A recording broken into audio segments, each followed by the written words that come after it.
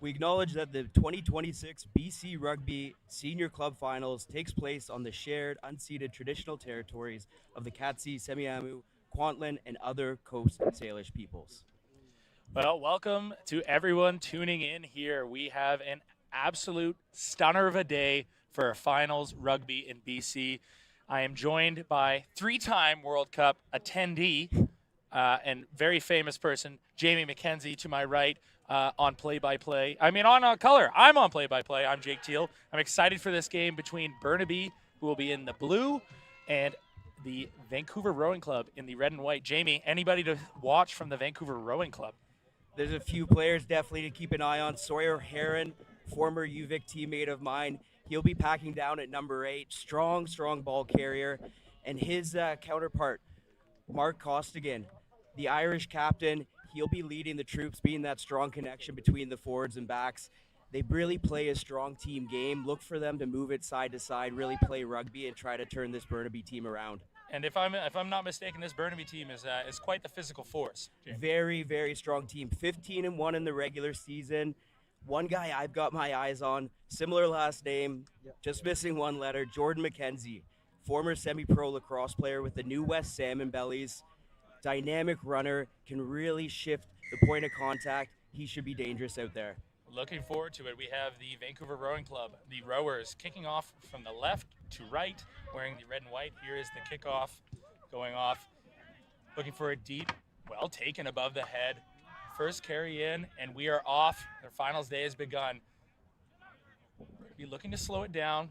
To get a carry off the edge. Kicking deep here. Handled well, lots of space out to the left. Looks to get the carry. The middle well met. Who's on the ball, trying to slow it down. Rowers getting around the corner. Here's the first touch for Heron. Looks to set the ruck. Costigan marshalling the troops, and there's the penalty. Oh, they're looking to go quick, Jamie. Vancouver Rowing Club turning on the gas right off the bat, really trying to set the tone.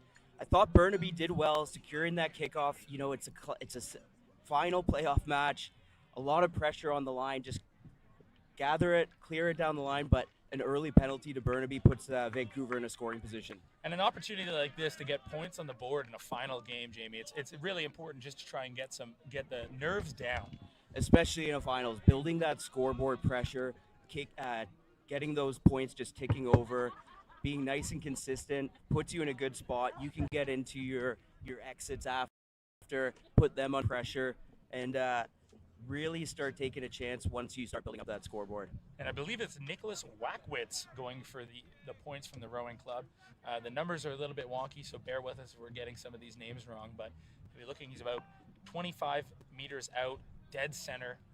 Here's the kick.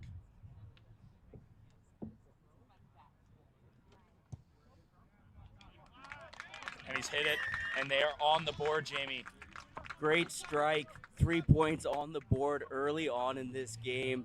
That scoreboard pressure starting to stack very early on. Burnaby, if I'm you here, be nice to get that kickoff deep. Go find some contact, try to pin Rowing Club back in their own half and rebuild from there. It's all about momentum here, Jamie, and I think that's what we're going to see. They've stacked their team to the left side, which means that we probably can assume this ball is coming this close side. Nicely struck. Taken well. They're going to exit right away. Looking to find. A few members of the sideline saying that he was outside the 22. Looked like it was good to me. And that's picture perfect exit. Catch the ball, secure possession, straight clear, and you're gaining 40 meters right off the bat. Now, our first line out of the game here, Burnaby throwing in. Be interested to see which area of the field they target here. Such a physical team. I imagine they might try and get a carry and get themselves on the front foot, Jamie. Yeah, I would like to keep it simple if I was Burnaby. Play around that corner, use those big forwards, keep it simple, try to beat down this rowers team. Well taken. Look to find their 10. Forward runner up. Oh, and he's well met. A lot of pressure coming from this rowers team. The ball is scooted out, and again, swarming the rowers, trying to get Burnaby on the back foot here. Looking to see if we can find their 10, finds it, shifts the ball out to the right. They've got a man out the back, a little bit behind. Well gathered, trying to find the outside edge. Dangerous playing in their own end. Very expansive game from Burnaby. Now they look to settle down and exit. Struck well, finds touch. A little bit of time to maybe calm the game down if you're Burnaby, Jamie. What an amazing defensive set from the rowers. Burnaby with their own line out on their 40 meters out from their line, and they end up back inside their 22, just meters away from the goal line. And rowers have an attacking line out right from almost the exact same spot on the opposite side of the field. Very strong defensive set. You can see the rowers have a bit of that spark. They're really going for it early on. A lot of pressure coming here, so we'll see again. Looks like there's a player down from the rowing club. Might be a blood sub. And again, this is just buying time. A day like today, finals day, lots of nerves. Everybody comes out the gate really hot. It's probably just trying to find your feet. Yeah, exactly, Jake. A lot of pressure in these games. I love that the rowers are coming out with that big spark. You can see how excited they are to find that contact, make an impact early on. Let's see if they can do it on the attacking side of the ball. Ooh, bumbled, that's okay. I believe that might be Coleman Braid right through the middle. Brother of Connor Braid. Rowers out to the right, got a pod. Big carry, met well, but he wins the contact. Driving through, they're on the front foot. They have the numbers out to the right. They're overloaded to the side, find their 10. Oh, and he's met well, what a shot. Some big hits early here, Jamie. Burnaby have the ball, looking to play. To Northcutt. Northcutt finds some gaps. He's through on the front foot again. Burnaby looking to play, as they've already done today. Not looking to exit. Met well by the rowers. They have a run to the right. They find him. It's pulled out the back. To the deeper back. Oh, there we go. Met again by the rowers team. The rowers team swarming here on the defensive side. Burnaby electing to play. They have some space out to the right. They find their man on the edge. Little bit of footwork. He gets them on the front foot with a big carry. Burnaby going again, building the phases. Rowers up to the challenge. Really winning that primary collision each time. Playing off 10 just behind, scooped up well. Rowers looking to fill the field defensively here. They haven't been challenged too much. Burnaby going back and forth. You wonder if they're going to look to kick and try and clear their lines. Electing to carry again. Good clear out. They have the fast ball here. Little dummy and carry. Burnaby have options both sides. They find Northcutt in the backfield. He's looking for space. He hangs one up. Ball taken by Downey. Downey looking to find his man. He finds him. Here comes O'Brien. O'Brien with a little bit of footwork, in and out. Oh, and he's still going. Oh, and he's dragged out, and it looks to be Burnaby line out. Wow, a lot of phases of play there, Jamie. A lot of phases as our referee, Tyler Dawson, calls on. I think rowers are making a sub here early on, but two very different styles of finals footy being played. Rowers happy to clear their lines very early, no phases. Burnaby going 10 plus phases inside their own half, looking to find that space, open it up, and they end up with a line out right back where they were. Burnaby find their man, Sadler Rucked. And they've built them all, and they've got a little bit of momentum here. They're driving. Here we go. They break out. Handled well by Sawyer Heron. He's holding that ball up, slowing it down. Burnaby again. They're set here for a carry. Oh, and they look to get well struck, finding it in a 15-meter channel. Taken well by, I believe that is, again, Downey. Downey with the carry. Breaks one, breaks two. He finds some space. He's found daylight. Rowers with a massive overlap to the left side. Can they get it into space? Shifted out. One man left. There they go. Carried well by Rocco Waite Fazio. What a name. Rowers trying to build on this momentum. Costigan just marshaling his troops around the corner. He finds Wackwitz. It's up one of his front row players. Burnaby up for the challenge. Ball is slowing down a little bit here after the very rapid pace to start. Oh, a handling error. Burnaby looks to capitalize, finding space. Big collision in the middle of the field. Burnaby again looking to play here. They've got the overlap. And there they go. They found, looking for the offload. Box kick. Oh, unlucky. Love the idea. Execution just a bit off. Great vision. The space was there from Rosas. just slightly overcooked that one, maybe a little bit excited early on. But what a game. Both sides really opening it up, trying to play some rugby. It's a beautiful day here. Rowers actually have a slight breeze advantage, but still happy to keep that in hand and just play through the phases. Sawyer Heron wearing the number 5 jersey. Deep range here. Let's see how far they test this lineup. They go to the front. Touched well. Costigan finds his man. Burnaby, tail gunner, quick off the base of the line out. Rowers happy to slow it down. Find a carry. Again, Burnaby and both sides defensively are just up for the challenge. Physically, impressive game so far. Wackowitz finds his winger.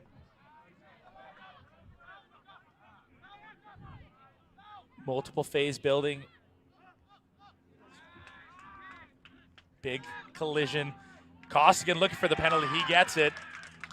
And you have to wonder here, Jamie, if they're going to go to the corner or are they going to go for the post again? We saw Costigan with the early quick trap time, trying to increase that speed. This time opts to slow it down. It's something the Rowers have been really good at. When it's slow, it's slow. They play within that system. They try to rebuild from there, and they're happy to kick to the corner, try to start building some more pressure. It's great to see such a comfortable and calm 9. You know, so many BC rugby legends have played 9. Yourself, Crosby Stewart comes to mind, Phil Mack. Costi might be following in your footsteps, Jamie. I would advise him to do slightly differently if I were him, but no, he's had a great game so far. You can see his leadership out there. He knows the game very well, knows when to pick up the speed, and I think he'll be making an impact all day. Rowers get the ball comfortably, building the maul. They've got Heron at the back. Costigan patient. Burnaby handling it well. There's the second layer push. Ball bounces out. We're coming back. Oh, and it will be crossing in the maul. A little bit of obstruction. They worked so hard to get that field possession. An unfortunate turn of events there. Well handled by the Burnaby team. And Tyler Dawson just conferring with his assistant referees on the sideline. He's being helped by Peter McDonald and Jeremy Duncan today. That call coming in. And Burnaby's got a chance to finally get a bit of field possession here. Although the kick doesn't go too far, so they're not in much of an attacking position. Burnaby has been electing to hit the front, finding their man Sadler Ruck multiple times. We'll see what they do. They have a 5-man setup. And again, they're going to the middle. Well taken. Ball down to the 9. Finds their forward carry. He's going back into the forest of players from the Rowers team. Well done. Breaks the tackle. Finds Northcutt, I believe. No. Shot puts it up in the air. Hanging ball. Taken well. A little bit of footwork. Finds the outside. He's got the overlap. Sniper.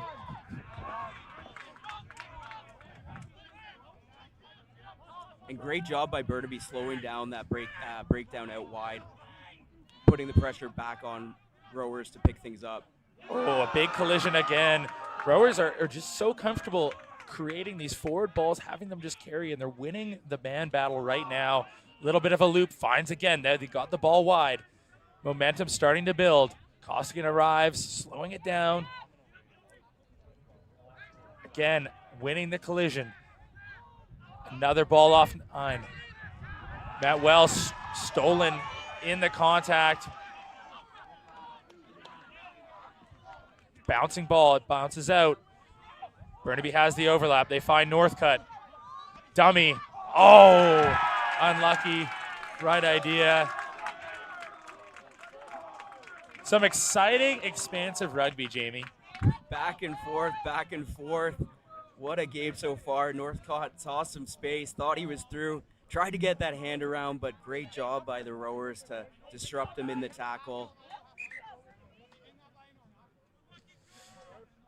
The player down. It's a good point to make, Jamie. The rolling subs in Division 3, so these coaches have to be very tactical with their usage of when to go. We might even see a hockey line change, perhaps. Who knows? But it's an interesting tool in the tool belt for all the coaches from both teams. It's definitely another aspect to consider. Do you roll guys in? Do you try to give them more time so they can start building some continuity, some momentum? Or do you try to put fresh bodies out there when you can? One in the middle. Finds a 10 forward, runner off the 10, met well, knocked on in the contact. Burnaby looking to play off the bouncing ball. Looks like they'll blow it up there. Some excellent line speed from Burnaby. They're meeting them behind that gain line, taking them ball and man. I've been very impressed with Burnaby's D, especially from that inside-out push, meeting that attacking line. It's been a slobber knocker of a game, Jamie. A slobber knocker of a game. 3 points early on. Teams still just kind of feeling each other out. As the temperatures rise today, I imagine we're going to have a beautiful day here in South Surrey. South Surrey Athletic Park, home of the Bayside Sharks. Fins up, I believe they would say, Jamie. But it's a cool, calm, probably 12 degrees, I'd say, which is perfectly suited to these teams' physical battles that we're seeing right now. Anyone stuck out and impressed you so far? I've been very impressed with Neil McLean on Burnaby, both on the attack and defensive side of the ball. You saw him earlier on do his best brick wall impression as one of the rowers ran straight into him and he didn't even budge. He's been a great distributor of the ball as well, trying to move that ball into open space, look for plays out the back, so let's keep an eye on him. Neil McLean, former BC Bear. Be a scrum penalty. Interesting to see what Burnaby elects to do. Their lineout's been going well. Sadler Rucht, who I believe actually has just recovered from a root canal on Wednesday, has been their main target, looking to go back to it. And he's found some really good space there. Takes him just outside of the 22. Fancy a maul here, Jamie? I do, but that being said, the way Burnaby's been playing so far, especially in their own 22, moving it sideline to sideline, I wouldn't be surprised to see something different. This is really the first time Burnaby's been into the rowers' territory, deep in there, and they'll be looking to come away with some points. Hit the middle ball, taken well, and they will be called down for not straight. An unfortunate mistake that close to the line. In a finals game like this, Jamie, execution matters more than anything. Possession is so key in these games. We talk about building that momentum, that pressure. We'll be saying it all day, but to finally get into the rowers' territory and come away with a set piece mistake as simple as a not straight, that's just not good enough for finals rugby. They'll be looking to make a change and fix that. Taken well in the middle.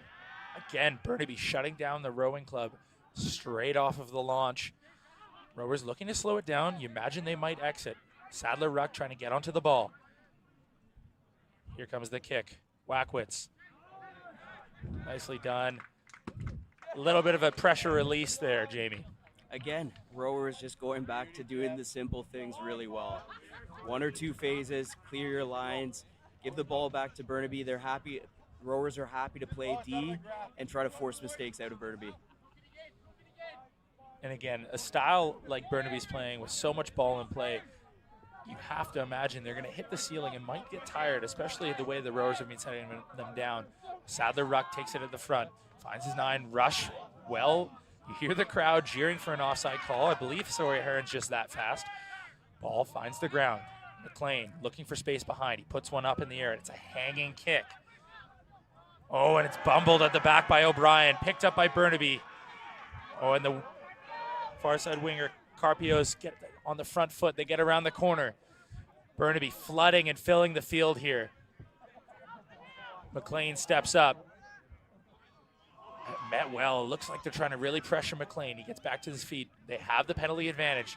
Find their 10 out the back. McLean, another touch. Met well by Wackwitz. And they'll come back for the penalty. I believe that was a late hit. Oh, they're calling it for offside. Burnaby perhaps looking to press the pace here, Jamie. Yeah, we talk about those really strong defenses taking away that or adding speed to their defensive line. Sometimes when you're too excited, you do take that offside in a pretty pivotal position, and Burnaby looks like they're eyeing towards the sideline. They want to take another shot, maybe right some wrongs from that last line out and try to put some points on the board. You can tell they're trusting in their line-out machine, trying to get them go forward here. A clean ball will allow them probably to keep putting that pressure on, but they just haven't been able to come away and execute and capitalize in this area. Look to see if they hit Sadler Ruck. He's been their safe man at the front, and they do. No contest from rowers. They go down. A little bit of trickery to build the maul on the backside, and they have momentum. They are going forward.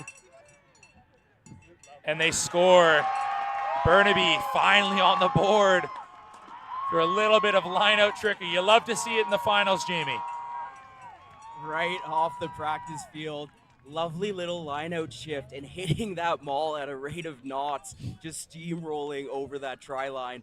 Very great stuff from Burnaby. We talked about them fixing that line-out throw, and we see what they're capable of. And they take the lead in this first half, up 5-3 against this rower side with a kick to come. Northcutt looking to add the extras off the tee. About 8 meters from the sideline. Northcutt also, I believe he actually moved here to come referee, originally from Hamilton, New Zealand. Hamilton, the Las Vegas of New Zealand, and has decided to play. So he takes his time, calms himself down for the conversion to come. Struck well. It has the legs, and they have added an extra. And that takes them to 7-3. About 10 minutes in, Jamie, what do you reckon? Something around there. We don't actually have a clock to look at here. We're using the sun to figure out what time it is, Jamie. That's okay. My nature survival class has helped me out this far. Rowers looking to pin Burnaby deep again. Wackowitz getting us started. Jake, if I'm the rowers here, that's exactly what I want to do. Put Burnaby deep. They've been trying to play out of their own end. They don't opt to do that. They're learning from their mistakes from before, but rowers with a chance to counter. McLean kicks it deep. Handled well by Wackowitz, looking for a carry. He finds a little bit of space in the middle. A weaving run up the middle. Supported well. They've got some space around the corner. They look to play it. Big carry off the ruck. Rowers just always looking to continue to build. And you could see Costigan pleading with the referee for a penalty, and he gets it, and Wackowitz instantly takes the ball. You have to imagine they're going to be trying to find the sideline, perhaps to try and capitalize on this penalty game. Always a great time to score right after you've been scored on. And putting that one deep into Burnaby's territory. Maybe we'll see a move from the rowers right off their training park to try to match what Burnaby just pulled off. Again, I might be wrong here, but I believe Sawyer Heron was drafted in the MLB draft, so he's got a bit of an arm on him. The old wily vet. When you said he played with him, Jamie, how is he? What is he got to be? He's got to be mid-40s. He's starting to get up there. Still a young buck to be. He looks great. So Heron with the ball, walking in a spread formation. They go to the front. Bumbled, picked up well by Burnaby here. Carried outside of the 22. Burnaby overloading the ruck, looking for the ref to slow it down. McLean set up deep. They elect to hit a carrier up. They're set now. They're back into the 22. Ooh, the ruck is being made a mess, and the rowers have turned the ball over. Oh, and it's being penalty rewarded. Oh, and it's Northcutt. He's off to the races. Oh, and he's being called back. Northcutt, a referee himself, trying to play within the rules or outside of the rules. Just rowing club almost getting that ball back and making a mess. You can see Burnaby trying to slow the ball down, set up a platform to exit. Northcutt stepping up to clear the lines now on this penalty. The story for me so far in this game is some very pivotal moments and mistakes at the set piece. Both teams will be looking to fix that in the second half. Both of them missing a few opportunities to potentially put some points on the board. You've played in a lot of final games, Jamie. Finals games. A lot of nerves? It's one of those things that you don't feel it until you get out there. You feel kind of the pressure of the situation, but a lot of the guys will just rise up to that. You can see both teams doing that today. Jabula taking the ball. Oh, it's pummeled, picked up by Rocco Waite-Facio. What a name. Costigan getting his troops around the corner. Big carry from Wackowitz. Again, Costigan. Ooh, a lot of line speed there from Burnaby. We're slowing the ball down, looking for a carry from Heron. Held up in the contact. Knee looks down. Referee signal for the release.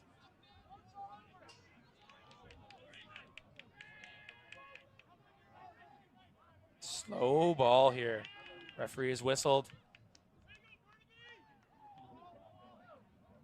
I believe he actually had signaled to call a maul. And during a maul, the Burnaby player does not have to roll. Looks like both sides a little confused, but now there's some clarity there. And just another strong set of defensive rugby from Burnaby.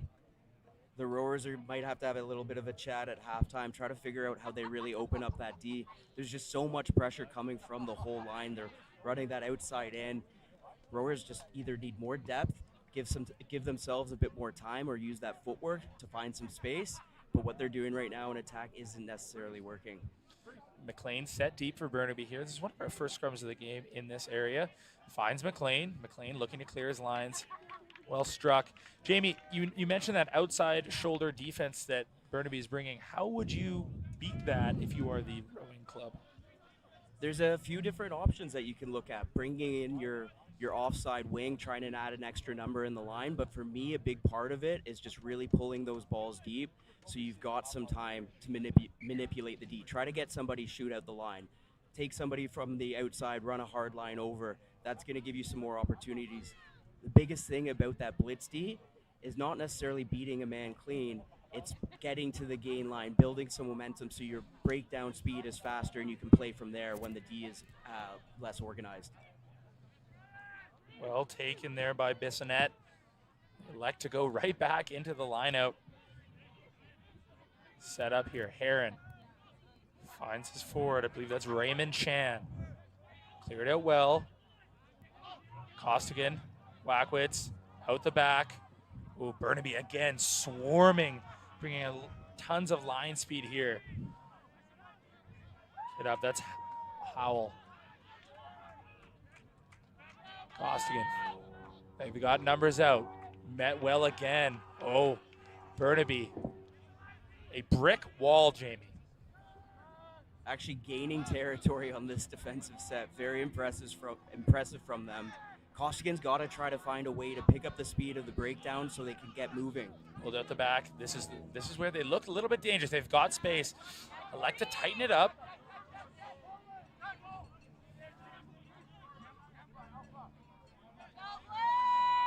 Because of the aggressiveness of the rucks on both sides, seeing both teams commit a lot of players in there. The field looks quite empty at some points. Here we go. Costigan hits a forward runner up. Finds a soft shoulder. Sadler Ruck has a dig. Doesn't get the ball. Back there to Heaney. Heaney finds a little bit of space. Got the over with Wackwitz. Oh, well done. Finding De Torres. Oh no, and it's lost. Northcutt clearing his line. Oh, well taken by O'Brien. Northcutt makes the tackle. A feat of strength, and there's a kick in the contact. And it'll be called for offside. We have a player down in the backfield. Gut-busting rugby, Jamie. I can't keep up with it. I think that's the first time I've seen a situation like that unfold on a rugby field. But something I just wanted to touch on there, Northcott, his work rate, absolutely insane off the ball. Makes the clearance kick, chases all the way down, meets his man in contact. Burnaby gets the penalty. Very impressive stuff. Again, Burnaby's defended for a majority of phases there, and they end up with the ball in good spot. Northcutt doing what he's done, finding some space. They'll set their line out. Potentially not his best strike there. Bit of what we call a duck, but it does its job. He gets it out. Burnaby with the chance to get on the attacking front foot here. I'm keen to see what they have planned for this set piece. Burnaby going with 6 men. They have a forward in the receiver spot, which might signal they're going to look to maul. Finds Sadler Ruck, no contest. And here comes the momentum. Rosas marshaling his troops on. Momentum starting to build. Choo-choo, here comes the train, Jamie. And they are still going. Burnaby, and they've got the penalty advantage. Rosas out the back, McLean. Looks to find Northcutt. Space out wide. Layers upon layers of rugby here, Jamie. Burnaby slowing it down. This is where we might see some of the physical prowess that they have. Some incredible rugby on display at our BC Rugby Finals Day here between Burnaby and Vancouver Rowing Club. Getting closer and closer, inching to the line. They have the penalty advantage. Let's look at the backs all swinging around into space here, and there they go. Burnaby finds the line. Try and get a name. It looks like it might have been Sadler Rucht, the root canal legend, playing after the root canal on Wednesday. But that's got to just be a forwards try, Jamie. Yeah, exactly, Jake. And Burnaby playing to their strengths. We've seen them have a very strong driving lineout so far. They marched that one 20 meters down the field, get advantage, play through the phases, and that's just some good rugby. Keeping it simple, playing to your strengths, putting the rowers under pressure, and now it's Burnaby up 12-3.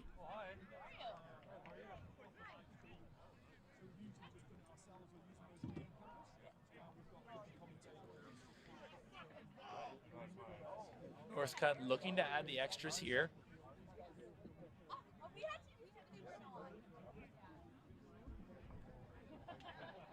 So far, it's been a very scintillating 30 minutes of rugby.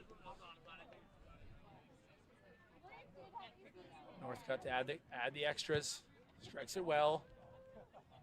He misses on that one. So the score will remain 12-3 for Burnaby. And you got to look to build momentum here if you're the rowers, Jamie. What are you looking to do from this kickoff? Again, put it deep, make Burnaby play out. They're happy to go through the phases. They haven't been too successful with their clearance kicks in terms of distance, but rowers go quick. It goes 10, and they're off to the races. Wackwitz finds Heron. Big carry from Sawyer Heron.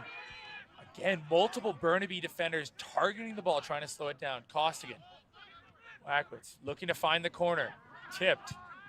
Scooped up. Northcutt calling for the ball. A little bit of footwork. Met well. Spins out of one tackle. Multiple rowers defenders targeting the ball. Burnaby slowing it down. Finds Boychuk. Rosas slowing the ball down.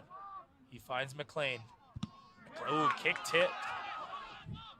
Caught by Kirstenchak. Definitely mispronounced that. Katarchak. Costigan, Heron. Watch him, Roy, with a big carry. Skips out of one. Burnaby stops just as we thought. They were on the back foot. A huge turnover by Lalit Bharadwaj. And that has been one of the storylines of this game. Rowers building pressure in Burnaby's 22, going through the phases, and Burnaby somehow, their defensive line, time after time, coming away with penalties, getting possession, and giving them those opportunities to clear their lines. Player down in the backfield, Jamie. Raymond Bissonnette. Couple impressive individual games so far from the Burnaby team. Who's stuck out as the star? I think the combination of McLean and Northcutt for Burnaby, they're really pulling the strings, using that foot of theirs to get some territory. Northcott's been very dangerous looking to attack. And actually somebody else that's impressed me on the far side, Andrew Carpio, a little bit of a bowling ball out there. He's one of those very strong physical wingers that looks for contact instead of trying to avoid it.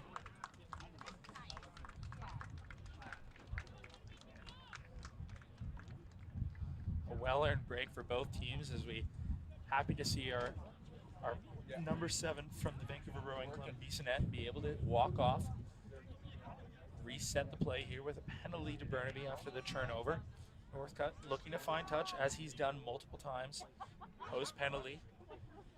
An interesting little fun fact for Bissonnette, actually started as a scrum half and has slowly worked his way into the forward pack. You don't see that too often. Surely it's the natural progression, Jamie. I would try to avoid it as long as possible.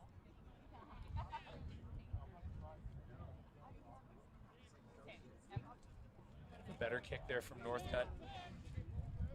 Just outside. He's still inside the 40. If I'm Burnaby here, I go right back to that driving line out. They've been winning penalties. They've been getting territory, put the rowers under pressure. It could end up to a situation where rowers might be looking at a card if they keep taking penalties off these lineouts. Finds Sadler Ruck, and there's the maul. They are moving. Elected for the full man, so they've got all their forwards in there. Rowers spinning. It splinters off, but they've rebuilt. Burnaby again, 20 meters. Rosas. There's McLean. Skip ball finds Northcutt. He's got a man out wide. The dummy, the extra pass, just a bit behind him. A weaving run from Scott Simpson. Rosas finds Najabula. Big carry off their 10. Rowers reeling after that maul. Finds it, shifts the ball.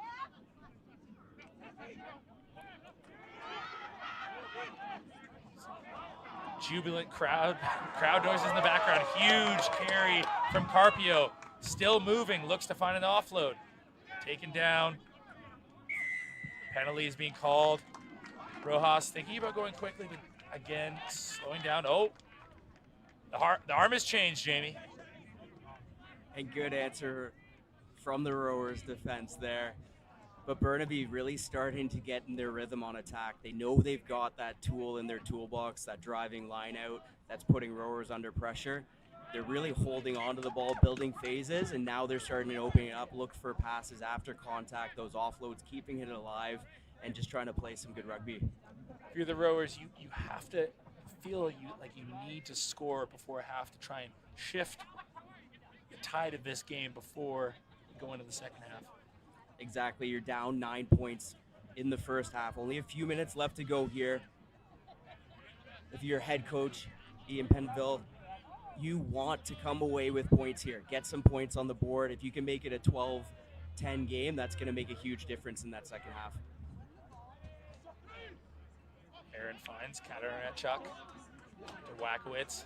Big carry off the 10. Looking to build momentum around the corner. Again, Costigan marshalling his troops. The big carry there from Ryan Chan. Behind Heron to Wackowitz. Getting the hands of Coleman Braid. Finds O'Brien. Looks to use the foot. It's just tipped out. Some exciting stuff now from this rowers team as they start to build the phases. I like that they look to play it a little bit wider. Change the point of attack. Definitely looking more dynamic, adding runners into that attacking line late, trying to get that numbers advantage. And I don't mind that option, trying to turn that Burnaby defense around. They've been coming up so quickly all day, so those little kicks in behind can slow the defense. Stolen by the Burnaby team. Rojas gets his hands on the ball, swings it out.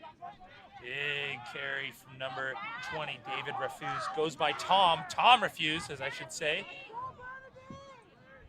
Rojas finds McLean. McLean, as he's done all day, looking to find the space in the backfield, and he's done it just over the head of O'Brien. That ball is rolling. Just like that, a 50-meter gain from the Burnaby team, and he's met well, as they've done, again, all game. Burnaby putting intense pressure on the rowers here. They've stripped the ball in the contact.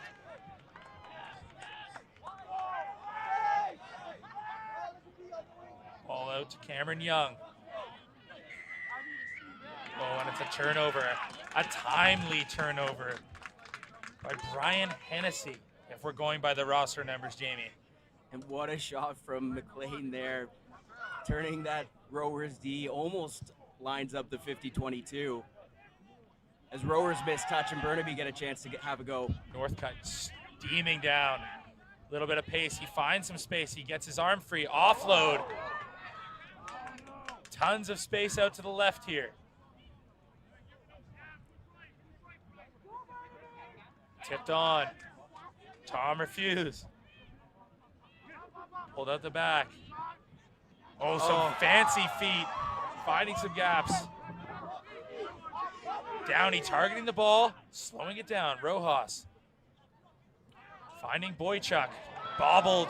Oh, and an unfortunate knock on. Collision came from Coleman Braid in the middle of the field.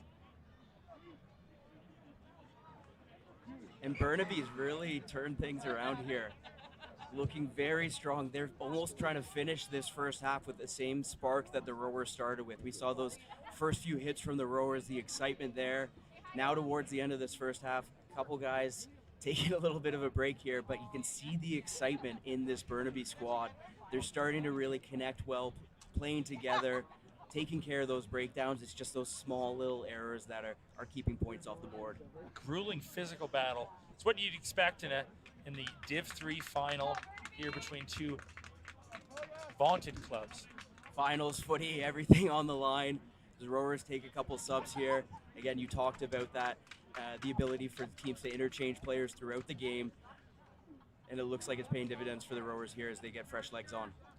Coleman Braid, brother of Connor Braid, takes a quick break.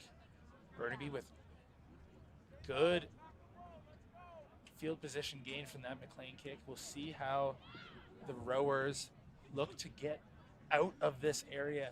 And again, they've been using Wackwitz to try and clear his line with that talented right foot of his. Jamie, what would you look to do here?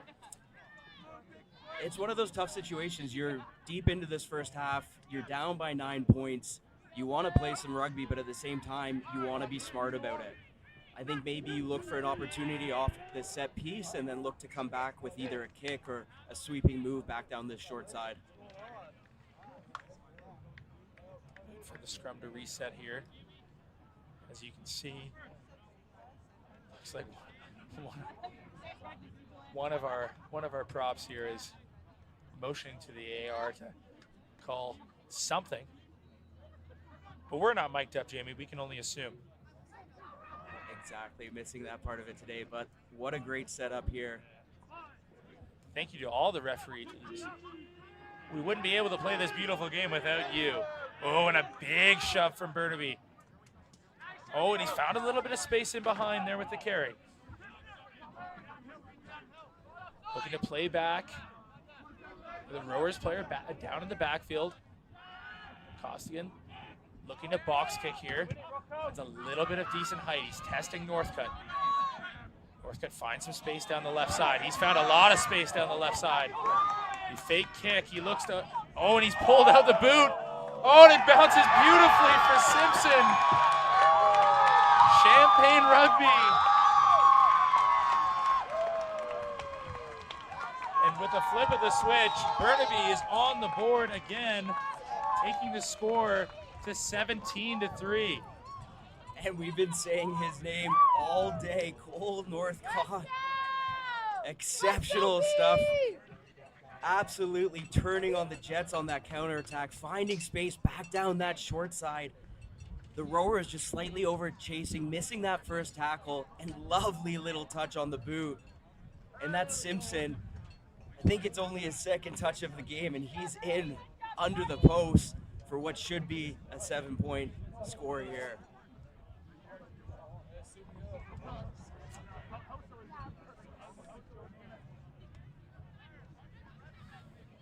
Northcutt looking to add the extras here, taking his time.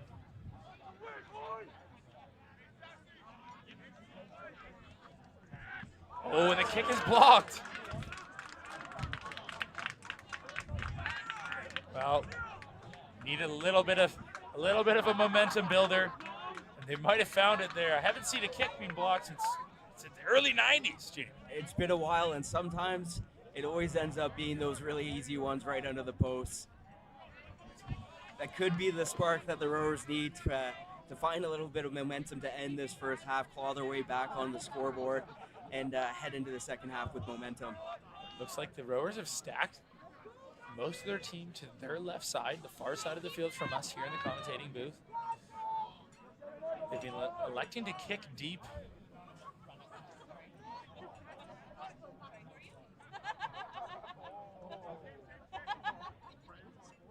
Wackwitz getting us started again. He's hung it up high. A testing ball, taken well.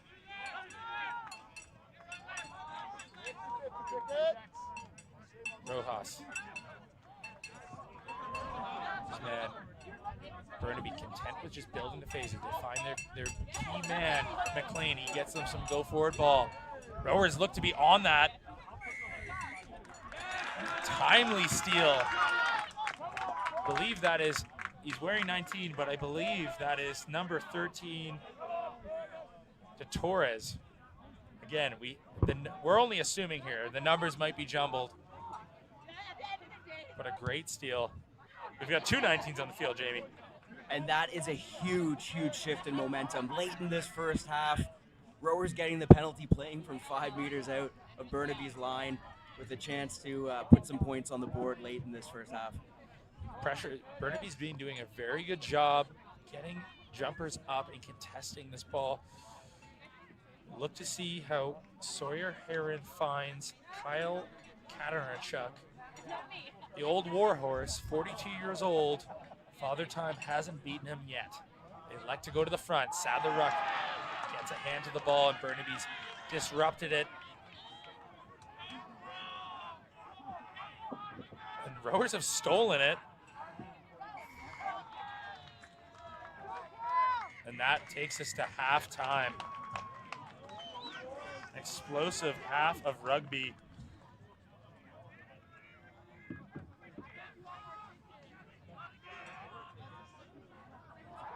And what a great first half of rugby.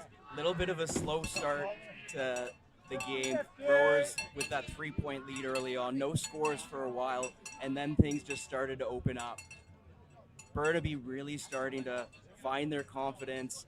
They're isolating individual defenders on the Rowers, and they're starting to take it on. BC Rugby thanks all our partners and sponsors for their continued effort and support to help grow rugby in British Columbia. Thank you to our senior club final sponsors, GuardTech Security, Red Rhino Rentals, Discover Surrey, Triple O's, CTMS Travel Group, and We Film Events for allowing us to be here today. Thank you to our trusted partners, O'Neill Sportswear, Gilbert Rugby Canada, Harbour Air, Traxx, and the Dilawri Group, and Jumpstart for their support. BC Rugby recognizes the financial support from the Government of British Columbia and viaSport. And again, you are joining us here in the beautiful South Surrey. And what a half of rugby to start us off to the day between the Vancouver Rowing Club in the red and white and Burnaby in the navy. Jamie, I've just been so impressed with the physicality from both teams so far. It's been absolutely insane. Some of the contacts out there, so impressive. The story for me has been both teams on the defensive side of the ball. And you think you would see more of that in the second half. The Rowers starting to show some ill effect towards the end of that first half, though. A few bodies looking a little bit tiresome. They've got two teams here today, so a lot of players out here. That is an impressive feat, and shout out to the director of rugby and an assistant coach, I believe, on both Rowers teams, Chris Seiler, as he's done a great job getting this club into two teams in the finals on a final day is quite impressive, Jamie. Again, both teams with some standout players. Who stood out to you on the Burnaby team? Again, Northcott and McLean. They're doing a lot out there. Somebody that I think might have gone a little bit unnoticed, Dammit Anyaki. He's been doing the hard work out there. Some good line-out balls, really setting the tone to get that driving maul going. But yeah, the team of McLean and Northcott, they've been running the show out there. And what an amazing tally right at the end of that first half. So keys to get back in the game here from the Rowers. Most likely they just need to figure out a way to score. They haven't found the key to that Burnaby defense, and Burnaby's doing a great job of just slowing them down, gumming up the rocks, and really just every time they need a critical turnover, they are finding the way to do it. Yeah, they're very opportunistic with that in mind. Winning those penalties deep in their own half, especially after the Rowers have been building phases. One thing for me, if I'm Coach Ian Prendeville, you have to talk about the balance of possession and territory, but also thinking about that rush D coming up so quickly. Look at maybe just to start the second half, put a couple kicks in behind, whether it's chips, low grubbers in the corner. get them hesitating so they're slowing their line speed, giving you more opportunities to start picking up the ball, pick up that pace, get those lightning quick rucks, and really start to put Burnaby under pressure. 10-minute halftime gives these coaches a lot of time to be able to adjust, and it'll be exciting to see as if this game is able to, the pace of this game is just being outstanding, and it's been such a great way of starting set off.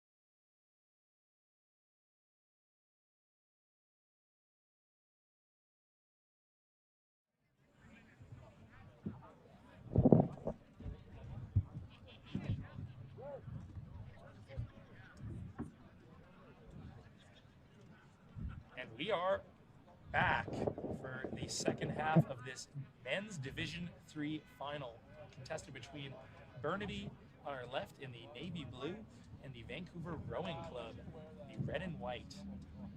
Here at the beautiful facilities in South Surrey, home of the Bayside Sharks. Fins up. Jamie. Fins up. I don't know about you, but I cannot wait for the second half to kick off. We've been treated such a beautiful display of rugby. It's given me butterflies in my stomach, some shining moments.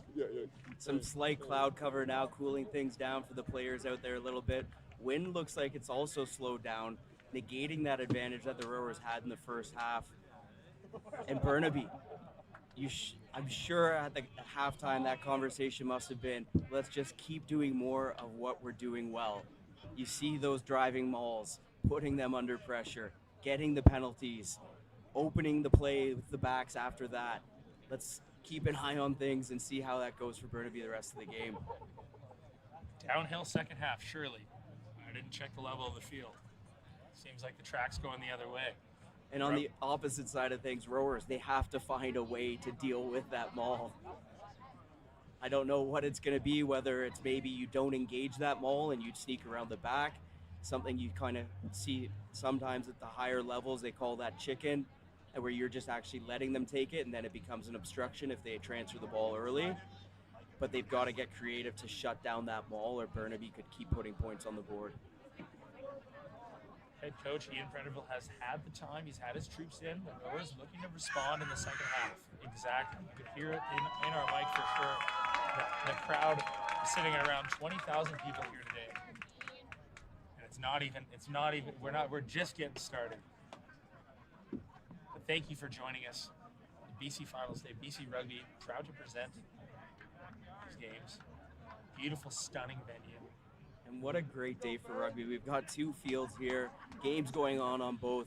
One's about to start on that second field over there.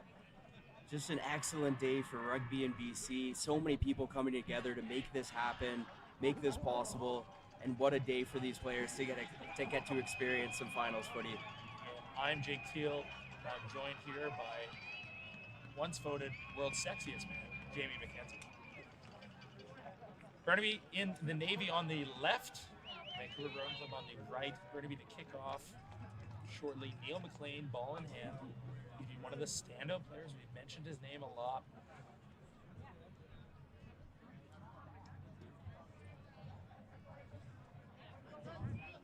Yes, Tyler Dawson gets us underway here. The man in the middle in the green shirt.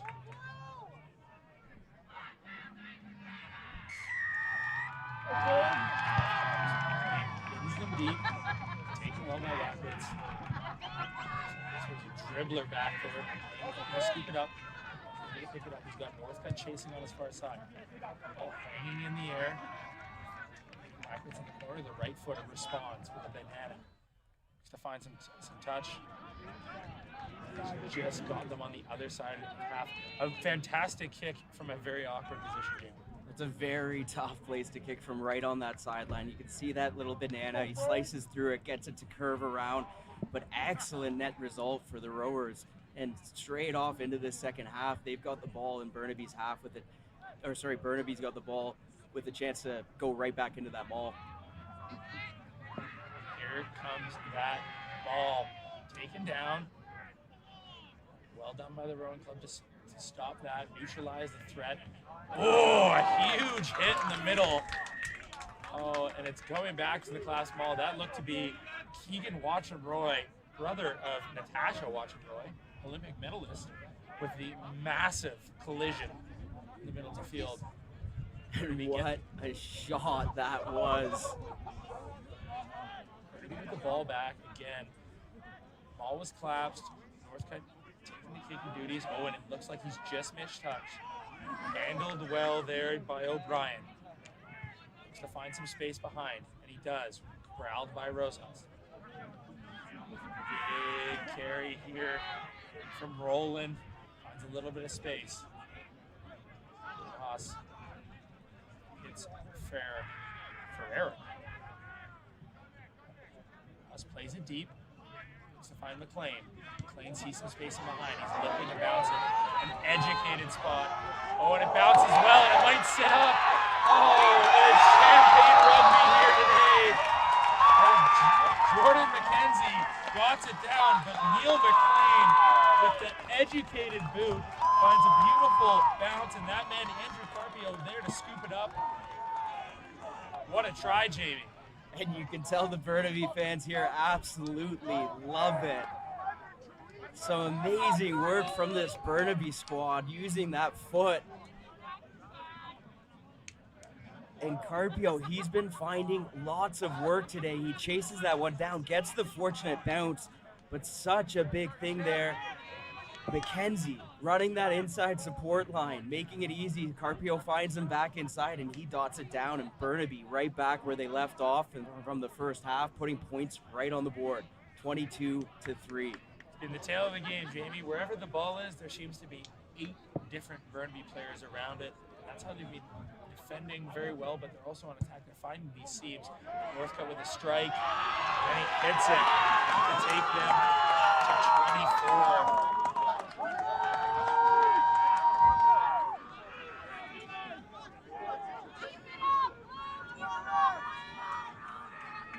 Backwards, looking to get us started.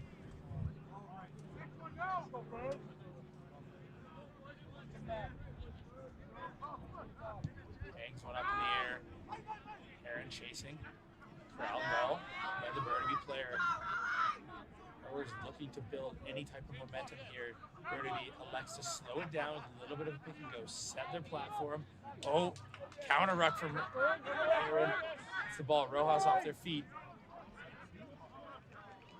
Again, Rowers looking to make a mess of this breakdown. They are targeting that ball, trying to get their hands on it any way they can. McLean ends it deep. Taken well by Wackwards. Little goose step down the middle. Hitch kick to that. Trying to find a little bit of support. Growled well by Billy Flywell. Big clear out incoming. Costigan finds Wackwitz. Oh, he had Aaron off his hip, but elects to keep it. A turnover from Burnaby. It's that man. Damn it, Disanyaki. And Burnaby again, I think they've won about 8 penalties in their own half, especially as these rowers are building momentum, and you can see Sawyer Heron not happy with the call. As he's done all day.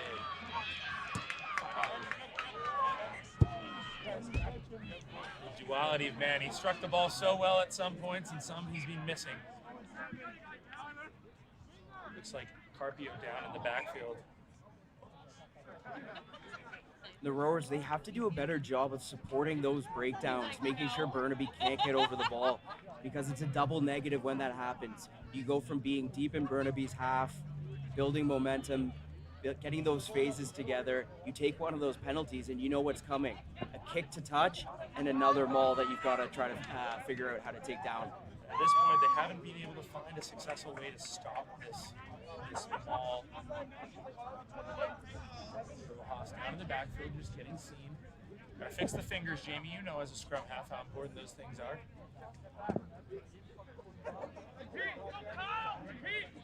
Seven-man lineup here for Burnaby. Go to the middle. Come down. Rowers elect to not engage. Smart move. Met well. Man around the corner. Ball to McLean. Goes over top. Right to Northcutt. Northcutt in space. Left foot. A right foot. The man with the mustache doing danger down the middle. Again, look at him. You're eating, gobbling territory here. Step back to the inside. Trying to find a crease in the Rowers' defense. Handled well. Rojas. Gets the ball. Finds Tom Refuse. Big carry. Some space out here to the right. Elect to go back to the left. Shooters. Northcutt finds space. Tipped. Again, multiple Burnaby players right to the ball. Scooped up by McKenzie. Passed off. Rolling. Offloading it away. Rojas. Oh, big carry in the middle. They've got some space to the right. Releases and gets up and goes again. Multiple efforts here from these Burnaby forward pack. They're really getting them on the front foot. And there's Northcutt. And if anybody deserves a try, it might be that man. Cole Northcutt dots down to take the lead to 29-3. And that's just a great passage of rugby.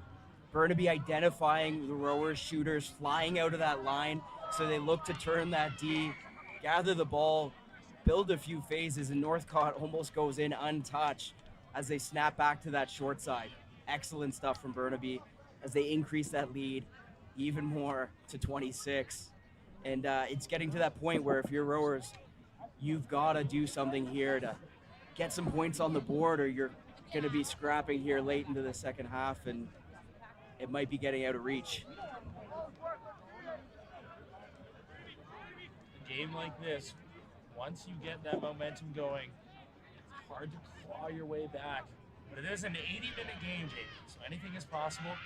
Northcutt looks to add the extras here after he's got it a try down. Player down in the backfield. Successful. Takes our score to 31-3. Burnaby Lake. And he's been excellent off the tee today, barring that one mishap right in front of the post. But at this point, with what he's been doing with that right foot of his, you'll let that one slide.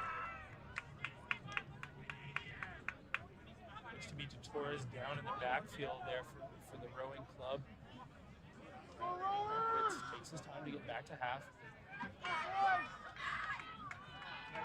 just need something to flip their way. They need some daylight in this game. Hopefully looking to maybe try and turn the tides here off the kickoff. Referee Tyler Dawson having a conversation with Wackwards.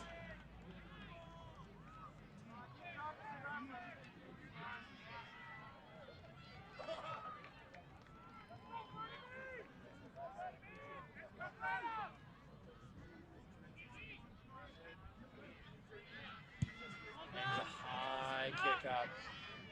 Oh, it's bouncing. Dangerous ball on the ground. Scooped up well there by Burnaby. Stefan Tom refuse. Big carry. Tips on. We've got some space to the left. We go to McLean. McLean with a carry. Finds a seam and he's off to the races. Oh, and what a ball. A peach of the ball to Northcutt. He's trying to leg it out. Taken down well there. He's released. Oh, and we've come back. Oh, champagne rugby, Jamie. I got lost in the sauce, and it was a forward pass called by referee Tyler Dawson in the backfield. The pass from McLean to Northcutt, but McLean is having his way with this game right now. Lovely stuff from Burnaby. I'm absolutely impressed by everything that they're doing out here. We saw earlier the rowers tried to counteract that driving maul by just staying off of it. They had an answer for it. Burnaby sees defensive shooters, they've got an answer for it. Turn the D, put the ball behind. Now even playing from their own 22, getting that tip ball, setting a point of contact, then moving it wide. Amazing stuff from Burnaby. They've got to keep the pedal down here to try to really take the rowers out of the game. Big scrum ball, bounces out the back in the hands of Coleman Braid. Pulled out the back to Wackwitz. He finds a seam, looking for a second touch. Well done. Oh, and he puts it on the foot. A little dribbler. Corralled by the Burnaby defense. And again, Northcutt scrambling, saving. Burnaby looked like the momentum was starting to build for rowers. Big carry met well by the rowing club defense. Next, they play. Oh, a little bit of a slip and accidental. High tackle perhaps, it's fine. Rowing club has turned the ball over. They need to capitalize on this field. A huge collision by Tom Refuse. Shooting out of line. Penalties called through the breakdown. We have some players down currently. And the story of the game, Jamie, on the defensive side has just been the collisions from this Burnaby team. The force of some of these contacts, we can see the result of it on this rower side right now as we've got a man down here, but so impressive. Just violent in those contact areas, putting the body on the line, running through the contact, not just stopping and accepting the hit, and that's making a huge difference. The rowers had a great opportunity there on the turnover ball. That's what I think they've got to take advantage of to get some points on the ball on the board.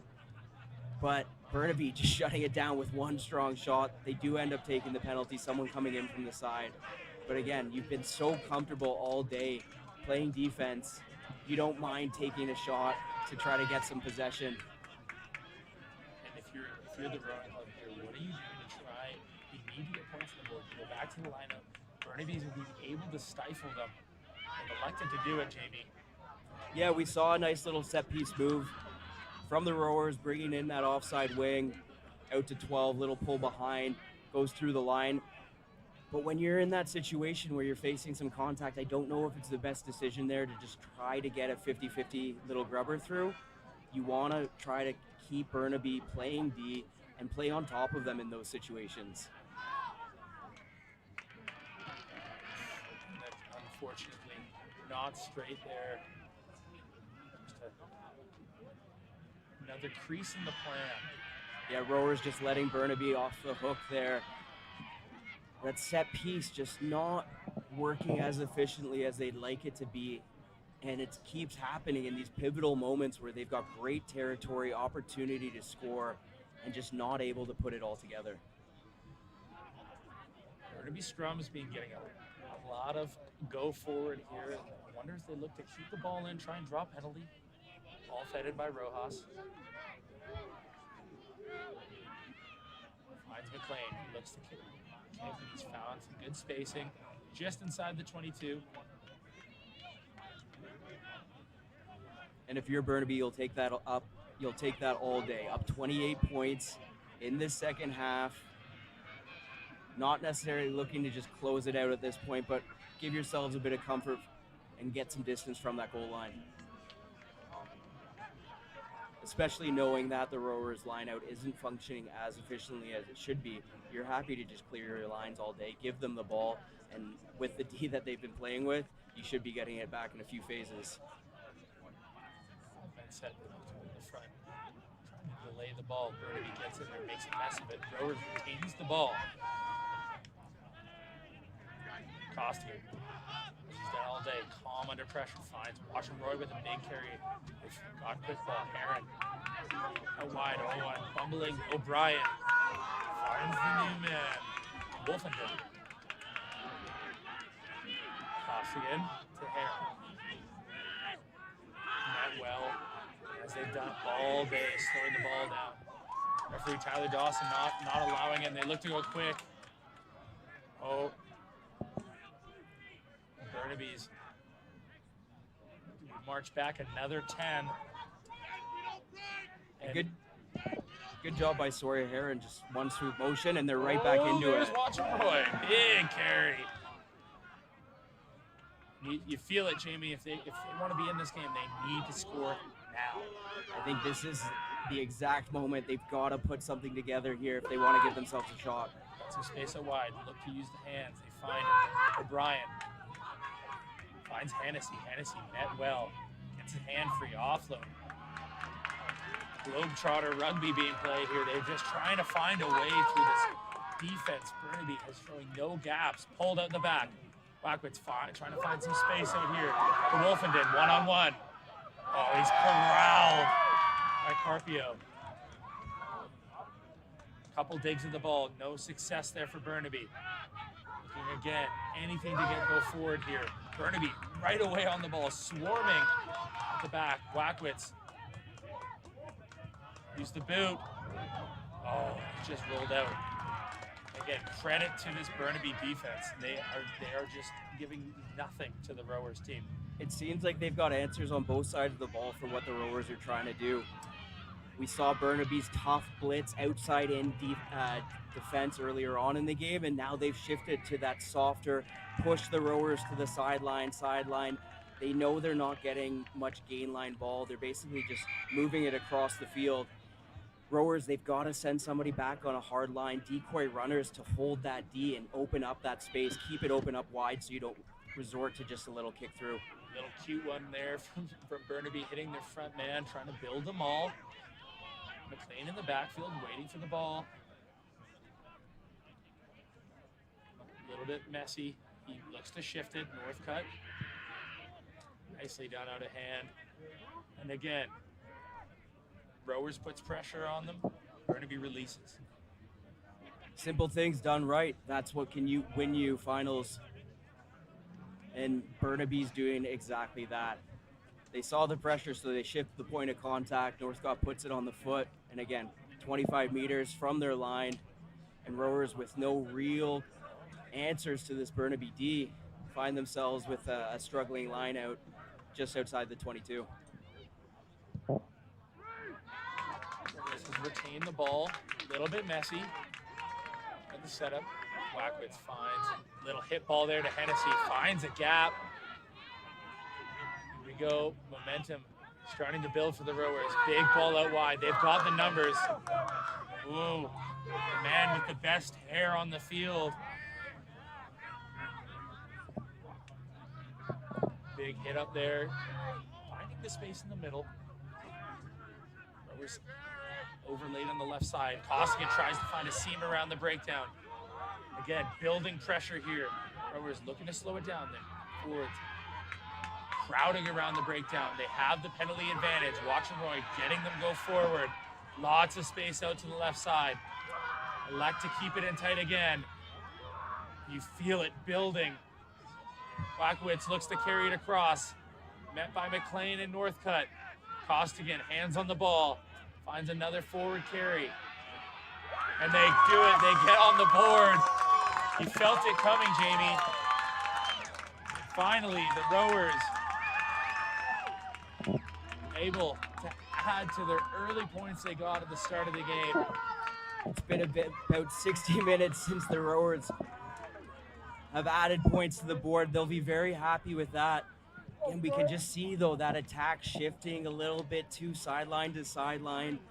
Better job there towards the end, just being confrontational, taking on Burnaby. But it's just not enough quite yet. They've got to keep adding points. Headwind coming in here, Jamie.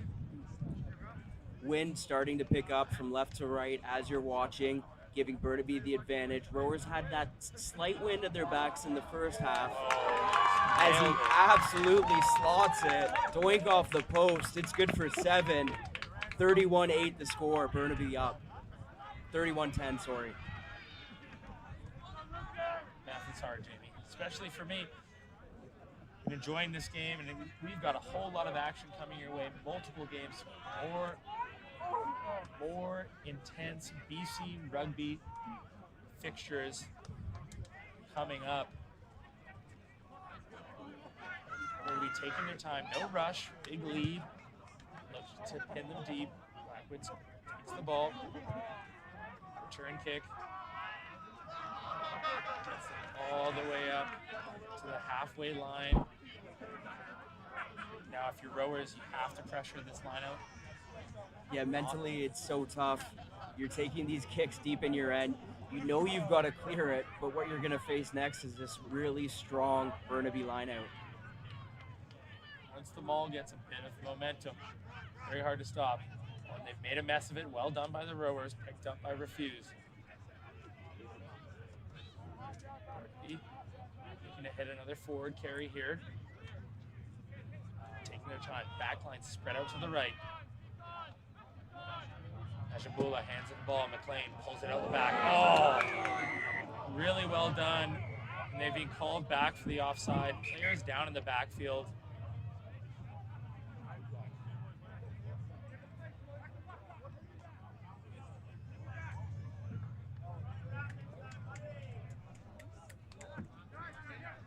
Players down.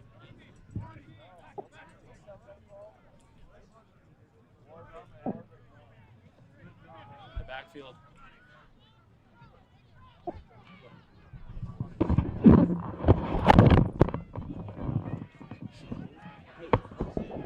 Change the camera. Don't put it on. Sorry about that, folks. Again, we have a couple players down in the backfield. While we have a break, I want to thank all of our sponsors here, BC Rugby. Without you, we wouldn't be able to have such amazing events supporting rugby across Canada, but mostly in BC especially. Big thank you to Guard Tech Security Co., Red Rhino Rentals. You can see their fencing all the way around our field today. Discover Surrey, White Spot. Gonna have a couple pirate packs later with Jamie. CTMS, We Film Events for the wonderful streaming we're doing right now. O'Neill's, Gilbert, Dilawri, Traxx, Harbour Air, of course, the government of British Columbia, viaSport, and Jumpstart. And just for our viewers out there, some positive signs on the field from Jordan Heaney. Looks like he's getting up. Athletic therapist paying good attention to him, taking care of him as both teams have a moment to regroup.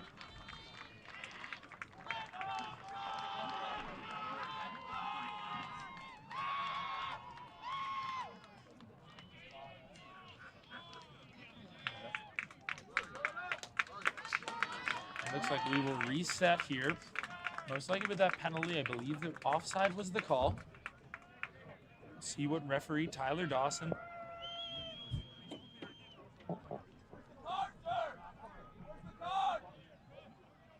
Fans on both sides jeering. It's great to see such club support from all teams playing today. As I said before, we were sitting at around 20,000 people. We were most likely up to 80,000 people here at the beautiful South Surrey Athletic Park. The crowd is going wild. Record setting. just piling in here. Standing room almost already this early on in the game, or in the day. Some excellent fixtures ahead of us. Referee Tyler Dawson has given out a yellow card to the rowers there for the offside. We'll look to get this game back on shortly here. So fans at home who don't know, that means the rowers will be playing with 14 men for the next 10 minutes. Burnaby looks to reset here.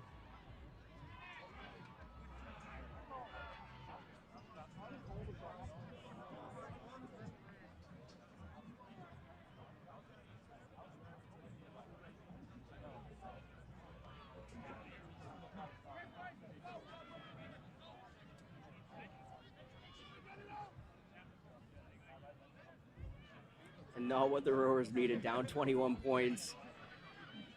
We're getting into it in the second half, and they go down a man, and Burnaby electing to take the scrum. I love that call from them. The fans love it too. They're backing the scrum, looking for some penalties. Couple of big men in there looking to go to work. Looks like Jordan Johnson, I believe, is subbed in. Fan favorite, perhaps. Apparently. Big calls for JJ ringing out here at the capacity crowd. Oh, and the Burnaby scrum gets going. Pulled out early. Oh, and unfortunately bobbled. Rowers pick it up. Oh, penalty. Costigan elects to go quick. He's trying to find some space here. Taken down by Refuse. Slowing down the pace. Big carry from Carter and Chuck. Finds Heron. The dummy, he finds a gap. Defenders flying up to watch him, Roy. Another carry here. Looking to keep the ball alive. They're down in the backfield. Costigan finds Wackwitz. Uses the boot. He finds Hennessy. Taken well. Changing the point of attack here. Scooped up again by another Rose player taken out of bounds. Very interesting change in flow and tactics here from the rowers, looking to use the foot. They're just trying to find a way to get behind or through this Burnaby defense unit. Looking for any opportunity that they can get. You never know, with one of those kicks, you might get the bounce. Could be 7 points. Rowers still need 3 full scores here to even up the game. About 15 minutes left, maybe even less. So they've got to get something moving. Well, rowers don't engage. Heron gets his way around the back. Looks like he's taking them down. The ball is just blown to pieces. Ross gets his hands on the ball. He finds Northcutt, fake kick, and he's found another gap. Puts it on the toe. Gets under it, taken well. Northcutt makes the tackle. A couple repeat efforts, and he looks like he's got his hands on the ball, and he has. And he's got the penalty. One-man wrecking crew, Cole Northcutt. Absolutely outstanding from him. We've seen it all day, that work rate. Not only putting that kick through, making the break first, but then gathering his man, getting the ball, winning the penalty. For me, he's been one of the most outstanding players out there all game today. Possibly a contender for player of the game here, Jamie. I would say he's definitely in the lead there. Gets him just outside of the 22 here.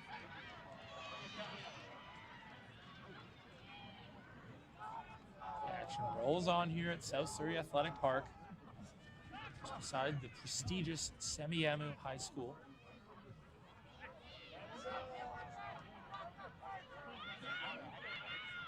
Lake with the line out. You'd have to think they might look to maul here, Jamie. I would expect that. Let's see what they come up with. They go to the back, bubbled, knocked on. Oh, I don't know. The ball's a mess. They find Agila carried into contact. Point of attack has changed here since McLean's gone off. Rojas hitting his lock on the left side, swung around, corralled though. Here he goes again, getting a little bit mobile. Where's Costigan looking to make a mess of it, and it looks like they have. Maybe somehow retain the ball. Oh, The knock-on has been called by Tyler Lawson. Yeah, referee Tyler Lawson going back to that original knock-on. Somebody who's been sneakily impressive today, Shami Najibula. He's been really pulling the strings. He's had a few darts at the line, asking questions of that defense. You know he's got support runners with him, some bigger players like McLean outside him. He's also got Northcott feeding him information, but he's done an excellent job just kind of sneakily maneuvering out there, doing his thing. The Burnaby backline has been quite impressive. Across the board here, Jamie. Pulled from the back. Rojas pulled it. There's that man you just mentioned. Met well by Rocco Wait Fazio. Best hair on the field, I'd say. Northcott's got the ball. A little in and out. He finds it. Carpio down the edge. The bowling ball gets it back to Northcott. He looks to finish it off, and he does. Northcott is having his way today on this pitch. And you can see him hyping up the fans in the tri-zone. Just phenomenal stuff from the man today. He's everywhere, getting involved in D and in attack, adding those extra numbers, pulling the strings. The man can do no wrong today. Scoring tries for fun, Jamie. And that's the best part. It looks like they're absolutely having a blast right now. How could you not? Beautiful setting, wonderful rugby, amazing commentators, everything you could ever want. I get to hang out with you, nothing better. Life is good.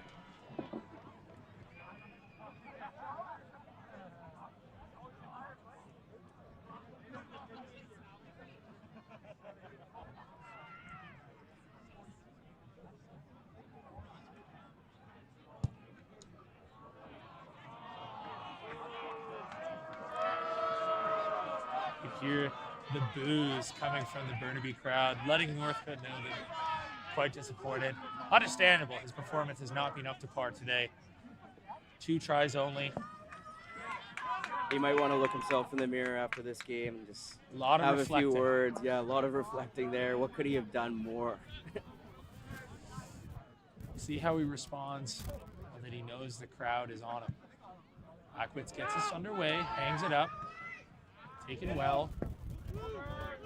Roland is on his feet still. Rosas hits refuse. Big carry. Northcoott swinging around, a little cheeky one behind, looking to find the bounce. And he does, of course he does. And he opens it up. O'Brien on the chase. I don't think he'll get there, and there is that hat trick. Cole Northcott. Well, I don't know how to describe what we've just seen, but all I can say is 41-10, and a lot of these points are all Cole Northcott. I think he might have heard us talking about him up here in the booth, saying, oh, he could have done more. He takes it quite literally. What a performance from him today. He's been so impressive. Looks like he's even being kind enough to give somebody an opportunity off the tee other than himself.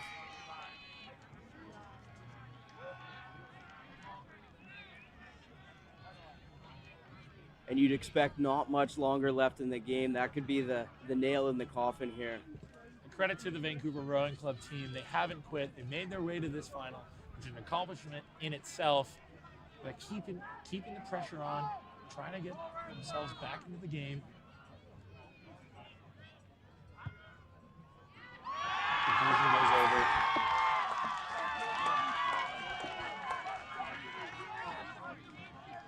And yes, credit to the rowers. They've been so physical all game. They just haven't been able to figure out a lot of those set pieces on their side and just struggling counteracting the Burnaby strong forwards with that maul and scrum set piece. Kickoff coming from the rowers. Backwitz changing the direction of where they're going. Looking to try and change the field here. Corralled well by Burnaby. Finds Northcott. He's corralled. Well done by the rowing club team. They've got some space to the left. Rojas out in front. Finds his winger. Big carry from a try scorer earlier in the game, Scott Simpson. And Burnaby with numbers out wide to the right here if they want to go out the back. And they do. They look to play open to the space. A little bit of footwork. Finds the space out wide. Carried by the replacement winger. Back inside. Big counter ruck here. Rowers trying to make a mess of the ball. Little box kick. He's found some space. And that might roll well, Jamie.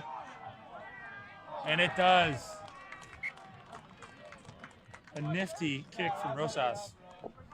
Absolutely perfect from him. You know you're up late in this game. Playing on the front foot, spotting that space.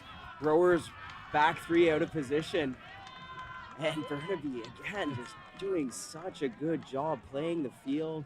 They've got an answer for everything that this rowing team is throwing at them.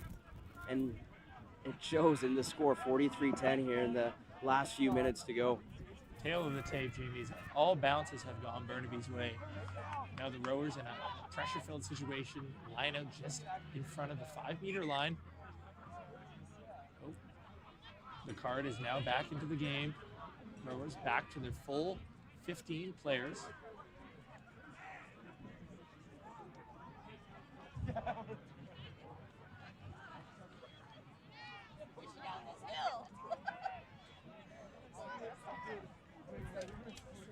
Aaron looking to throw the ball.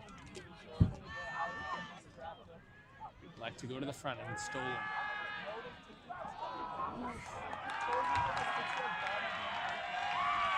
Referee's called. It looks like it was knocked on into touch. Burnaby might get the opportunity to choose what they want to do here.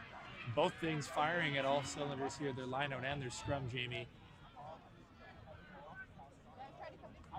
And you absolutely love to see it this late in the game. Both teams no quit. Burnaby wants to keep putting points on the board. The Rowers want some of their own. Try to tighten up this score line. I don't think they'll have it in them to come back from this one, but at least try to get a couple points on the board. Rowers feed into the scrum. Costigan looking to do it. Jordan Johnson getting to the scrum here. Playing on the edge. I think he's the scrum specialist that they bring on for the scrum. Let's see what he has to offer. Benefits of having these rolling scrums. You can bring a specialist in like Johnson, and there he goes.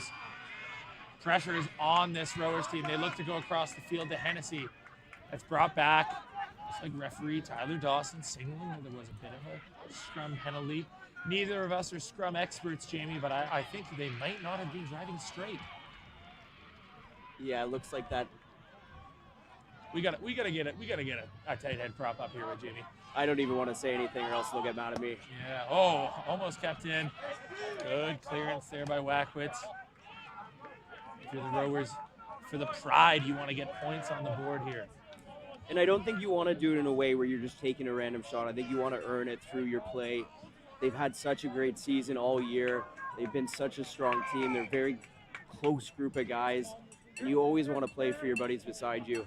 So to build some phases here, put Burnaby under pressure, try to march them down there, that would be a great result to a tough game for the Rowers. And they've built some really good phases. They just haven't been able to capitalize on these opportunities, and that's a credit more to the Burnaby defense.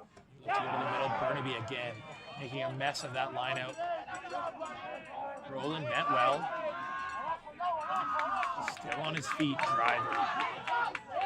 Taken down. Penalty signal there. Burnaby electing to slow it down. You can sense they know they don't need to take this at any pace. They don't want to play at.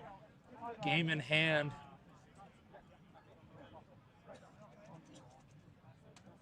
Northcutt asking for time. Spinning the ball. Nice touch. Taken well. Backwitz looking to come back down the short side. He hits O'Brien. O'Brien coming open. Has some space in the backfield. See if it runs. Bounces out. Oh, and it stayed in. Quick turn of events here. Now it's a Burnaby line out on the far side.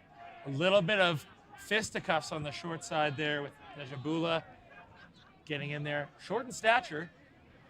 Not He might in spirit. he might be the champion of the flyweight division. Who knows? Who knows? Tempers flaring, understandable. Both teams working so hard. It'd just be a little bit of frustration from the rowers spilling over there. What's a final without some fisticuffs, though, Jamie? Exactly. Burnaby want a ball to the back, and here it goes. Heron, they didn't engage, so Heron's legal to come around. Ball's at the back. They're still driving. Taken down well by Heron. Rojas. Oh, referee Tyler Lawson has called it unplayable in the mall. The rowers feed.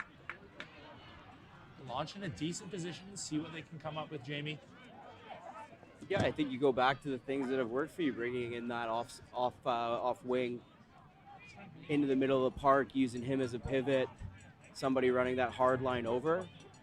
Depending on how Burnaby operates their D, you'd expect them to play a little bit softer here this late in the game, seeing what they've been seeing. So could actually be that option to hit that tight line runner.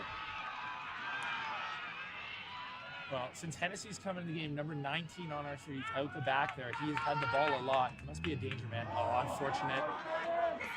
Tyler Lawson has called it back. I believe it was a knock on, and then a knock on, and then a knock on, and then a knock on.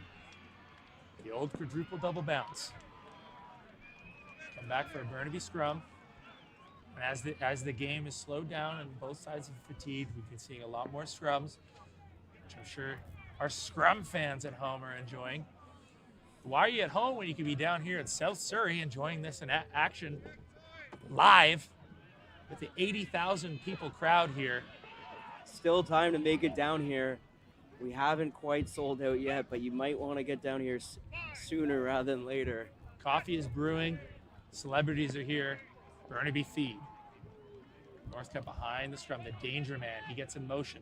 Rojas has the option out the back. He hits him. There's Northcutt out for the races. He's looking to pass. He finds him. Oh, unfortunate, but a really well-designed set-piece launch there, Jamie. Just couldn't get to hand. Yeah, that last pass has evaded Burnaby a couple times today. You know, they have been pretty accurate for the most part of this game. Rowers with an opportunity here. Could be the last of the day. We're getting very tight on these timelines.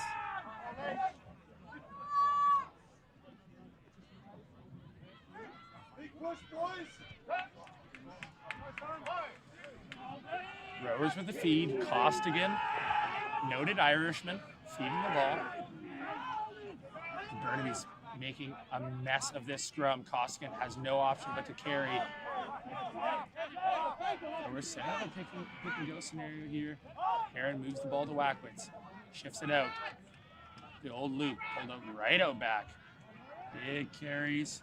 Shirley coming in. No, they find Hennessy, the danger man on the far side. He is stretching his legs, but he's corralled by the Burnaby defender. Ball is on the deck, scooped up. Costigan pleading for a penalty. He gets it. He looks to go quick. Trying to find some space behind. Rowers trying to end the game on a high note. Costigan's off his feet, so they slow it down. Look to move it. Big carry by the old warhorse. Kyle Katernchuk. Wackwitz hits Watcham Roy. He's had a great game carrying the ball. Takes 3 defenders to take him down. Costigan finds his man. Big dummy from Wackwitz. Taken down again. Burnaby, even at this time, still defending really well. Costigan finds Heron. Heron looking to set a ruck. Rowers trying to find a way through this vaunted Burnaby defense. Taken down again. Space to the open, they find him. Call back the penalty for offside. Can't be much time left, Jamie. No, clock's winding down here. Rowers, if I were you, I would just quick tap instead of going back to that line out that's been fairly unsuccessful today. What do you know, Jamie? What do you know? Back to the line out here. New sub on the field.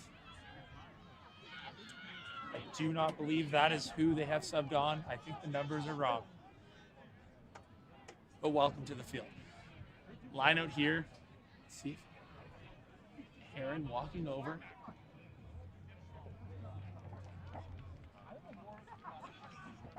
Ontario Blues player Sawyer Heron has been throwing some absolute ice ropes to get him jumping. There you go. He gets the ball in. Burnaby able to get the ball in. Bent arm. I believe it was called on a balk. Burnaby trying to get the pace up. Why not? It's finals day, Jamie. Never mind. They've elected to slow it down, Jamie. Carries and carries and carries. Can't be much time left. Rojas just getting his forwards, slowing the ball down. They know they've got the game in hand at this point. Northcott just marshalling his troops, waiting. The referee Lawson says the game is out of reach. Pistons action here. Back and forth, waiting, getting carries, setting breakdowns, eating the clock. Northcott calling for the ball. Ross gets another carry from his forwards, getting on the front foot. 20 phases in. Finds Northcott. And he's carrying into contact. Looks like he's wanting to have one last go at it. Maybe wants a fourth. Sadler Rock kicks it off. And there it is. Your men's Division III champions are Burnaby Lake. Congratulations to Burnaby Lake. And what a game from this strong Burnaby squad, led by Northcott at the back. He was absolutely dynamic back there. Ball in hand, with it on the foot, off the tee, doing absolutely everything out there. And the rowers, with such a strong effort, came out of the gates so aggressive, so strong in contact, and Burnaby just slowly worked their way away on the scoreboard. And what a way to kick off our finals day here in South Surrey. Bit of a lopsided score, but a very fun game. Lots of physical rugby. Some incredible mauls, scrums, kicking. Cole Northcott. It had it all. And you can join us all day here live in South Surrey or on our YouTube channel, as all games will be streamed today from our finals. More action coming your way. We will be moving towards our trophy presentation shortly.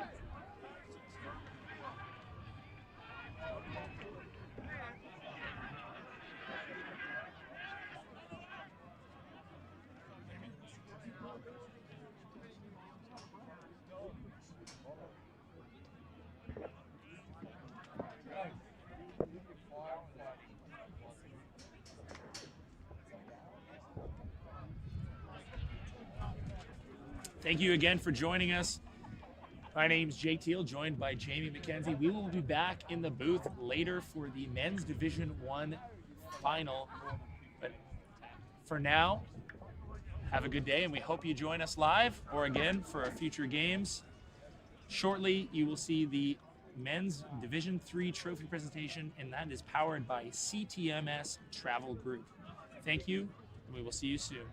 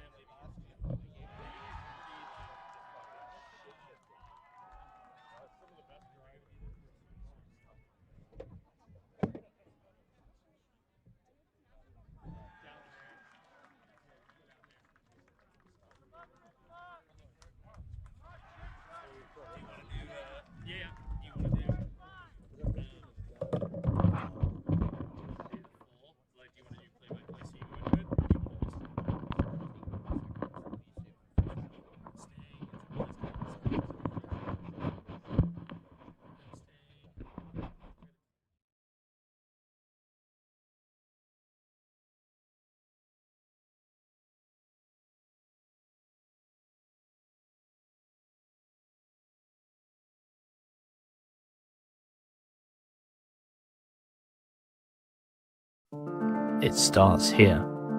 Precision in every detail. Focus locked. Trust your strike.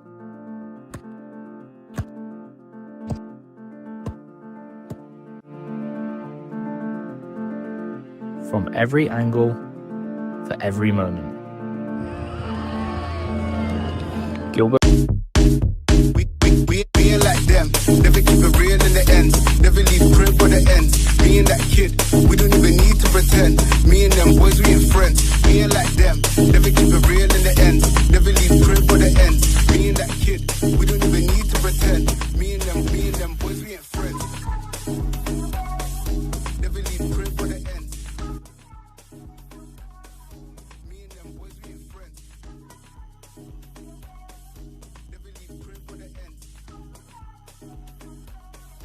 Me and them boys, we ain't friends.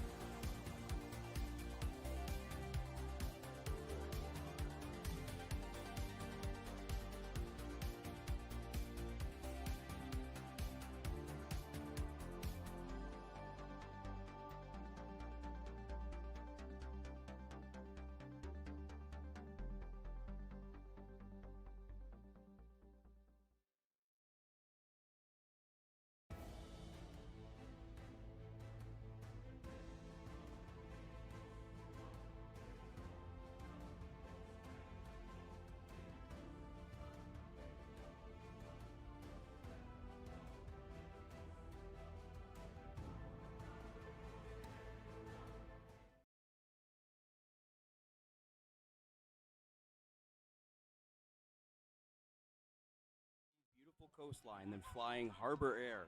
Use the code BCRugby10 to get 10% discount off flights today. Why not join the Harbour Air Club to unlock exclusive deals and discounts? Visit harbораir.com for more. And thank you to our event sponsor, Red Rhino Rentals. Red Rhino Rentals provides world-class fencing, portable toilets, and luxury trailer rentals for events of all kinds. They take pride in being a quick, cost-effective option while maintaining sustainability and reliability for their clients. Check out redrhinorentals.net for more information. Thank you to our event sponsors, GuardTech Security.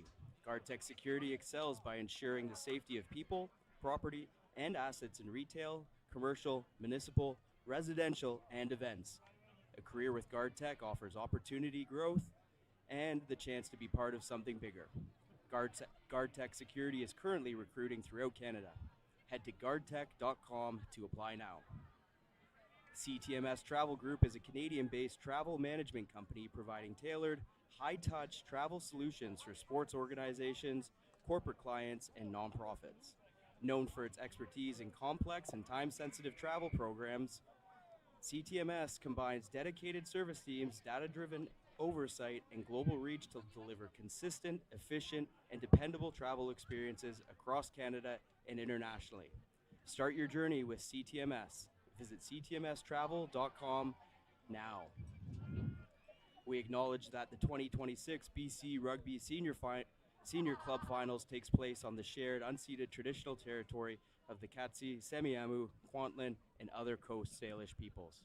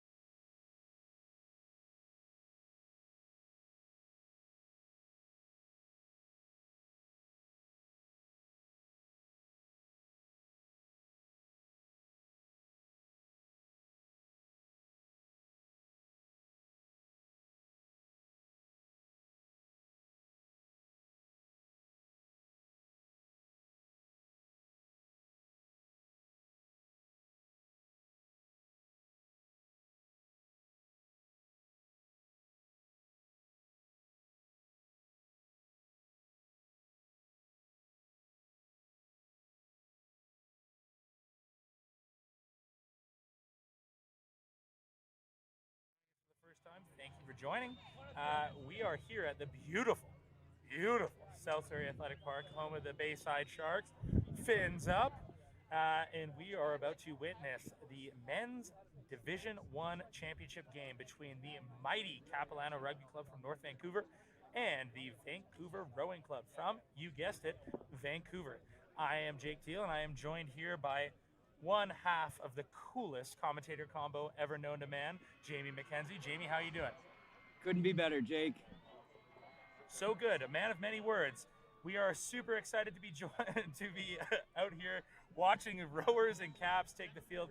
Caps are in the yellow, like a bumblebee, and the rowers are red and white. Some players to watch, perhaps. Jamie, do you have any from the rowers from Caps? I might be a little bit biased here, but 2 Ontario players that ended up on this beautiful West Coast for the rowers. Jordan Wilson-Ross at 15, and we've got Spencer Morgan. He'll be coming off the bench as well. Some great players out there, very dynamic. And this team from Caps, very, very strong and experienced players. Glenn McKinnon, he's been a stalwart there, been there for ages. He leads from the front with his physicality. Keep an eye on him. Caps kicking off from left to right. A couple stalwarts on the Caps team. Some players who have been playing for a long time, fighting for this big championship game. And anytime you're in a championship game in BC Rugby, it's a big deal. Here's our kickoff, and we are underway. Taken well by number 11 from the rowers team. Return back, a nice boot. He's found a little bit of space. The wily vet Chris Robinson is on the case as he corrals the ball in the 22, looking to find his support. Steps back across, trying to find some touch here. It looks like he has not yet done it. Taken back, here comes the rowers, finding number 16. Dylan Gilmore on the paper. We'll see if that's actually him. Off 9, trying to find a forward pod. Hit well by the Caps team. And we are going to be a double blow as referee Christine Levitt is going to make sure to talk to Glenn McKinnon just around some safety pieces. And we have our yellow card, and that will be for contact to the head. We do not play around with that at rugby, and he will be taking 10 minutes on in the sin bin. Jamie, what a ferocious start to the start of the game here. Not an ideal start for Kapalano. Similar start to the rowers' previous game. As we mentioned, rowers have 2 teams in today's finals. You wonder if some of their subs might be doing double duty, stepping up and playing in this game. Jack Usher finds his touch there. He's a Irishman, highly recruited from France, once played in Federal 1. He is also looking for a Canadian missus. So ladies who are watching, if you're interested, let us know. Caps steal the line out. Taken down. They are in a precarious position here, pinned on their 5.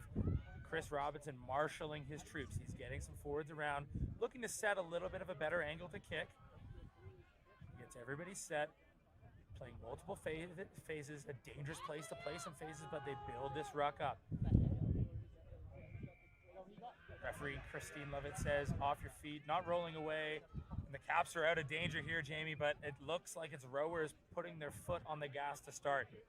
Similar to what we saw in that first game, rowers getting off to a strong start, but the Kapalano ready to match their attack with their strong D as they clear it, get some distance from that goal line, create a little bit of separation, and they've got a chance to exit even further down the field.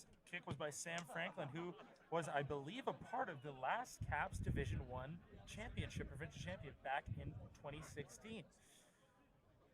A lot of big name players here on both sides of the ball. Capilano lineout. They look to get set. They're with a 6-man here. They've loaded the front. And they go to the front. Clean ball taken down. Popped out to the 9. They find Robinson at 10. He looks to find, I believe that is Bruce Jones with a big carry, the number 13, a very imposing figure. Works the ground well. Robinson getting his players around the corner. Found, met well by the rowers team. Rowers defending well here. Caps are very tight currently. Not really getting outside of 20 meters outside of the ball. Caps electing to play again, back and forth, trying to maybe draw a penalty again to find some space there. Met well by the rowers players. Off 9, big carry again. Well met by this rowers defense. Sam Franklin in the backfield hangs a high tester up. Maybe we might get our first look at Jordan Wilson-Ross back there. He's now in the scene. Captain and former international. Rowers playing there through the hands of Jack Gooden at 9. He finds Usher. Usher takes it to the line. He skips through. Thought he saw a gap. Corralled well. Looking for a line here. They're number 13. Met again. I believe that's by Jones. And now he's being held up by Conrad Mitchell. He's a player we've been told to watch. Brother of a former player and a WHL product. A big, imposing figure. There we go. Big carries here from Rowers. Trying to get some momentum. The ball is bobbling on the ground. Christine Lovett has called it. Playing the ball on the ground. Caps have the ball, Jamie, and there's been no stoppages to talk. It's been a good one to start off here. Caps doing a great job just disturbing that breakdown, causing some problems, making it messy for the Rowers and Jack Gooden. It's tough when you're dealing with messy ball at the back of the breakdown, and Caps win the penalty and could be looking for their first real attacking set. We've seen some good intent from them early on, playing the ball, being very comfortable, moving it around, especially in their own end. So let's see what they pull out here. Throw is coming in from Rietsma. Former Kamloops player. He's got Mitchell at the front. Mitchell jumps out. They do go to the front. They're looking to build them all. And here comes the momentum. We saw last game the Division III Rowers team struggled to defend them all. This looks like a better look here for this Rowers team. Now they've started to build. They pulled it out. Rietsma looking to find a carry. Hits it hard. Good clear out from their number 9.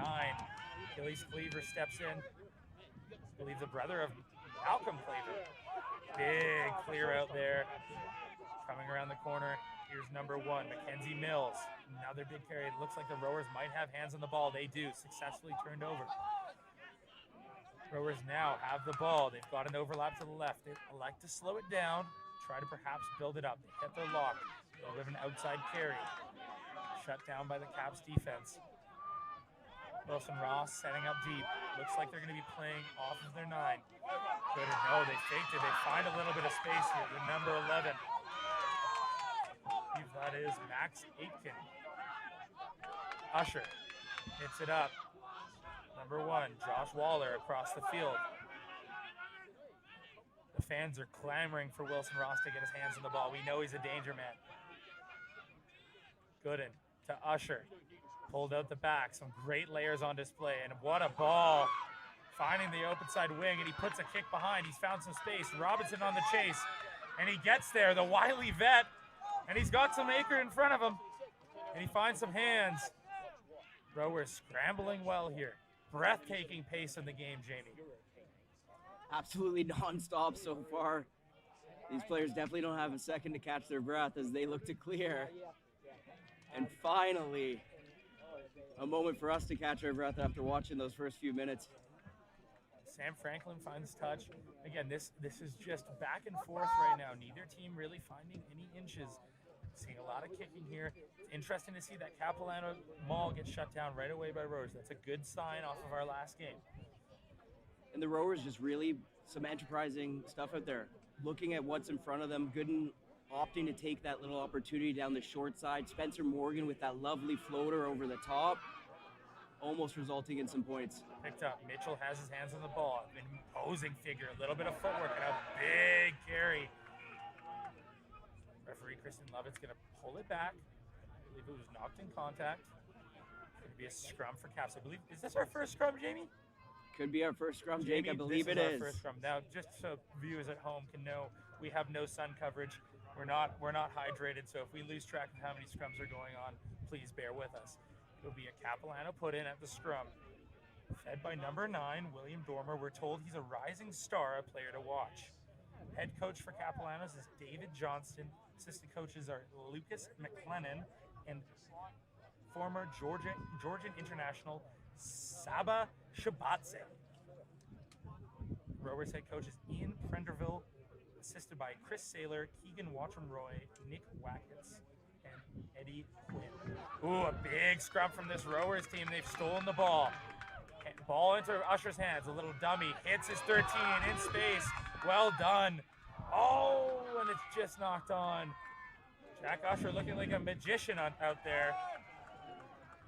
Wonderful footwork out there, just sidestepping left and right. Gets outside his man.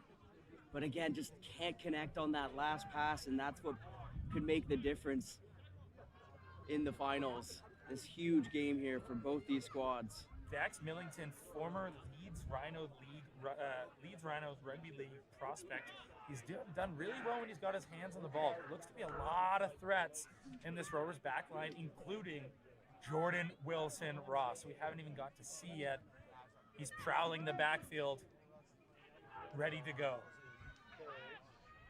Cap scrum feed, much better scrum for the Kapalano team. Very well shut down by the open side flanker for the Rovers. Cap's looking to set a platform to exit. They opt to hit Rietsma. Rietsma's down, set it down. You can see Sam Franklin in the backfield. Educated right boot, he looks to find some space. Well done. And that looks to clear some space here for the Kapalano team. Now the rowers, you can hear the fans urging for the referee to call it, that they took it back. They did not, so that would be the wrong call, James. It would be, Jake. An excellent job by Franklin just to clear his lines, getting to that halfway mark.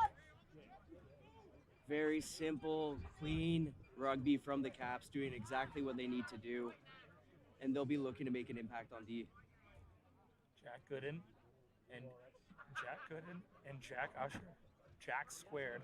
It's the scrum half and fly half pairing here. We've been told to watch out for them. They've looked good in this time to see if we can get a good, clean launch platform from them to go here. Oh, and it's stolen by the big bodies from the Capilano team. Gets in the hands of I believe that is Claver. Claver with a big carry. Robinson set on the short side. He handles the ball well. Gets it to Rietsma. Some fisticuffs in the backfield. Hand is up. Advantages to Capilano's right now. Capilano's taking their time. Dormer marshalling his troops around the corner, playing at their pace. Robinson putting his hand out. He wants the ball to go to Franklin. Franklin hits up Mitchell. Mitchell corralled by Usher. Dormer snipes down the left side. Thought he saw a window. Gets shut down. Big clear outs coming in here. Robinson finds the ball. Robinson was playing Premier as recently as last year. The very, very talented Chris Robinson. Capilano's comfortable setting the pace, building these phases out. They're a very, very wise team. They have the yellow card. They're trying to waste some time and get McKinnon back in the field. Franklin with a big carry when he's found a little bit of daylight. Dormer hands on the ball. Finds his forwards on the short side. A big carry. Looking at about the 15th. We have a phase tracker. 15th phase. Robinson hands on. Tries to find some space. Tipped. Ball is bouncing. Jordan Wilson Ross hands on the ball. There's the penalty, I believe, for offside. Again, not a lot of stoppages here, Jamie. Run and gun rugby right now, and the Caps really showing no ill effects of that yellow card. They look like it's even numbers out there. They're so in control, very comfortable and confident out there, even playing down a man right now. Well, it's an interesting. It's probably a smart tactic. They know Glenn McKinnon, the heart of the team, the old Lion, trying to buy time to get him back on the field here, and they've eaten a big chunk of that off. See if the rowers can get a clean platform here. Caps have a lot of tall figures, and they've been able to really disrupt this lineup to start the game. Looks like they're going to the back. Caps get some pods up. It goes over top. Looks like McKinnon is back on the field. The yellow card is done. McKinnon is back on the field here. Franklin gets the ball. A little hop and a skip and a jump, and he's into the carry. Shut down by the young rowers back line. McKinnon set for a carry. No, they bring in their prop from the short side. Jesse Ryan with the carry. Hit up Mitchell, former hockey player. He's held up here by their number 12 from the rowers team, Spencer Morgan.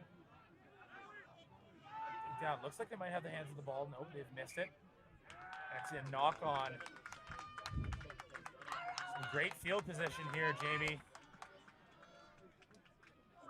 Argument could be made, maybe playing a bit too much rugby in their own half, and just a simple little error puts rowers in an excellent attacking spot about 15 meters from the sideline, 15, 20 meters.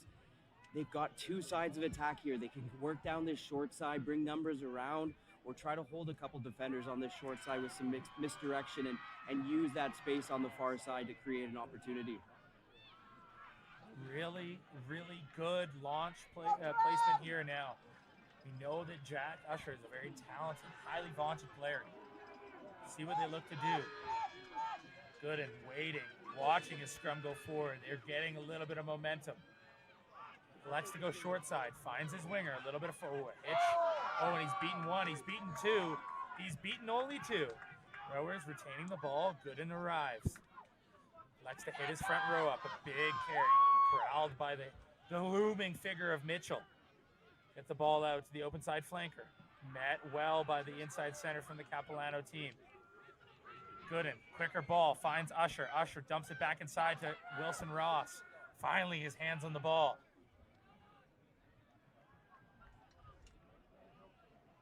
Big carry here.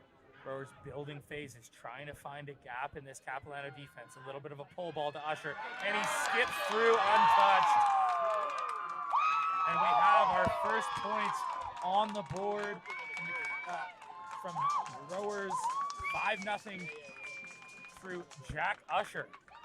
And what a lovely bit of skill from William Litchfield in the middle of the park. Caps might have thought he was just taking it in. You see that number 2 in front of you, ends up being a ball playing out the back. Usher adds that extra number and he goes in untouched.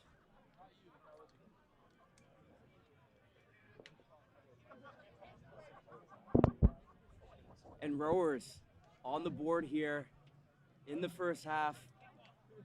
Conversion to come, but based on the last game, I wouldn't say this is guaranteed after Northcott had us blocked right under the post. Some exciting rugby, Jamie, to start us off. And there it is. We will not have a repeat of the Northcott incident. It is 7-0.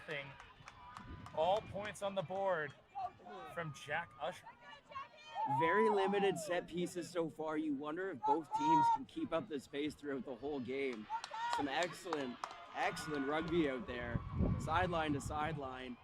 Some great interplay between the forwards and backs making it happen. This is what the people want to see, Jamie. A deep kickoff here from Capilano's. Corralled well, left-footed winger. Wow, what a shot that is. Unlucky bounce there. Robinson back to corral. He's got Franklin on his left. He finds him early. Franklin's got the ball. He's looking to go open. He finds his right foot. He sees a little bit of space. Does it drop? Wilson Ross is telling me that it's not. He's running upfield. And what a turn of events for the Rowers now. The screws are starting to turn. It's all coming up Rowers. All coming up Rowers right now. A couple exchanges of kicks. Rowers winning that kicking battle, going from inside their own 22 to just outside the Caps 22 as quick as you like. Great position here to, again, start building that momentum, put some phases together, try to open up this really tough, aggressive Caps defense. Taken well. Down they go. The ball is starting to build. Capilano's looking like they're going to slow it down quite well. Rowers trying to build. There's the second push. They're getting a little bit of momentum. They're keeping on it. Looks like a couple of Caps players have come through. Glenn McKinnon surely has his hands on. Chopped well there by the Caps defender. Gooden to Usher. Out. Pulled out the back. Another. Oh! It's straight off the training park. Jones able to stop him. Finds a second touch. An incredible set piece move here from this rowing club team. Going to just slow it down. They have the advantage. Referee Kristen Lovett's got her hand up. We're looking at our 5th phase here. Getting a carry, met by Glenn McKinnon. Rowers backs, folding out into the open. A little bit of footwork from the lock.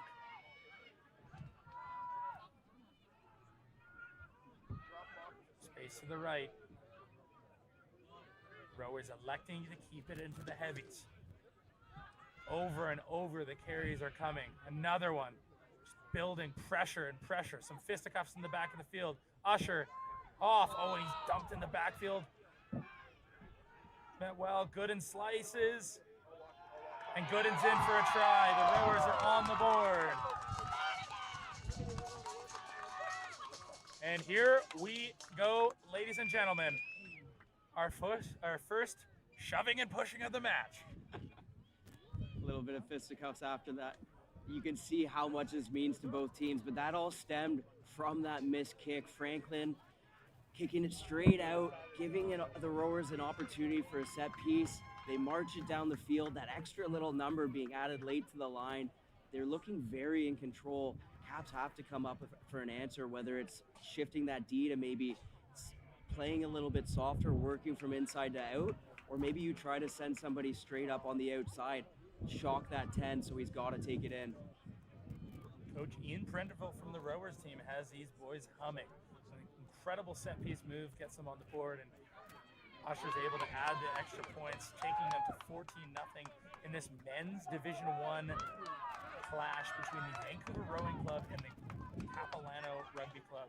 Capilano's wearing the yellow, the traditional yellow, and the Rowing Club in the red and white stripes. Which jersey do you like more, Jamie? I am a bit more of a traditionalist. I love the red and white hoops. I think both are nice. I can't believe you chose one. Anyway, kickoff bounces out of bounds. It'll be a Caps kickoff. It looked like it was touched before it went out. This is really good field position for this Capilano team, who've been begging for some sort of forward momentum. They look to get set. Again, a couple imposing figures, a lot of height across this Capilano team. They have Mitchell, who is a very big figure out in the backs. He's been having a couple really good carries. Oh no, never mind. It's the rowers line out. I should have called that. Ball goes to the back. They come to the middle. Caps gets a man up. Well taken, and they look to form that maul right away. Gooden off the back, trying to find some space. Robinson corrals it. He's got Franklin on the open side. Robinson elects to use the foot. Right to Wilson Ross. Corralled well. Picks it up. He sees some space. He's marshalling his troops to get around the quarter. Gooden's got a touch. Right foot step. Blocked by Jones. Hit back there. Jones able to play it on the ground. He picks it up. Kapalano retains. Robinson hits Mitchell. Mitchell looking for a gap. Nice carry from Mitchell. Well hit. Here comes McKinnon on a storming run. Trapped early. Can't let him get a head of steam. Pulled out the back. Franklin looking to find a corner. Marked. Well done. Ooh, looks like the rowing club player came down on his ankle then. Again, back and forth rugby. We're seeing a lot of action go either way. And I like that the Caps are looking for those kicks in behind, trying to find that space right now. Not really getting too much going in terms of getting that gain line, playing on top of them. But I'm very, very impressed with Conrad Mitchell. A strong carry, such a big body out there. For him to drop his height in those tackles, get his leg driving, very impressive stuff.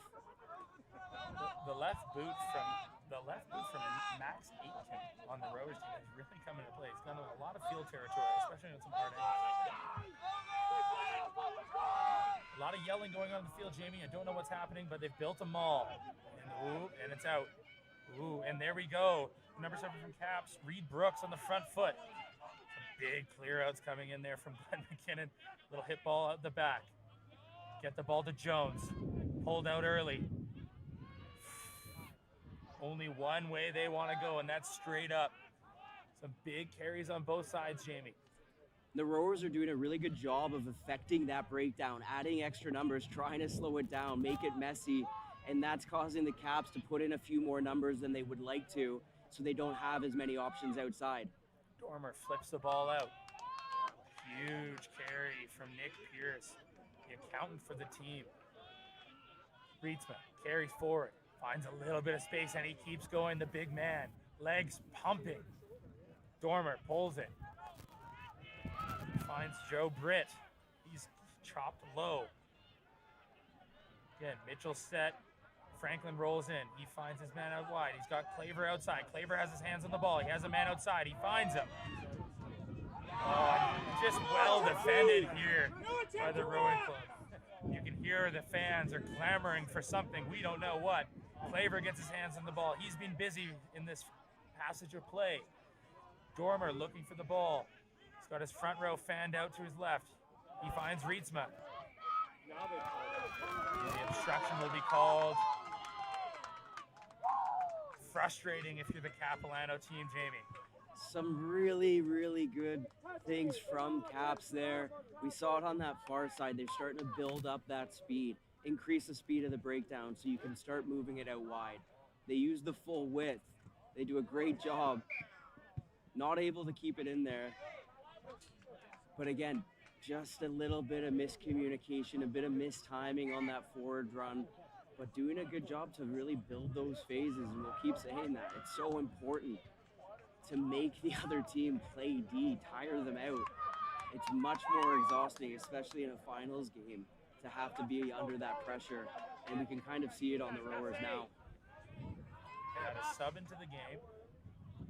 I believe that this is also rolling subs in this division, so we are able to cycle through people. They're able to come back on. Rowers have a really nice little lineup set up here. See what they elect to do. Caps has been causing a little bit of trouble. We know once the rowers get their hands on the ball gets going forward.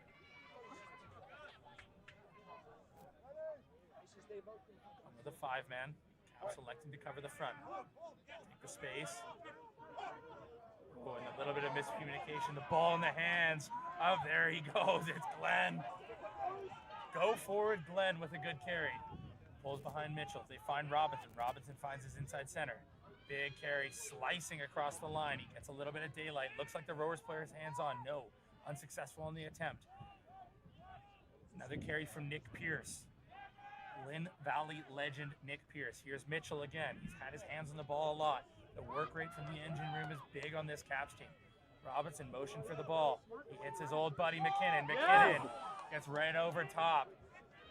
And again, Dormer, hands on the ball. Little hitch, gets over. Stopped well. This rowers team is doing a good job to fan across. They're covering lots of space. Again, we've got some referees in the crowd.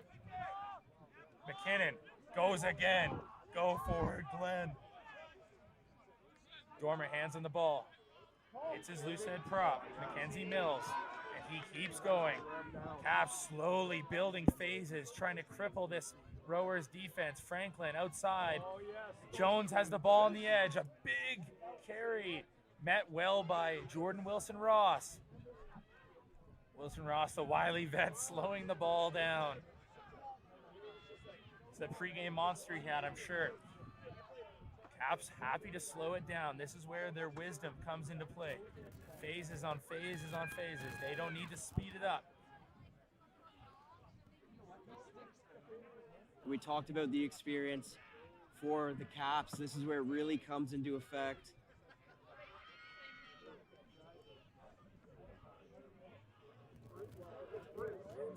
Slowing it down. Caps, boom, little pick and go. Rowers up for the challenge, trying to meet them with a little bit of physicality. Slowly, they're wearing them down. The ball bounces out. Ooh, here it goes. Dormer, a little bit of footwork, trying to find a gap. Meant well. He's on his feet still. He's driving the little engine that could. Caps again, picking around the corner. Robinson. Oh, and what a stick on the line.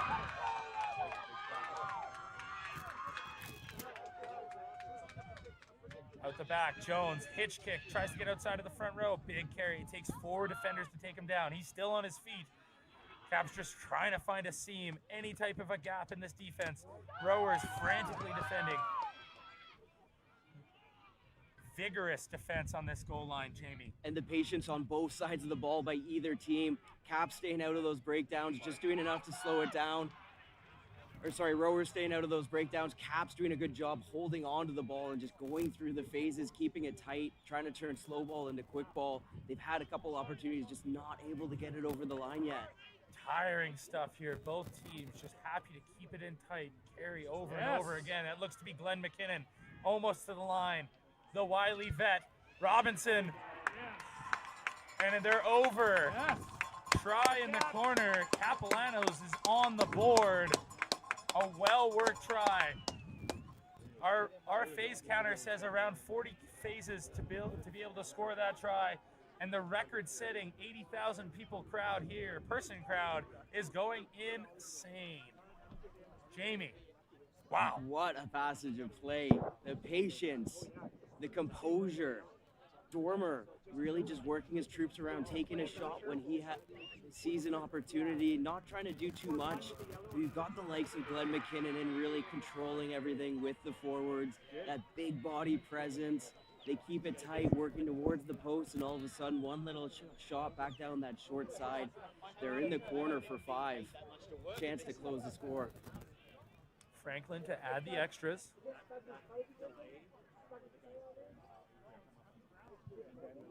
Does it have the legs? It does not, and it will remain 14-5.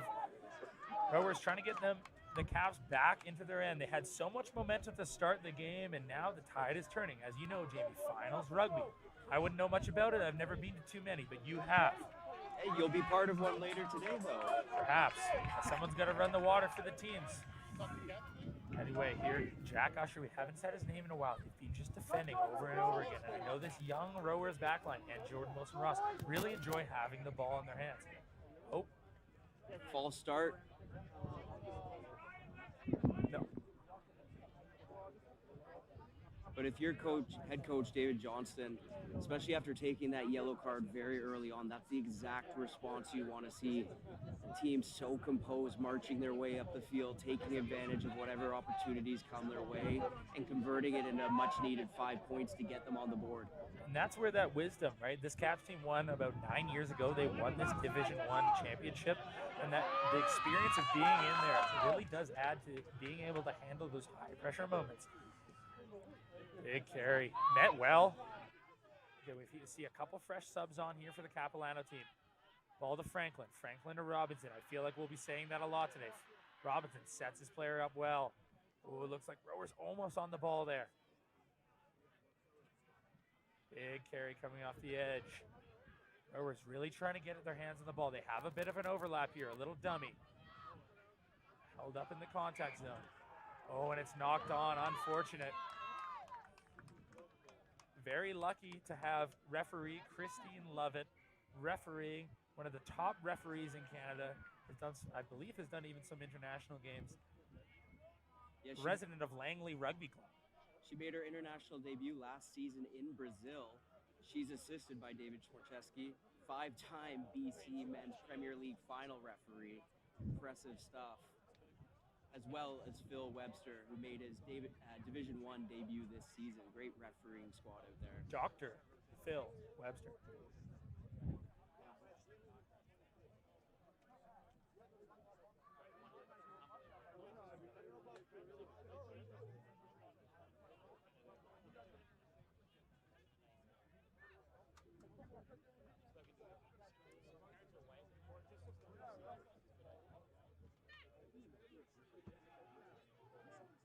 Big scrum here from the Rowers team. Oh, and Caps has turned the tide. And referee Lovett has given them the penalty, a well-deserved scrum push. And Kapalano's again come away safe and sound through the power of their scrum. And that's a huge momentum shift. Rowers in an excellent attacking spot. Caps win the ball against the head, clearing their own lines and putting themselves in attacking position. And as I mentioned, Jake has some other duties to take care of today. So we'll be taking over, not joined by anybody else, just taking over by myself. Thank you very much, Jake, for your excellent job today. As the Caps get ready to get us restarted here.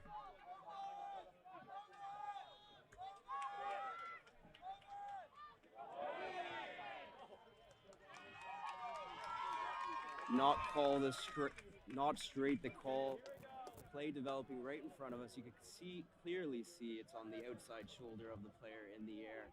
So Rowers a chance for redemption on this scrum. Excellent attacking position. 15 meters from the sideline, 50 meters out from the try line.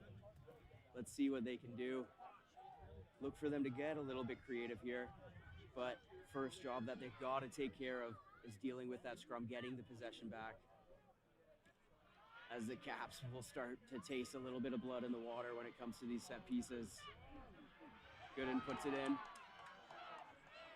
Looks for his man, finds Morgan. Morgan's got runners inside, outside. Good carry there, extra work on the ground. Caps doing a great job to get over the ball. That's Jones, and he wins it. Excellent job making the shot, getting right over the ball.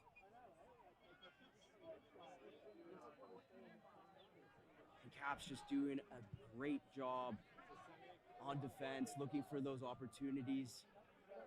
get possession when they can, and that puts them right down the field as we bring on a substitute here. That's number 16 heading off for James Ritzma. He's back on the field, looking to get back to work here. Big scrum and great opportunity for Caps to get back on the board again. Another answer to Rowers' early scores. Big steal by the Rowers. Caps come out with it though. That's number 19, Colin Mitchell. He scoops it up, and Caps right back to work. Similar position to where they started before their last score. We saw earlier, very comfortable just to build the phases, keep it tight, and then look for those opportunities for Chris Robinson to sling it out wide, use his backs. Rowers still doing a good job slowing down that breakdown, making it messy. Dormer barking at his troops. Oh, and it spilled. Took his eyes off the ball for 1 second. That's Ryan Scott, who's come on and put in an absolute shift the 5 minutes that he's been on the field.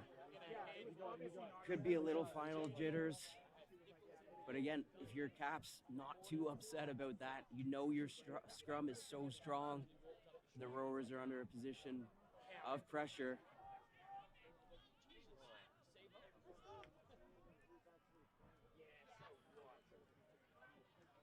And let's see if Rowers elect to just clear their lines or keep it in the hand. Look to create some opportunities, maybe move it out wide. They do have such a dangerous back line with a lot of experience, mixed with youth.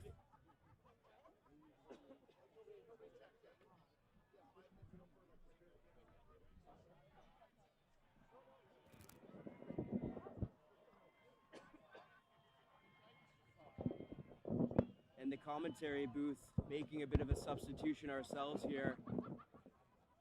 Jake Teal leaving the field, and I'm joined here by Chris Blackman. Chris, thanks for joining us. Glad you could make it. I was getting a little bit lonely. Afternoon. I hope the commentary is working. I hope the audio is good. Excellent. Jamie, good to see you. It's been a while. It's been a while. I do have 2 other games to do this day, but I can't leave a man by himself. Nice clearance kick coming out from the Rowers. Kapalano with a nice clean take. What a glorious afternoon for rugby. There's the knock on in the middle of the field.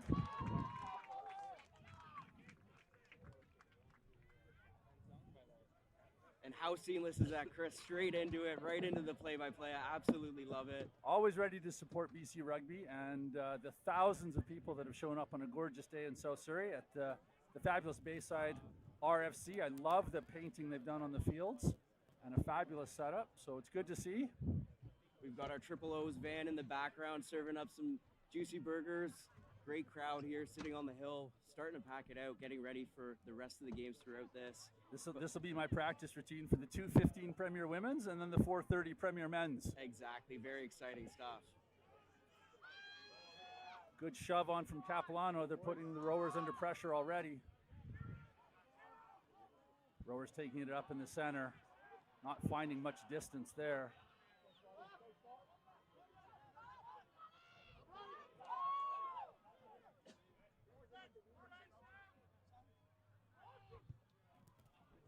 Up and under. That's going to be a tough one for Caps to take. Well taken by the fullback, number 15, Sam Franklin. Big, long, wide pass. There's the kick. Is it going to find touch down the side? Getting a lucky bounce. Kept in by the Rowers. Escaping one tackle into the second. Nice offload. And Chris, this is where I think the Rowers are very dangerous in that broken play, those counterattacks, those little opportunities. A huge shot. Veterans love to play in this sort of a condition. Good field conditions. Grass is forgiving. Easy to differentiate between the uniforms. Lots of time to get set up. That's a driving maul, and it's not produced. Rowers took it in. Capilano's kept them on their feet. Maul goes stationary. That's a turnover ball. Capilano's are going to be rewarded with a scrum. Always a happy moment for the forwards when they can settle it down and settle into the scrum. You might have missed it earlier before you joined me up here. Kapalano stole one against the head early on. They're starting to build their confidence in that scrum, really trying to dominate it, take control of that set piece, which is such an important part of this game. Absolutely. Especially on a day like today where the field's in absolutely immaculate conditions out here. Bayside's done a great job. The city taking care of these fields. Big, wide, attacking, open side for Capilano. They brought their fullback in, their blindside winger in. Rowers got to have their heads up, looking for a back row play or straight into the backs. Good push from the rowers, and they earn the penalty. Capilano's front row standing up. They're not happy about it. They felt egreged by the referee's call, but back they go 10. Rowers will be able to relieve the pressure by putting it into touch down the far side. And Rowers doing a great job there, getting under them. I don't know too much about the dark arts of the front row, but it's putting Rowers in an excellent position to get their line out going.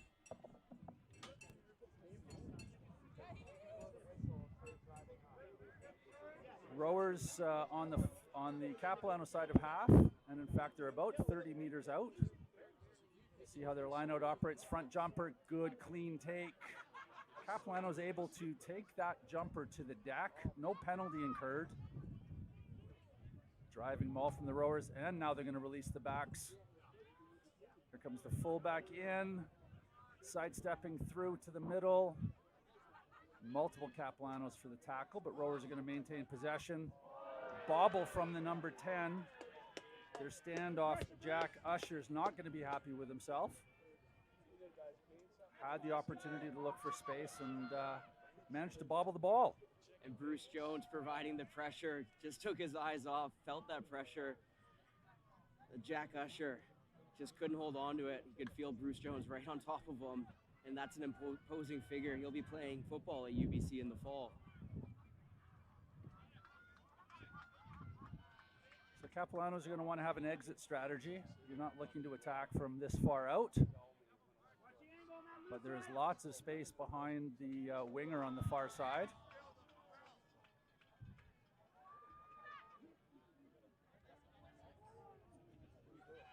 Blindside pickup. Here comes the big number 8. Releases to the scrum half. Good cover tackle coming in from number 11. The winger on the near side for the Rowers.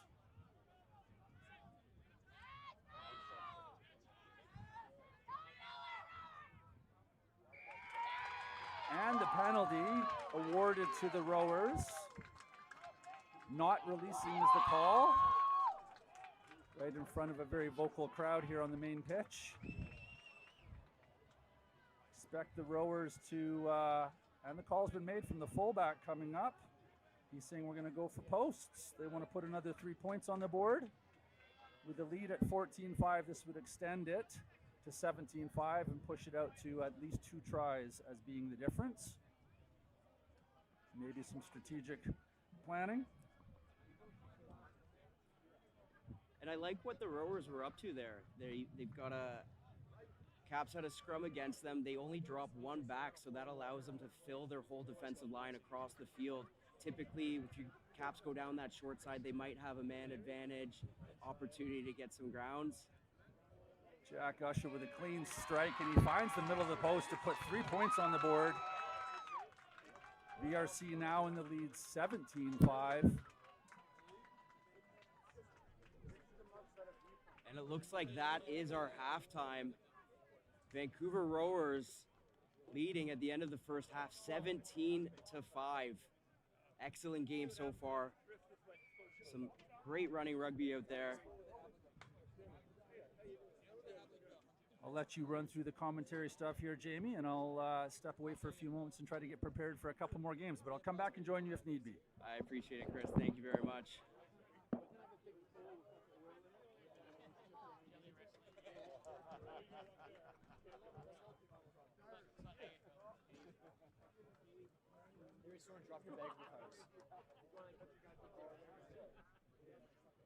BC Rugby thanks all our partners and sponsors for their continued effort and support to help grow rugby in British Columbia. Thank you to our senior club final sponsors, GuardTech Security, Red Rhino Rentals, Discover Surrey, Triple O's, CTMS Travel Group, and We Film Events for allowing us to be here today. Thank you to our trusted partners, O'Neill Sportswear, Gilbert Rugby, Harbour Air, Traxx, and the Dilawri Group, and Jumpstart for their support. BC Rugby recognizes the financial support from the Government of British Columbia and viaSport.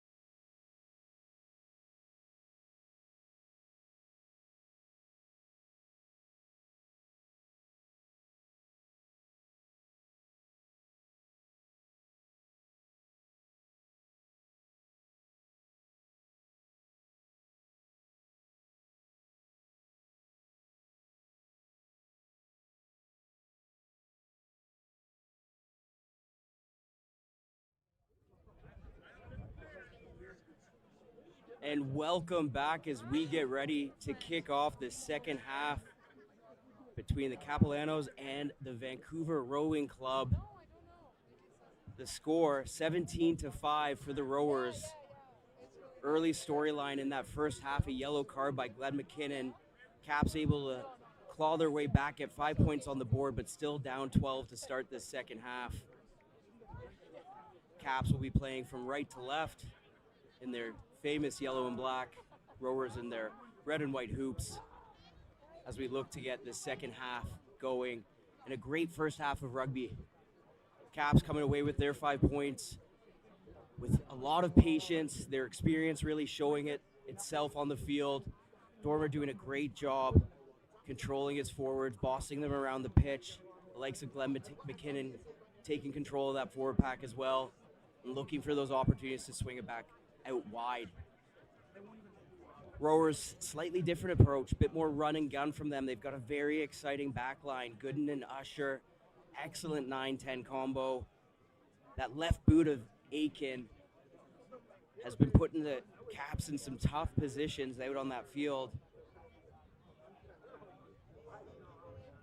Look for them to keep the ball in hand. Winds slightly shifted, starting to pick up here. Earlier games in today, wind was going from left to right. It's completely switched, so the wind will be at the Caps back, giving them slight advantage here, potentially giving them the opportunity to play more of a territory game. Rowers just having one final little team chat. So we get ready to kick off. Score 17-5 out here at South Surrey Athletic Park, home of the Sharks. Fins up. What an excellent day for some great rugby. Couldn't ask for better conditions. Stands starting to fill out. Great atmosphere here. If you're watching, you think you should come down, get down here. Cold beers, triple O's burgers. We've got everything, including some great rugby.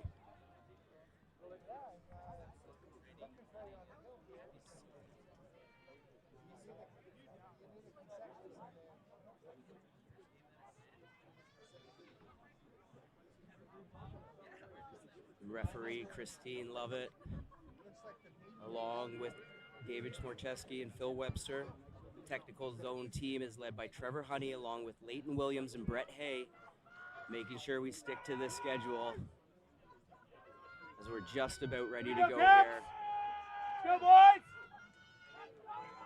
Rowers will be kicking off from left to right. Let's go! Batteries are down here if you do need to swap, okay?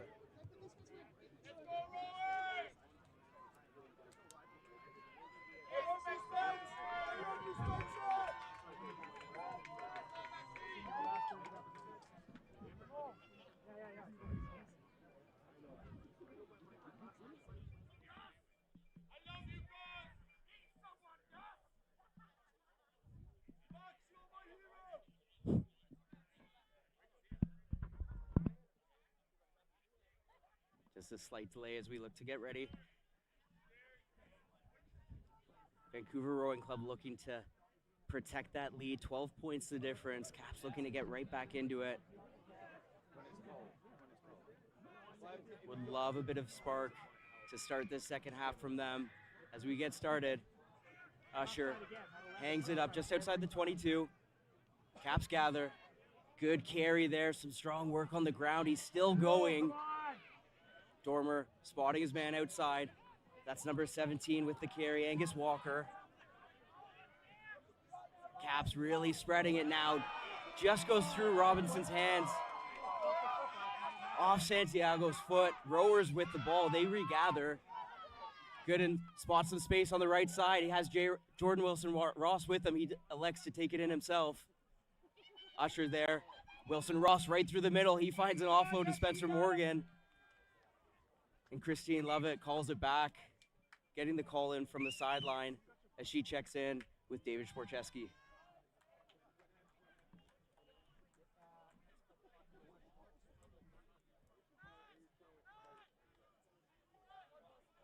Enterprising start from Capilano's, gathering that ball, some great carries. yellow. Bit of work on the ground, keeping his feet alive, getting past that gain line. And Cap's looking to spread that wide, but just doesn't go through the hands. Come on. Yellow. Twice already. Let's go. Kapalano. Penalty, the call is, I believe Jordan Wilson-Ross was attached to that breakdown before actually picking it up and going right through the middle. If you're not involved in the breakdown, you're allowed to do that. And Franklin looks to gain some territories, eat some meters up, and he does exactly that. Net gain of about 30 meters here, putting Caps in an excellent attacking position as Ritzma gets ready to throw this in. Let's see if either of these teams have made any adjustments at halftime. Looking to pick the opposition apart. Caps do a great job shifting it to the back. Try to get the driving maul going. Rowers do an excellent job shutting that down. Robinson with it. Santiago straight through. Makes one miss. Met by the rowers behind the gain line. Dormer sees a bit of space. Tries to go for a snipe.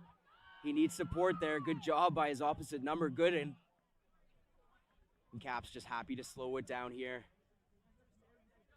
Hold on to possession. Build the phases. That's the name of the game on finals day. Dormer's got runners on option. Elects to go right with the big man, Mackenzie Mills. He finds Conrad Mitchell back inside. He's been working all day, the big man. But rowers getting the call. Caps off their feet. Glenn McKinnon not happy, asking for some clarification from Lovett. And rowers escaping the pressure there. Usher off the right boot, finds the sideline as rowers look to reset and get into attack mode. Lovely bit of skill from Ritzma on the sideline there, chipping it up to himself.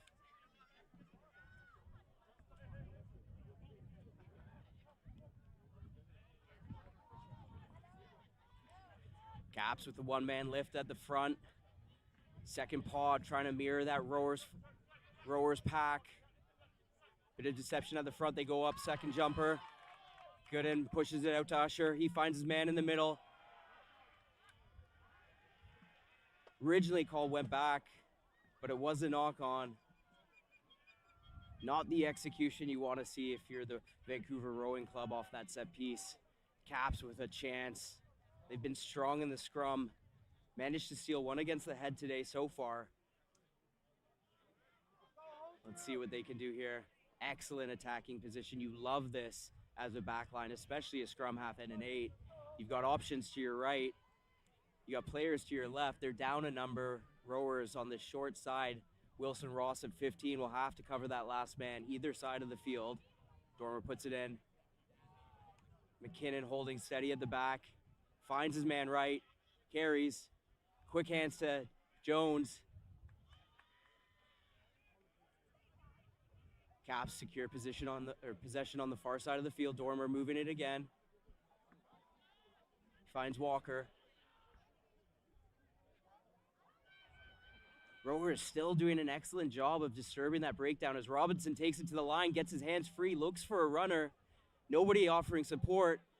Dormer finds Franklin. He's got Joe Britt with him, the big man, carrying in. And again, rowers looking for the counter. Looks like they might have got it. And they do get the call. They are fired up and a bit of afters on the ground.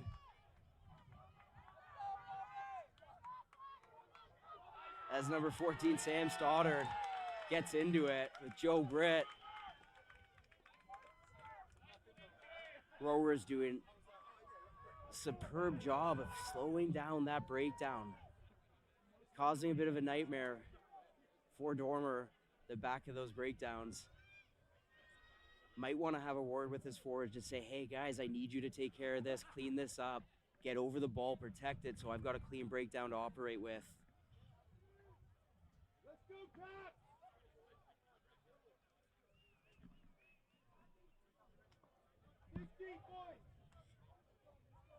Still very early on in the second half.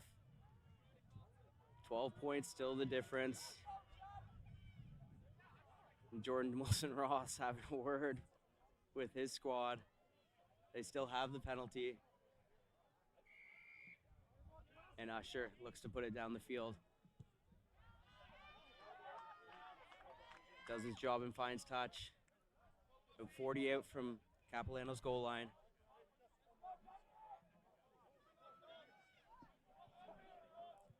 And that's number 3, Gregory Crow, throwing it in for the rowers as they look to step into it quickly.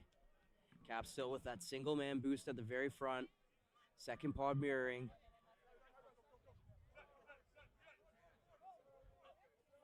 Bit of miscommunication there, but rowers are able to come away with it. They set that maul early. Glenn McKinnon piles into the back. Gooden is having a look around the breakdown, seeing what his options are. And the call comes in. Swimming through the breakdown, that means shifting your bind, working your way to the back.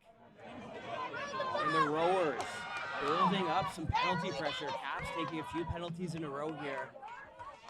And feeling that pressure as Usher again looks to put it downfield. We'll see if they set that driving maul again. It's been successful so far.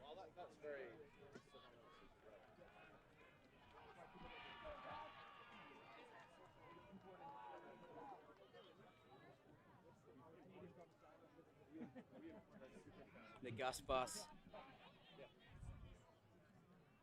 Throwing some darts today. Rowers go up at the front. Transfer almost bobbled, but they're able to keep it. Setting that maul, getting it going. Caps doing a good job at opposing that. They're trying to fight through. You can see Glenn McKinnon working his way through right in the middle of the breakdown, or in the maul. Rowers still moving forward. Advantage rowers, chance to use it. Usher finds his man. That's Millington, bobbles it, but they've still got advantage. The referee, Christine Lovett, could be having a conversation here, starting to warn the Caps that they could be under some yellow card pressure if they keep this up.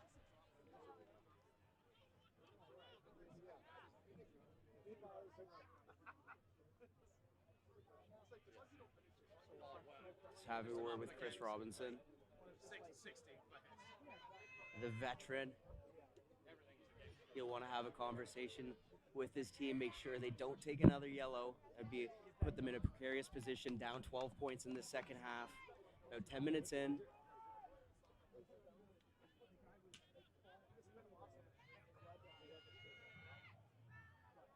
BC Club Rugby Finals Day. Some excellent matches going on. It's a full day of rugby. We've got triple O's here at South Surrey Athletic Park, home of the Sharks. So we get moving here. Rowers overthrow. Glenn McKinnon tries to gather, but it's bobbled. Rowers still with the ball. Chance with advantage here. Usher drops it off to Morgan. Morgan fights through one. Meets McKinnon. McKinnon over the ball. Not able to hold his feet. Gooden.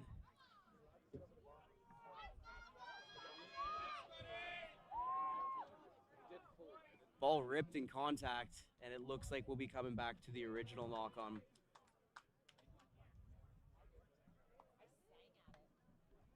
And this lineout just not operating at 100% for the rowers, and they're getting some really good opportunities in very good attacking areas. And that continues here with the scrum. 10 to 15 out from the Caps goal line.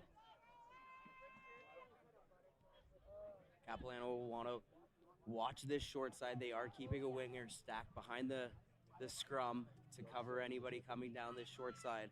But number 14, Sam Stoddard's been dangerous today with his sidestepping. Look for the rowers to maybe do a little 8-9 wing. Take advantage of that little short side. Gooden has a look. They go for it. Hamilton Curry takes it himself. Gooden finds his man. That's Crow with an outside carry. Great job. Gooden moves it quick. He finds Morgan. Morgan on Jones. Takes it in. Rowers just piling numbers in, trying to hold possession.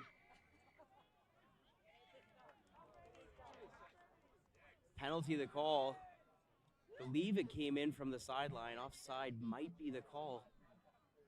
Christine Lovett just having another conversation with Phil Webster there.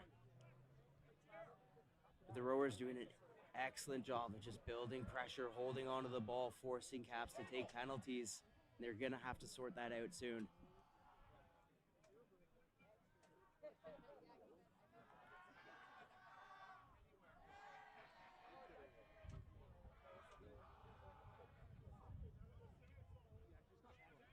It looks like our referee, Christine Lovett's reaching into her pocket, having a conversation with Captain Jordan Wilson-Ross. Not sure if it was something off the ball or in the breakdown, but it looks like she could be reaching for a card here, which would be huge for the Caps.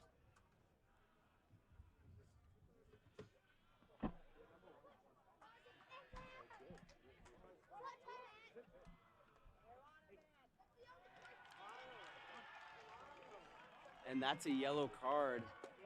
Josh Waller being sent off.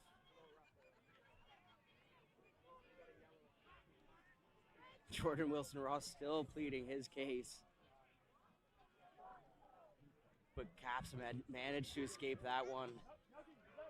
Rowers just knocking on their doorstep right on their goal line. And one call flips the switch. Franklin, opportunity to clear his lines and get into some attacking rugby. As we look to get restarted. Franklin does have a slight wind at his back, puts some good distance on it, finds touch here. A little bit of a bobble on the sideline.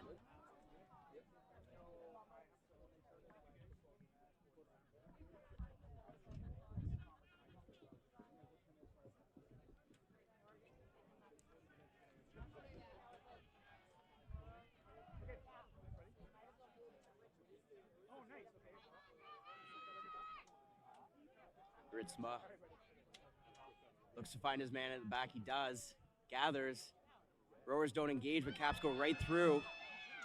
That's a good go forward. Opportunity to move it here. Dormer digging at the back, trying to get it out. He finds Joe Britt. Quick ball. Robinson calling for it. He's got options outside. Jones has Franklin off his hip. He fights through. Carrying two defenders with him. Great job by Jones driving those legs. Dormer looks for Mitchell. Conrad Mitchell holds on to it, fights through a couple. Dormer looking to try to get the penalty, stepping into the man on the ground, but Lovett having nothing of it. Jones finds Nickel. Nickel down the wing. Robinson stepping in at 9. He sees a gap. He's got Dormer on his inside. Rowers get a hand in there. I think that one might have missed. It looked to me like it came off a rower's hand and actually went backwards, not off the Kapalanos. But the ref is always right, and rowers now have a scrum.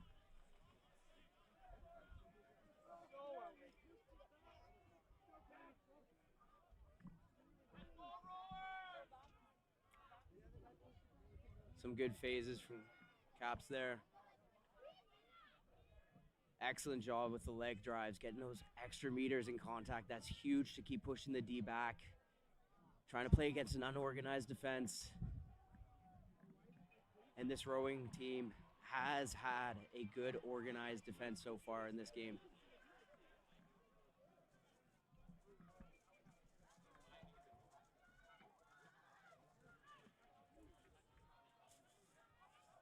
Gooden. Usher has Morgan right off his hip. Gooden finds Morgan. Puts a bit of a bosh in on Dormer. Not much in it. Rowers back down the short side, snapping. Trying to take care of that breakdown. Look to clear. Gooden with the box. Robinson, great take. Takes on 2 men. Fights on the ground. Some space down the short side for Nickel. Nickel gets through 1, through 2. He's dragging players everywhere. Dormer finds his big captain, McKinnon.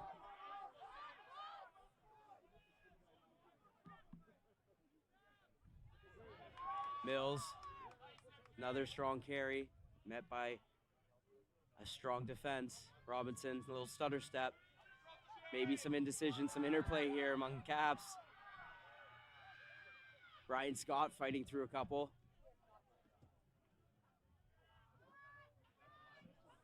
Mitchell again. He's been busy. Robinson finds Franklin. Franklin taking it to the line, and Caps playing it very, very direct. Happy to take them on in contact. Joe Britt, another carry. Dormer has a little go. Rowers look like they're on it. Good job holding on to that one. And the Caps keep fighting, driving. Glenn McKinnon on top of his man, pushing him forward. Happy to play some patient rugby, build the phases.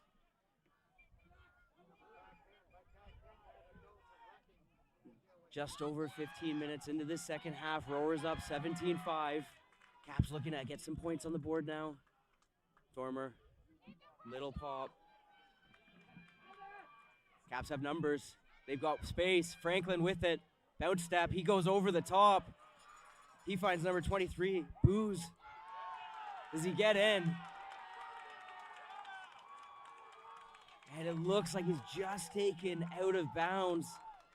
A couple meters short of the goal line. Good opportunity for the Caps, just unable to capitalize on that one.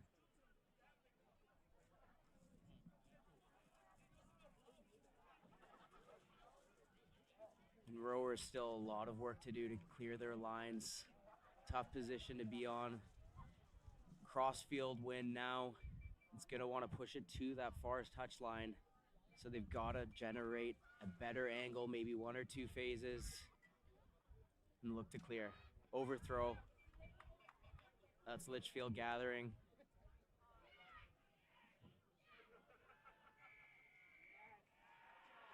And then 9 Dormer over top of it, gets the steal with the quick tap. He looks to have a go. He's got support. Caps have space. They've got numbers out wide if they can use it. Slow ball. Right on top of the post, almost over the line. And Caps get the 5 on the board. Patience paying off again.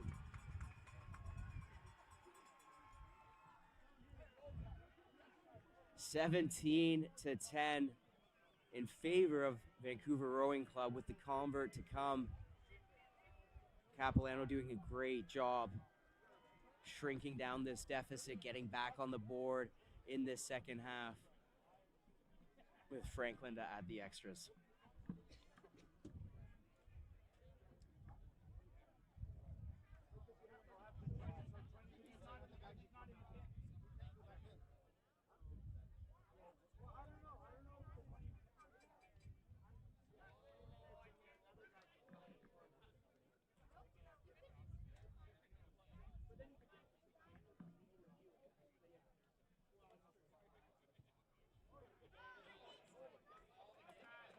And Franklin looks to push that one wide.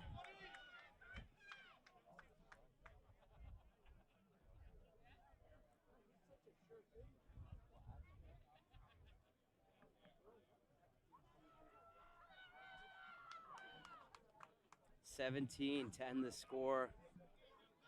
7 points the difference.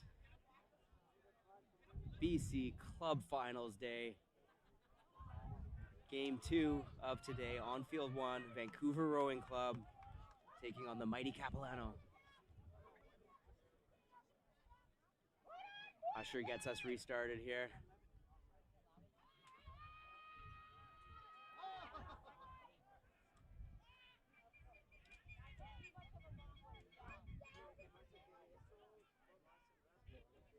Dormer finds Mitchell, another strong carry.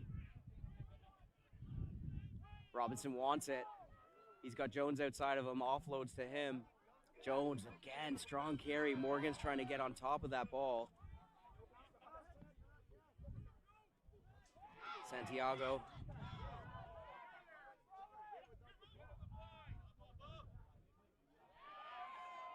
And good D from the Rowers. Oh.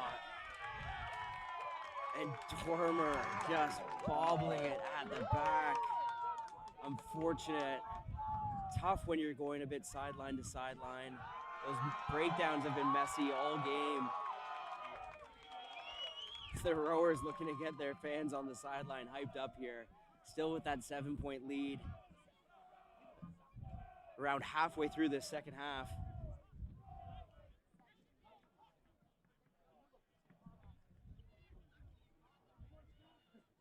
Rowers with a slightly different setup, opting to bring that blindside wing into the open field. Kapalano's nickel still holding on that short side just in case. Gooden's had a few looks down there, but he goes to Usher on the left. Got the option out the back. Morgan looks, loads it, doesn't go to hand. And as a forward, that's something you absolutely hate. Looking up from the scrum, seeing your backs knock it on and having to do it all over again. And a bit of chirping turns that knock-on into a penalty. Advantage for the Capalanos. Franklin.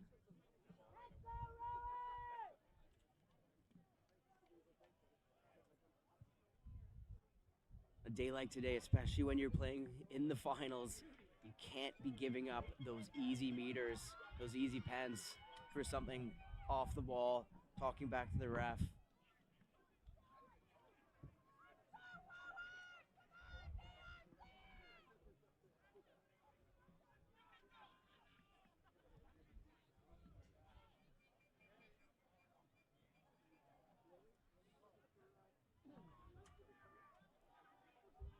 James Ritzma gets us going again here. He's had a strong game, some very accurate throws.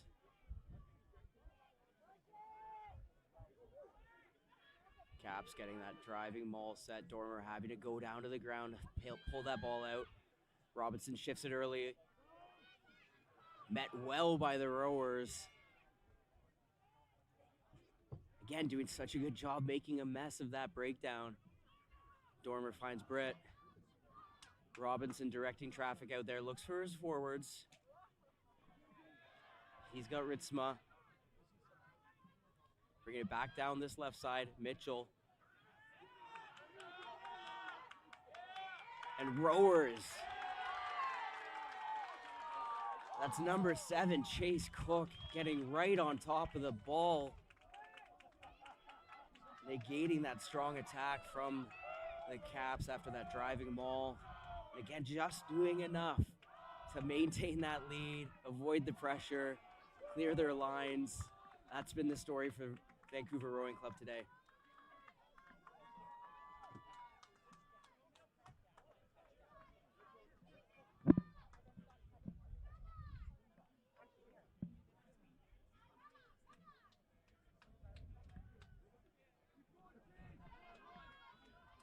Rowers happy to slow down the pace, just taking their time getting to that line out.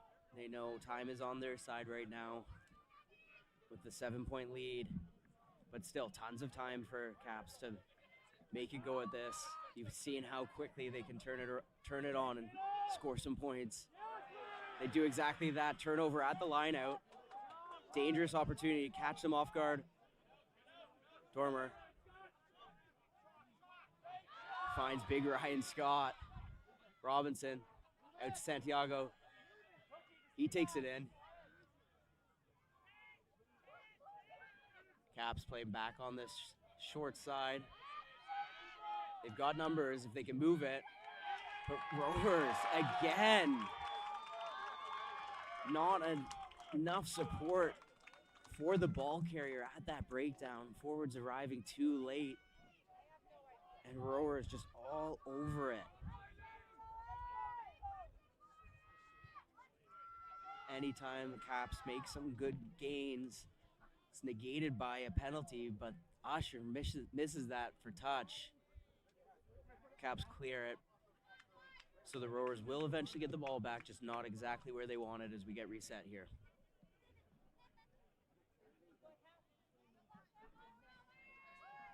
Gus Bus with another big throw. Good attacking position.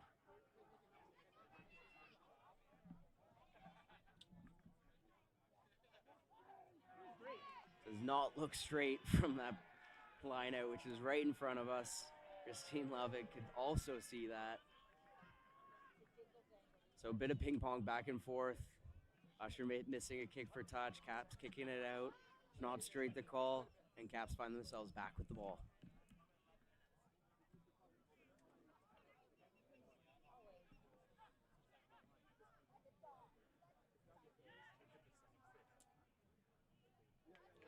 A lot of width in this back line for the Caps. Let's see what Robinson, with his experience, can cook up. Looking to get some more points on the board, tighten up the score line.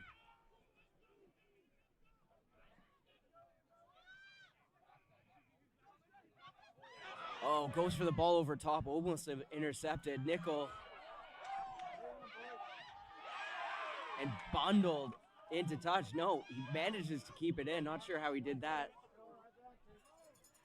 And Pierce, a strong carry from him. Rowers still keeping only one back in their backfield. Trying to get that defensive wall going, but Robinson, he's got numbers if he can find them. He gets it.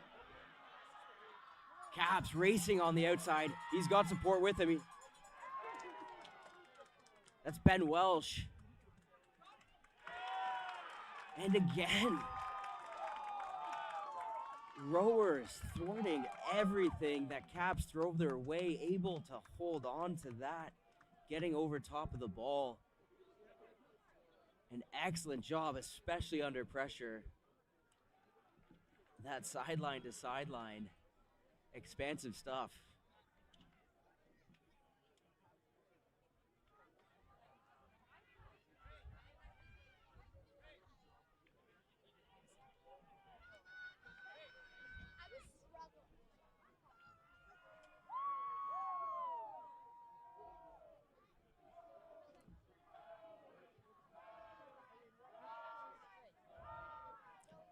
Rowers' third div team that featured in the game before this, trying to get their guys excited. The Caps managed to steal another one. They've done an excellent job at the lineout, taking advantage of that. Robinson calling for it. He's got Mitchell outside him. Opposite for Santiago, tips it on to Nurse. Nurse with a step inside. Good leg drive, staying on his feet, buying time for his support to get there. He's left a trail of 3 or 4 rowers in his wake. Dormer finds Mitchell. He throws a little dummy, takes it in. Met well by the rowers' defense. Robinson takes it to the line. He's got Mackenzie Mills with him, the big man going for a rumble. He pushes it off. Dormer sees some space, takes it on. He's got it. Does it all himself. The young gun, rising star, spots the space, takes advantage of it. Lovely little outside run from him.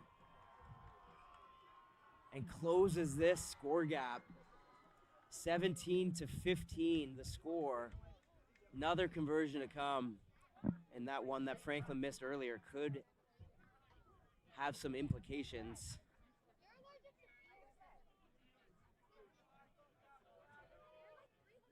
But great job by the Capalanos to get back into this game. Couple scores in the second half.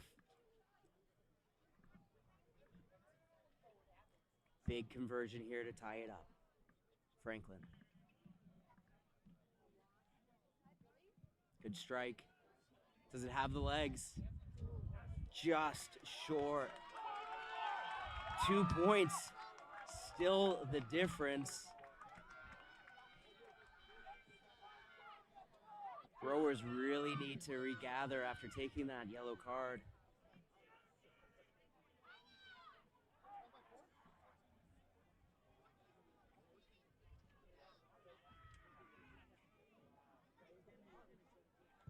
Usher puts it deep, might have overcooked it, straight out. And that's not what you need after just being scored on. What an opportunity for the Capalanos here.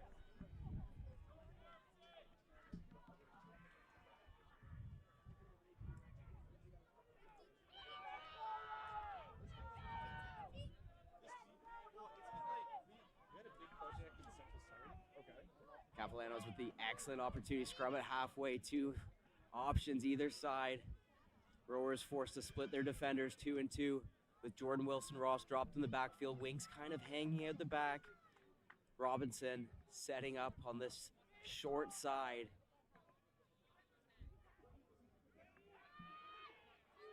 Dormer with the put in. McKinnon controlling things in the back. Trying to get that drive on, looking for that penalty. He's got the option. He's got Dormer with him. Goes over the top. Lovely little ball into space. That's Ben Welsh again, sidestepping, making defenders miss. As Mitchell carries on the outside. Strong run from him. Bringing defenders with him. Better breakdown from the Caps. Robinson's got an option out the back. Elects to take it in himself. Ball bobbling. Got to use it. Britt's on top.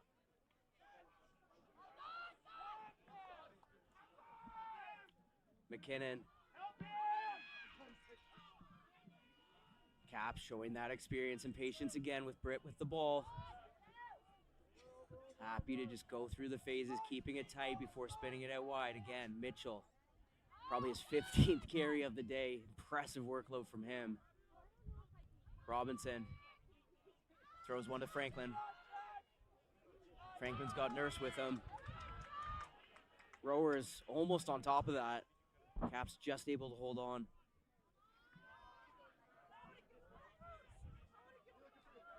Balls move wide. Oh, Rowers almost get the rip in the tackle.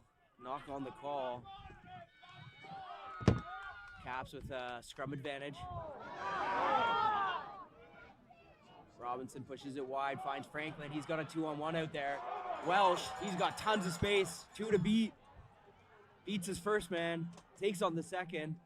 Caps playing on the front foot. Can they use it here? Need to start playing on top of them. Move it out wide. Sets the point of contact. Rowers defense still well organized. Caps look to find some holes here. That's Scott.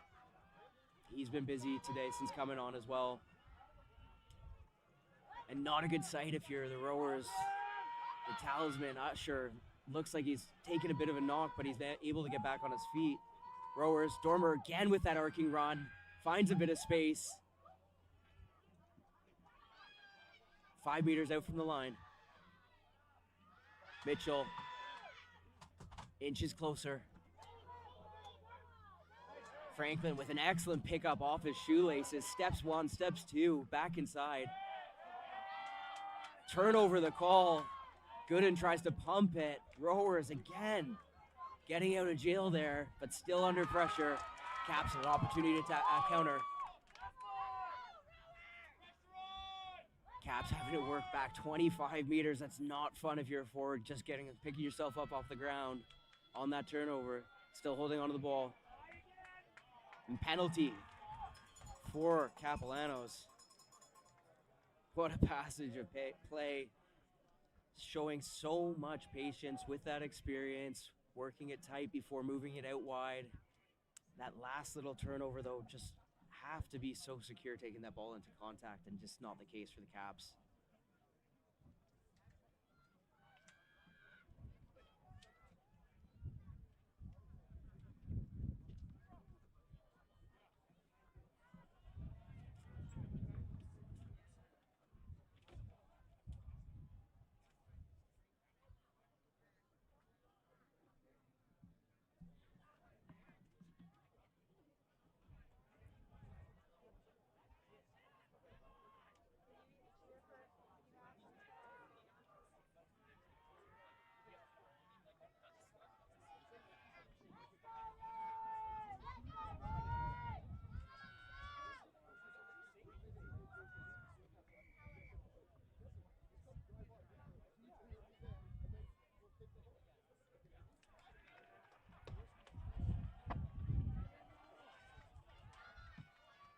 Can see our assistant touch judge on the sideline there, flag waving, that crosswind starting to pick up.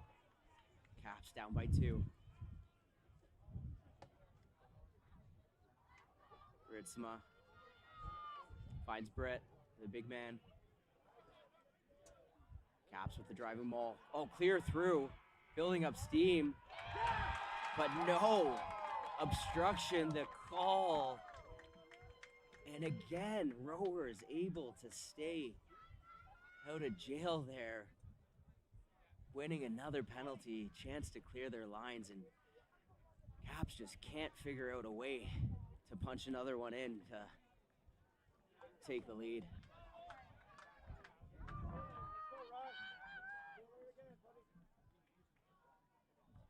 Starting to get in the final few minutes here. Rowers just looking to find some space, clear their lines, keep that lead. 17-15, down at the South Surrey Athletic Park, home of the Bayside Sharks. BC Club Rugby Finals Day. Our Division I final. Everything to play for. 17-15 the score. Vancouver Rowing Club with a small 2-point lead as Gooden controls things at the back. Happy to take his time. Rowers just marching upfield slowly but surely. And Caps looked like they might have stolen that, getting over top of the ball. Not the case.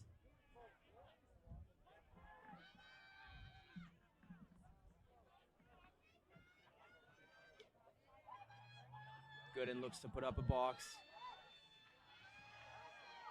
Good shot with some distance. Robinson finds Franklin out wide. There's space. Great cover tackle. Dormer weighing up his options, finds Mitchell again. Mitchell, another strong carry.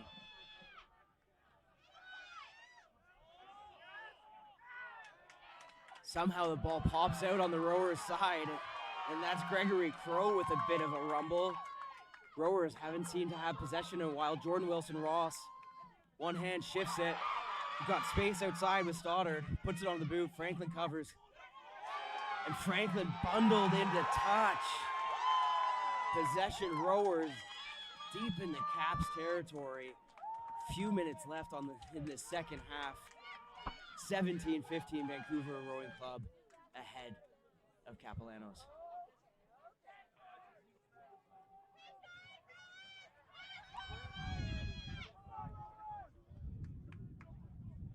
Two minutes left.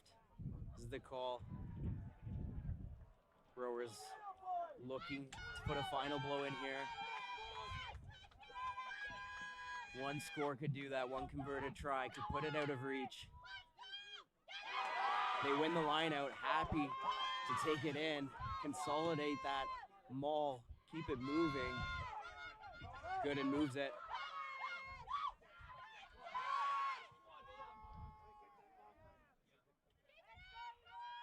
Gooden slowing it down. Finds his man Gilmore.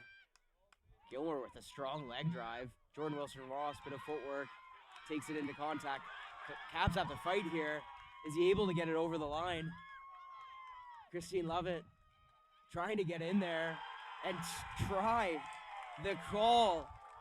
Vancouver Rowing Club puts another one on the board late in this game. 22-15 the score.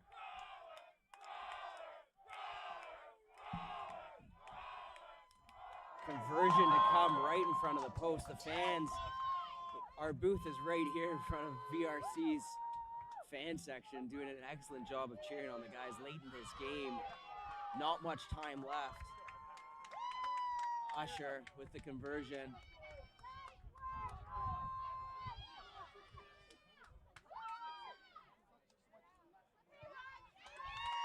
He does exactly that. 24-15 the score. Only about a minute left in this game.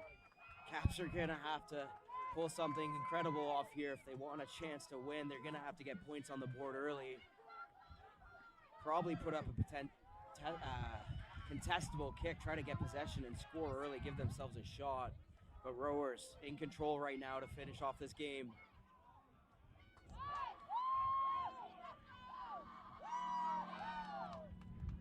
Joe Britt holding on for the legs. of Gilmore. Good in, happy to just put it up, put Caps under pressure. Franklin, great take, little bit of a step. And swarmed by the rowers. Robinson able to come out of that contact with that one. They've got advantage. They should probably look to go quick here. Does exactly that. Robinson on the move. He's got Jones on his left.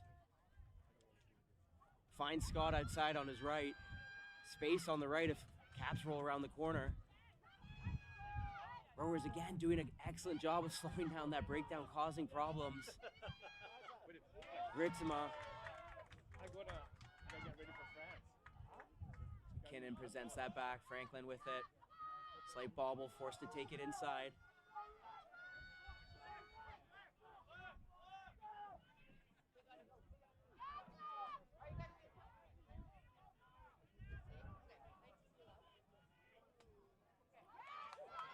Robinson again forced to take that inside. Looks like rowers have come away with that one. They get the steal. Usher puts it on the foot. He's got men chasing. It's a foot race. Jones doing a great job to get back. The ball's bobbled. Franklin has to cover it. And another try for the rowers. Some miscommunication causing havoc at the back. Off that turnover kick. Usher putting it down the field and rowers coming away with it. That could put it out of reach. 29-15 the score. Conversion to come. And that could be all they said for the Caps. Vancouver Rowing Club. 29-15. And Usher will be taking his time with this kick, getting as many seconds off that clock as he can. A valiant effort by Kapalano. They've been so physical throughout this game, so patient, so much experience on this team. Just not able to hold on to that ball towards the goal line, leaving a few points off the scoreboard, and that's the difference in this game. We will have another kickoff. I think we're down to the final few minutes here. Franklin puts it up short. High hanging contestable. Caps regather.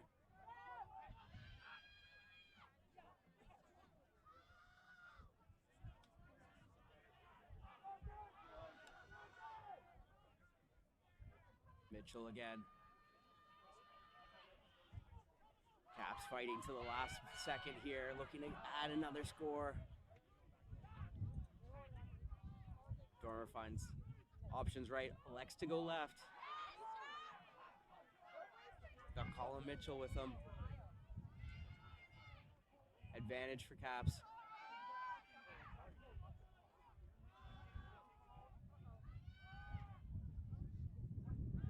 Keeping it tight. Caps do have one man down. The backfield there. Robinson trying to get his guys around, turn slow ball into quick ball here, finish with a score.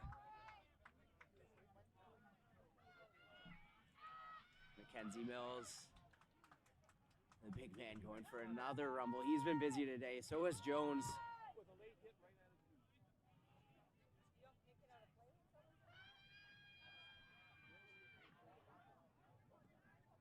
Caps going at least 10 plus phases here. Excellent job holding on to that ball.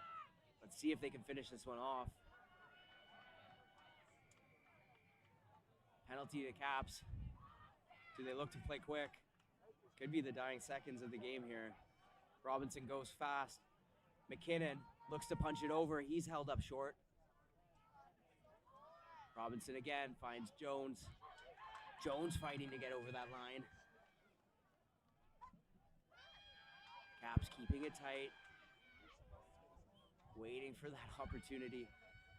Again, McKinnon. He's helped by Angus Walker, trying to push him over the line. Caps with advantage. Another penalty. Can they get the ball back? Go quickly. Offside the call. Robinson. Again, fighting to get over that line, just held up short. And he sneaks in. That's a score for the mighty Caps. Too little, too late. 29-20. And that's got to be close to being the end of the game here.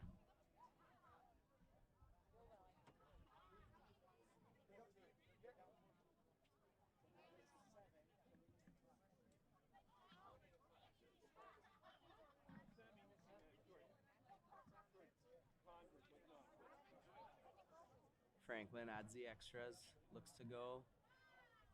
Just pushes it right. 29-20 the score. And your Division I champions, the Vancouver Rowing Club, doing what the 3rd Division team couldn't do, coming out victorious on top after an excellent game. Both teams showing everything they've got, leaving it all on the field. You can see how much it means to the rowers. You can see how much it means to the Caps.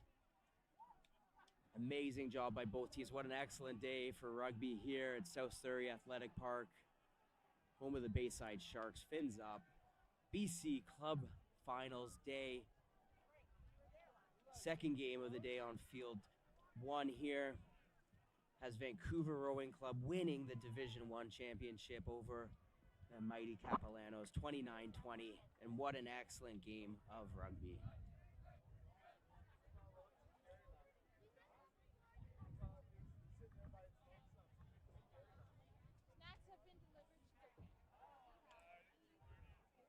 And BC Rugby thanks all our partners and sponsors for their continued effort and support to help grow rugby in British Columbia. Thank you to our senior club final sponsors, GuardTech Security, Red Rhino Rentals, Discover Surrey, Triple O's, CTMS Travel Group, and We Film Events for allowing us to be here today. Thank you to our trusted partners, O'Neill's Sportswear, Gilbert Rugby Canada, Harbour Air, Traxx, and the Dilawri Group, and Jumpstart for their support. BC Rugby recognizes the financial support of the Government of British Columbia and viaSport. The Men's Division I Trophy presentation is powered by CTMS Travel Group. Thank you for your support. And what an excellent game that was. As we close out here, on behalf of myself and Jake Teal, thank you for tuning in. We've got an excellent lineup of broadcasters set up for the rest of the day, taking over the big games, the big dogs. Excellent day for rugby here. Thank you for joining us. I'm Jamie McKenzie, and take care.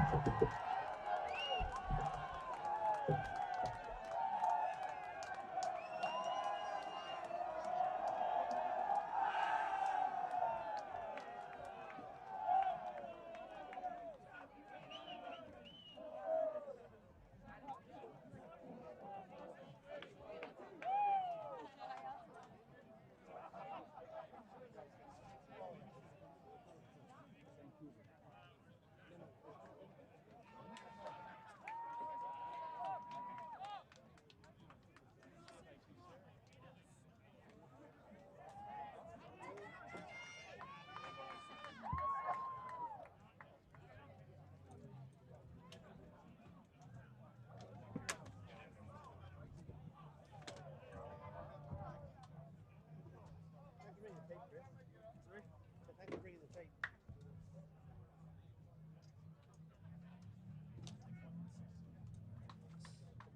It starts here. Precision in every detail. Trust your strike.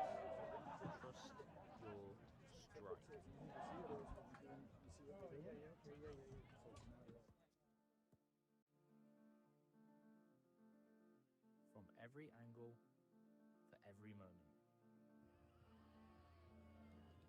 Gilbert. We ain't like them. Never keep it real in the end. Never leave crib for the end. Me and that kid, we don't even need to pretend. Me and them boys, we ain't friends. We ain't like them. Never keep it real in the end. Never leave crib for the end. Me and that kid, we don't even need to pretend. Me and them boys, we ain't friends. Never leave crib for the end. Me and them boys, we ain't friends. Never leave crib for the end. Me and them boys, we ain't friends.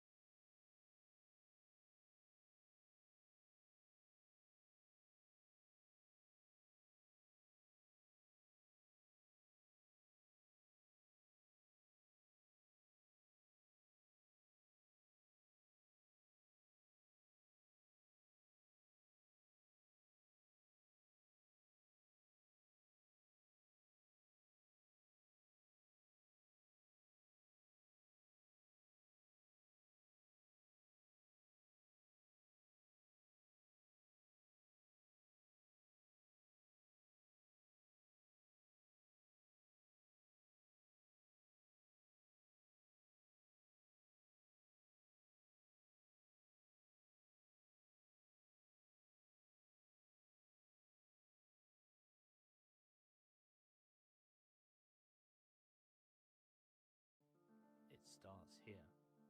Precision in every detail. Focus locked.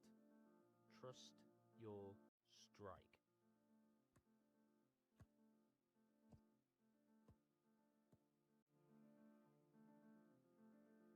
From every angle, for every moment.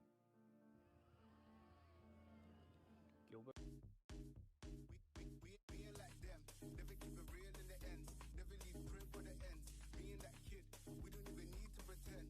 Me and them boys, we ain't friends. We ain't like them, never keep it real in the end, never leave crib for the ends. Me and that kid, we don't even need to pretend. Me and them boys, we ain't friends. Never leave crib for the ends. Me and them boys, we ain't friends. Never leave crib for the ends. Me and them boys, we ain't friends.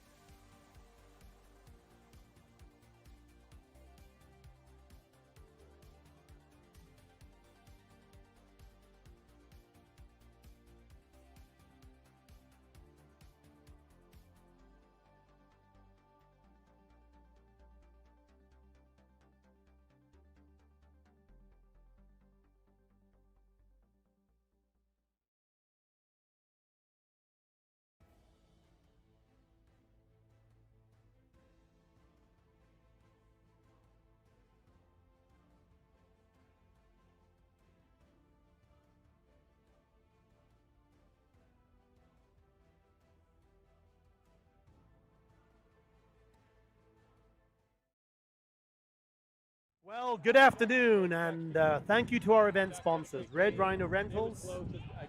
Red Rhino Rentals provides world-class fencing, portable toilets, and luxury trailer rentals for all events and all kinds. They take pride in being a quick, cost-effective option while maintaining sustainability and reliability for their clients. Check out redrhinorentals.net. Once again, redrhinorentals.net for more information.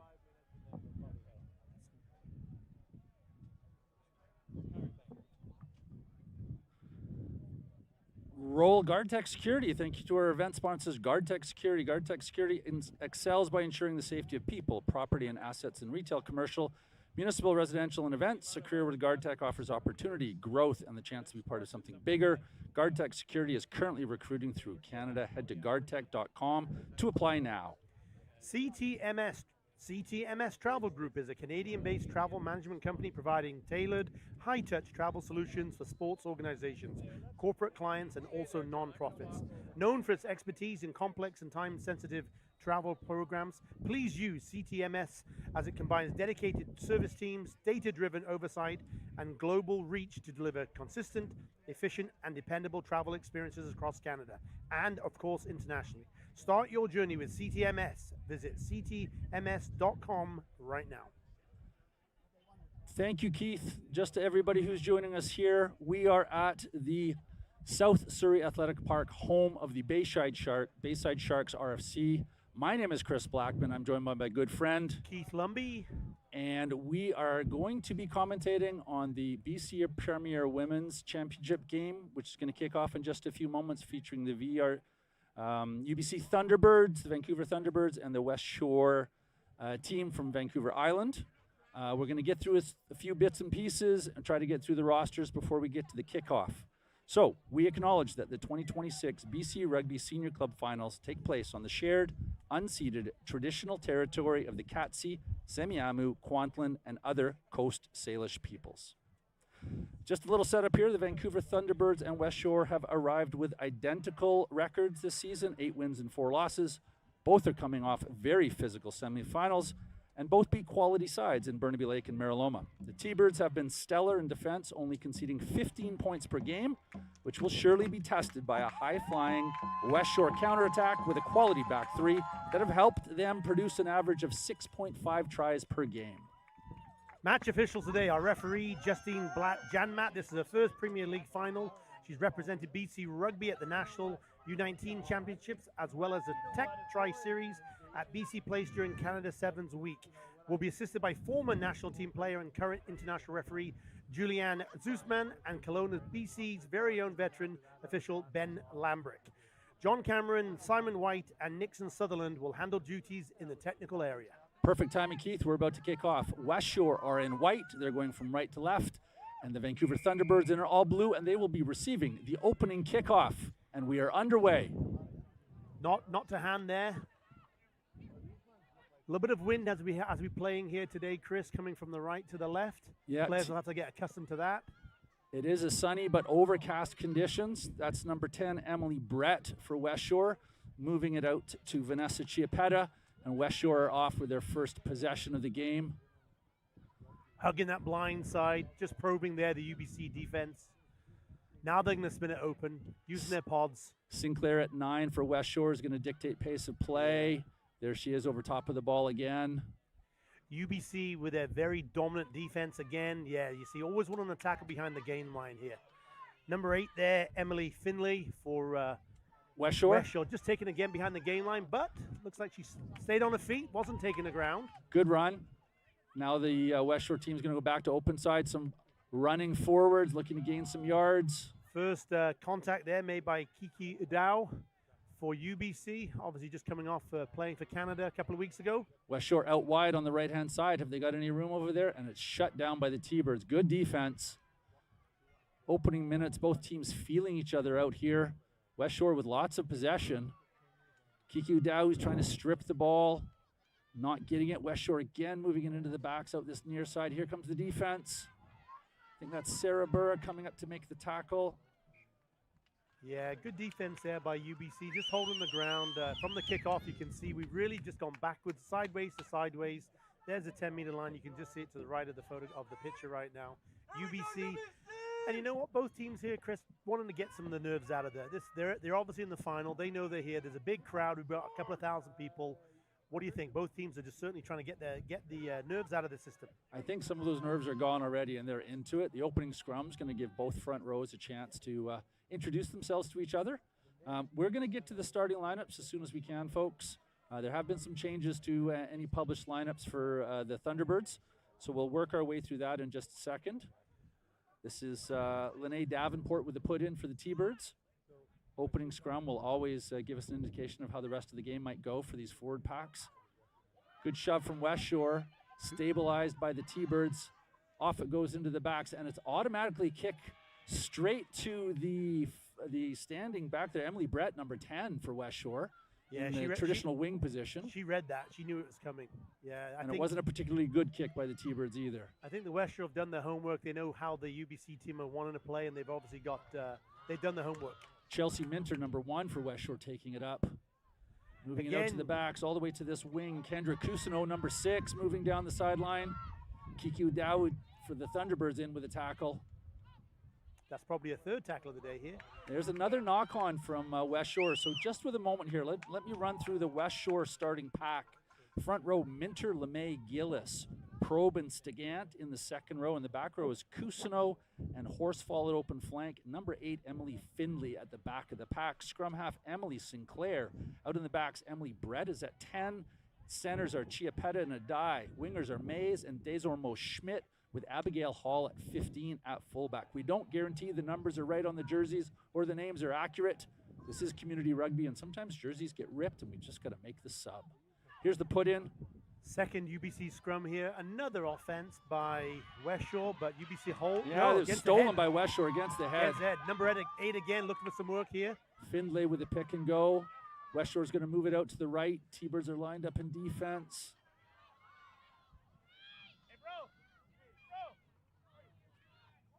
Off to the right-hand side, a bit of flow rugby here. That's big number 5, Shayla Stigant, taking the ball ahead for Westshore. Over to the far side of the pitch. And you can see in the background another rugby game going on. It's the Kelowna Crows and Kamloops doing battle over there in the men's Div 2 championship match. Ball just popped out on the side here, so the UBC player picked it up. It was legal, it was onside. This is the first touch for UBC right now. Thunderbirds looking to get some space. Here's a nice ruck to be set up. Okay, they'll want it quick. It does come quick. It was carried in, so it can't be kicked out directly. Kicked, and it's knocked by Westshore, But so it's still everybody's played. on. Yeah, and it's alive. It's bounces alive. to Westshore. Are they going to go quickly out to the right? They do. To forward, cutting back inside. Still want to probe that far right now. Yeah, However, there's some UBC got some players. They should have this taken down. isolated runners. Looks like it's open. Okay, a little scrappy on the far side there. Looks like Westshore still got the ball. Ruck is formed. Slow play right now. Here comes Westshore, and that's a little knock on off the tip of the fingers. Keith, you want to work through the T-Birds lineup? Absolutely. Wearing number 1, Lucette Pop. Ali Dobson. Hooker today. Wearing number 2, Kiki Idau. Wearing number 3, tight head prop, Katie Stoddart. Wearing number 4, first lock, Anya Prokovic. Number 5, Taya Ashworth, second lock. Blindside flanker, wearing number 6, Kimberly Snow. Wearing number 7, open side, Anna Plata. And coming in at number 8 for the UBC Thunderbirds, Jessie Nax. Just going to give you a quick update on that name for number 6. It's Sinau or Sino. We're not really sure about that, but there is an I in there. So here's the put in from Thunderbirds, Lene Davenport. Offensive scrum. Have they got the stability in the platform? They do. Clearance kick coming. Awkward. It does find touch, but there's no real gain in territory. So Westshore are going to have the put in inside Thunderbirds 22. And we have our first line out. Do you want to move through the back line for T-Birds? Absolutely. We're at number 9, Lene Davenport. Fly half today, Sarah McPherson. Left wing, Katrin Taylor. Inside center, Bella Bavarian. Outside center, a name we've heard a lot, Olivia Sarabura. Right wing, Emily Wang. And fullback, Tia Jordan, wearing number 15. Westshore with possession in the middle of the field, looking to set up a ruck. T-Birds only committing one person to that breakdown. Westshore struggling to get quick ruck ball. Let's see if they get it here. There we go, pops out quickly. Another knock on. Yeah. So that's going to come back. That'll be another UBC scrum. That seems to be the... So we've got 8 minutes gone, Chris, and probably 90% of possession through to Westshore. Probably 5 or 6 knock-ons by Westshore. Only one real form of possession for UBC. I would still say both teams are getting those nerves out of their system. And these two teams have met before twice during the season. UBC clearly with the upper hand in those matches, but the rosters have changed. It's the last game of the year. There have been injuries. You just can't count on those first 2 games of the season to give you an indication of really what's going to happen here today. So scrum still here on UBC's 22. Yeah, referee not happy with how things are set up. So quick blast on the whistle gives a chance to reset things and have a chat with the front rows. So Chris, we've got a beautiful day here just while we're looking. We've got, as I said, 2,000 or 3,000 people. We're out here in Bayside, South Surrey. 18, 19 degrees. Beautiful day for rugby. There's just a little bit of a breeze. Parks and Rec have taken a good care of the field, given it's been used heavily over the past 7 months. A wonderful way to wrap up the season for BC Rugby, for all the supporters, for all the sponsors, for all the fans, match officials. Here comes UBC, a clearance kick coming. That's a much better clearance kick this time. Nice and high. Is it going to bounce? Cleanly taken. That's number 12, Vanessa Chiapetta for Westshore. Good pressure there by UBC. Ball is kept. Possession is still with Westshore. Little stagnant. Looks like, was that a drop kick? No, I think that was Emily Brett, number 10, looking for a 50-22. And is she going to get it? No. T-Birds just gathering just before it goes into touch. Off and running. I think that's the winger on the far side. Yeah. Maybe Katrin Taylor. A bit tough to see numbers from way over here, folks. And they've won the penalty. T-Birds able to secure the ball. Just see who's stepping up for the kick. So it is a penalty. Assuming they did clear to the line. It is going to be UBC's line out. So this will be their first line out. We've only had 2 so far. We're still, a lot of the game is being played so far in the UBC half. So the camera has been focused on the left. And we are really just watching. I would still say, Chris, both teams figuring it all out right now. Yeah, absolutely. Looks like the Westshore defense. There's a couple of short lineouts. There's a couple of forwards hanging out at the backs. T-Birds going to the back of the line out. Good jump, good catch, good take. Nice and clean, but that Yeah, wasn't. awkward throw into the back. And there's an unforced error there. There's a knock on. Yeah. Good pressure coming from the defense from Westshore, causing the T-Birds player to just take her eye off the ball for a second. Okay, so this may be the 7th scrum, but this is actually going to be the Westshore's first attacking scrum. Let's see what they can do. Big blindside, Chris. Yep. Currently, only one player from Westshore is hanging out there. Wonder whether we can see a bit of an 8-9 maybe going on the blind, or actually we're going to try and bring it on the open side here. Yeah, winger on the far side is number 9. Yeah, Westshore's got a number 19 on the field, and we don't have a number 19 on our roster list. So, sorry, Emerald Mays is over there. So she may be supporting Finlay. And no, Westshore's come to the open side. Little delay. There's their number 10 coming in. Cleanly tackled there by Olivia Sarabura for UBC. Kept it upright. Now now the mall's gone to deck. Is Westshore producing it quickly? Yep. And there it is. Finally works its way out. Big number 8 again, Emily Finley. She's having a good day so far. Yeah. Here we go again. Westshore just 5 meters from the line. 5 meters. They've still got possession. They're going. There she goes again. Emily Finley. Coming to Westshore. Forwards have got a hold of it. They're driving straight ahead.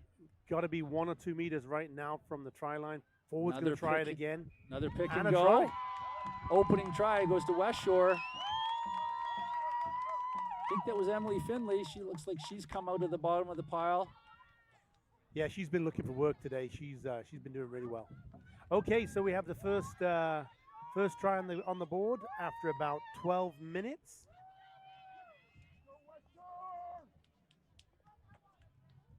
Convert yet to come.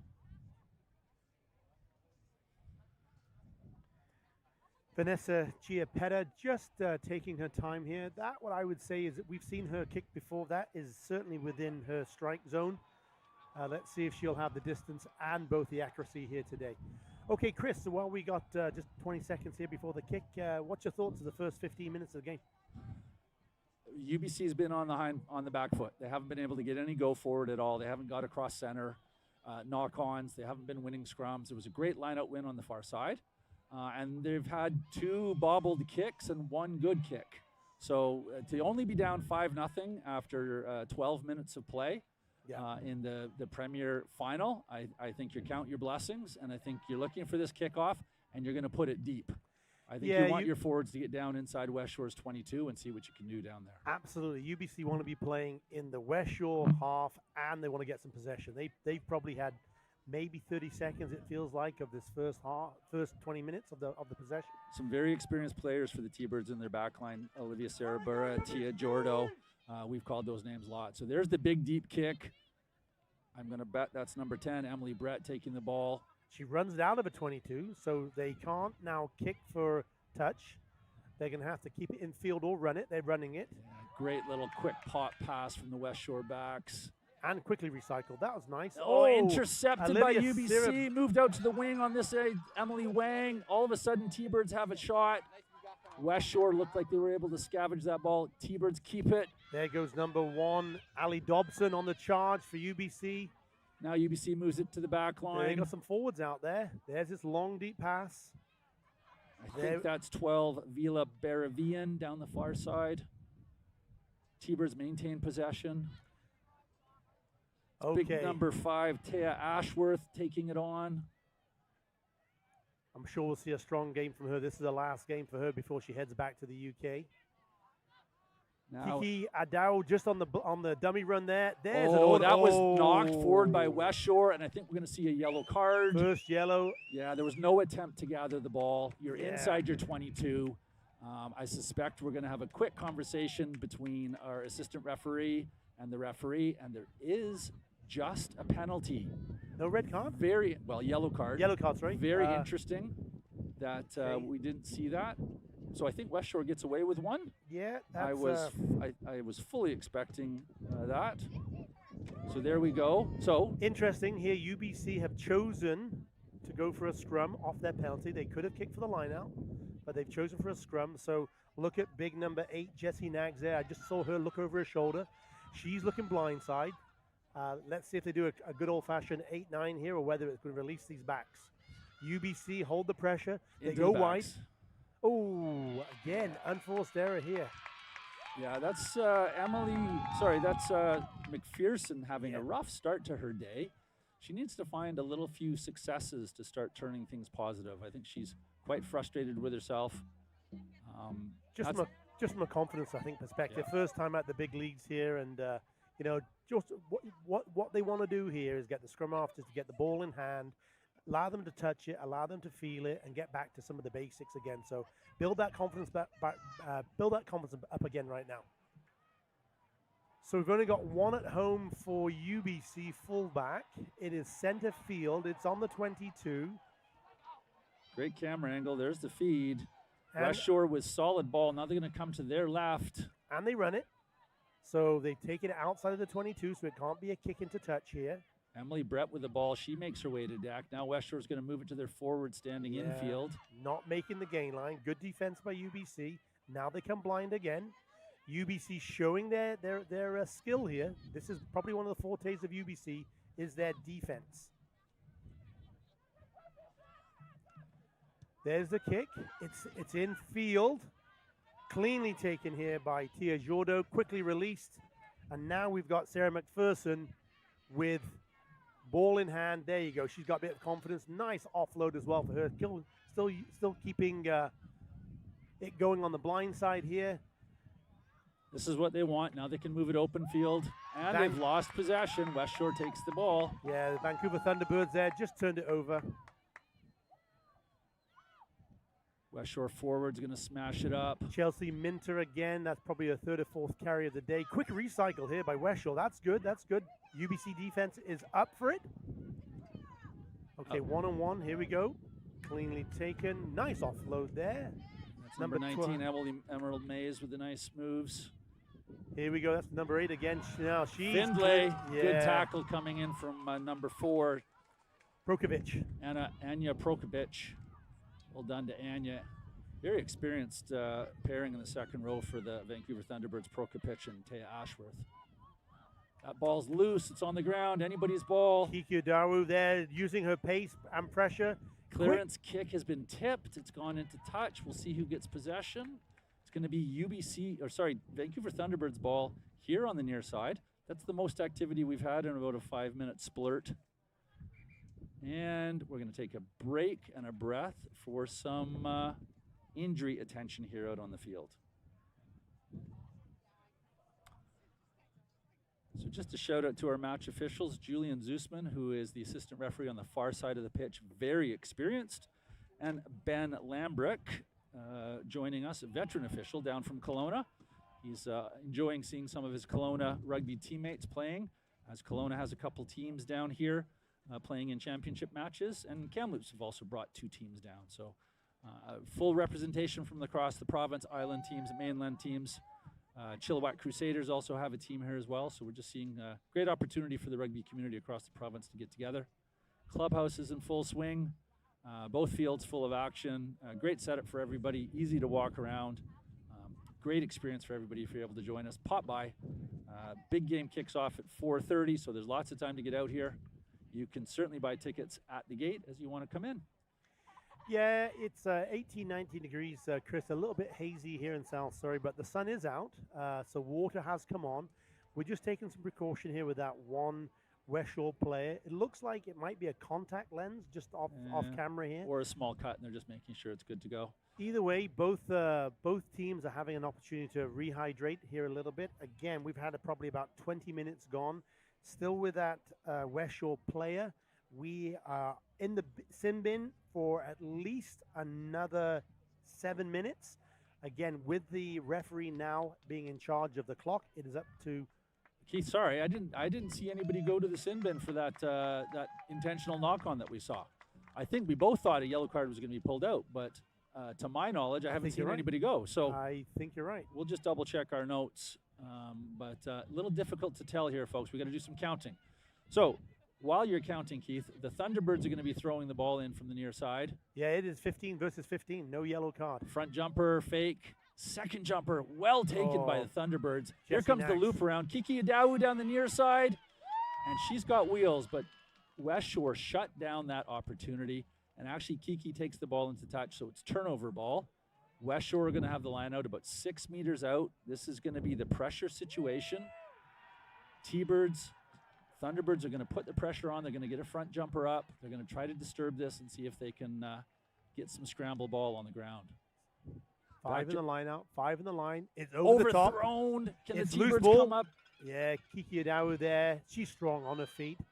So Vancouver Thunderbirds maintaining possession. Yeah, I think Looks Westshore's like turned it now- over. Yeah, just so Now how's Westshore going to get out of their end? Just straight ahead running. Big number 5, Shayla Stigant with a nice run. yeah, got to go low on her. Got to get the legs, get her down. Westshore pushing it out the right side, but that's gone forward. I think that's going to be advantage Thunderbirds on the scrum. And there's another knock on, so we're going to come back. No advantage gained. Thunderbirds are going to have the put in. And this is actually great attacking spot for them. Lineout's way off to one side of the field, so they can put all their backs to this near side. Maybe an opportunity for Sarah McPherson to put something good in play here. Good simple touch of the ball, move it out wide. They've certainly got some strength on this near wing. Emily Wang, big tall winger. Outside center, Olivia Sarabura, and they've brought in their fullback, Tia Jordo. Yeah, I've just seen Tia Jordo and Olivia Sarabura having a conversation. There's something going on in the outside centers here. 8-man pick, 8, 9. Now we're going to move it into the backs. McPherson spots a gap. She's going to go through. T-Birds maintain possession. Now they've got loop around forwards. There's Tia Jordo out to Emily Wang, who cuts back inside. Takes 3 to take it down. Now the T-Birds move it back into the middle of the field. Here are their forwards. Jesse Nags with a good strong run again there. Now this one will swing it wide, but Westshore are up for the challenge. Yeah, McPherson There's a nicely gap. glides through. Is she going to get in under the post? No, Oh, it's knocked knocked on. forward. Much better play by the T-Birds. They're going to be happy, even though they've lost that ball. And now Westshore's got to clear from right on their try line. Kiki Adawu with a great tackle on the far side. Here comes the kick. Pressure is on. Yeah, And Westshore's clears. able to Oh. get the clearance kick. So Maybe 10 meters. Okay, so another now what's nice here, Chris, in the game of rugby, and I'm loving it. First 10 minutes, all we saw was pressure from Westshore. Last 10 minutes, all we're seeing is Vancouver Thunderbirds. Still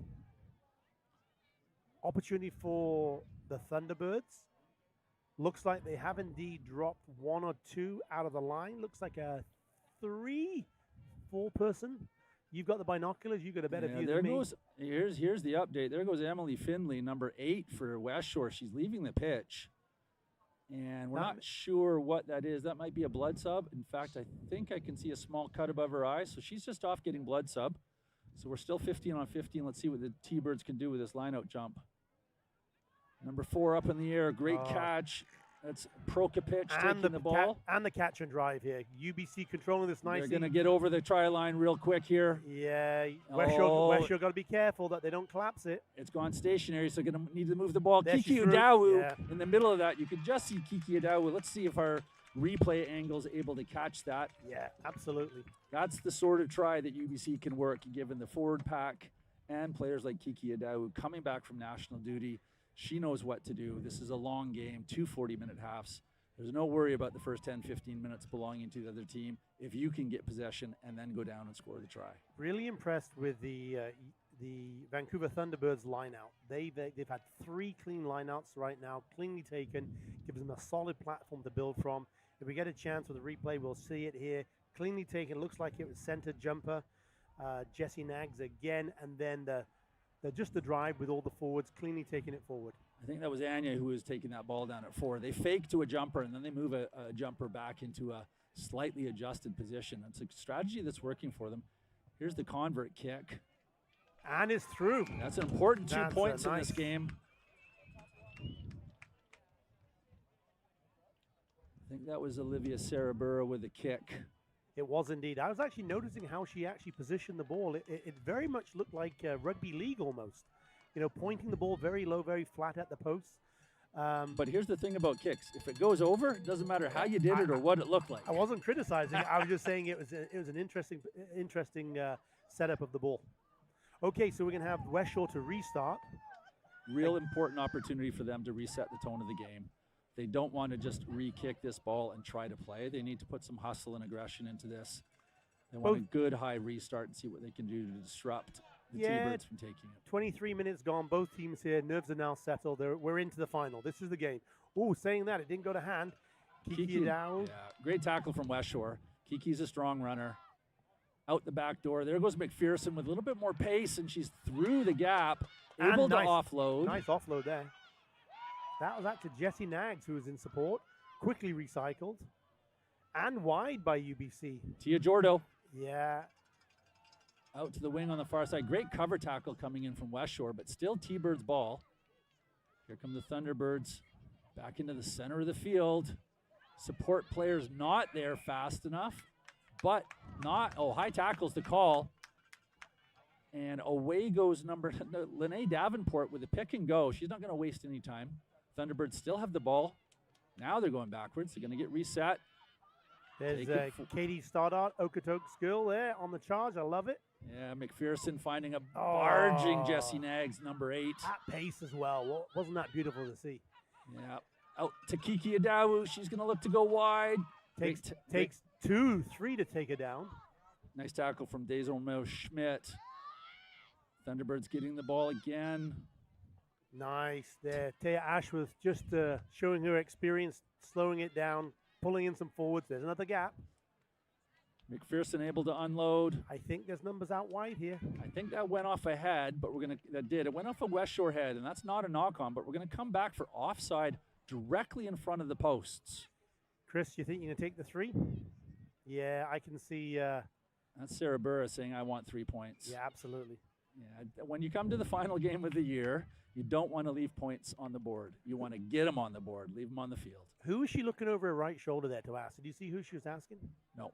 Just wanted to get a feel for what. She obviously wanted to check her confidence and check her thought process, but clearly, you know what, I mean, she's probably done this 1,000 times, either in her dreams or on the field. It's directly in front of the post. It's 15 meters out. Yep. Going through her motions, going through her set routine. A hop, skip, and a jump. Yeah, absolutely. Puts it through. 3 more points. This is a jog back to center that the forwards like to do. This is not a bad jog. When you've put another 3 points on the board, brought the total up to 10-5, a little bit more comfortable, you're going to force Westshore to score a try if they want to tie it. That might be a bit of a confidence shift right there. Westshore does not want to let the next score come from the Thunderbirds. Westshore is going to want to make sure they're the next ones with a try. Looks like it's going to come towards us again. And I can see that number 8, Emily Finlay, heavily taped with a nice white and black tape job around her head, is back on the field. So the bleeding has been stopped for the temporary. And here we go with a restart from Westshore. Deep kick. Cleanly taken by Sarah Burra. She's going to thunder it down this way. Oh. Nicely done by number 10, Emily Brett, stopping it with her foot. Now she's going to counter kick. McPherson back there nicely taking it. She's going to look for Tia Jordo, who's got speed. Now, where is the Westshore defense? Oh, nice little chip over there. A late kick. It stays in bounds, and that's going to be tough for Westshore to handle. Yeah, just got tackled from behind. Yeah, they're getting there, though. Now the straight run, which is what you want. Now they're going to set up their ruck. Thunderbirds with a nice defensive line. Oh, and is it the gap through for Westshore? Nice saving tackle from the Thunderbirds. I think that was prop number 1, Dobson making the tackle. Westshore again getting the hard yards up the middle with the big forwards. Now they're going to go wide. Thunderbirds with another nice tackle. Thunderbirds defense holding firm here. Yeah. Westshore gets another couple of yards. Now they're going to move it into the backs. That ball's gone to deck. Yeah, just forced, I think, there. The pressure with the the Vancouver Thunderbirds come up a little quick.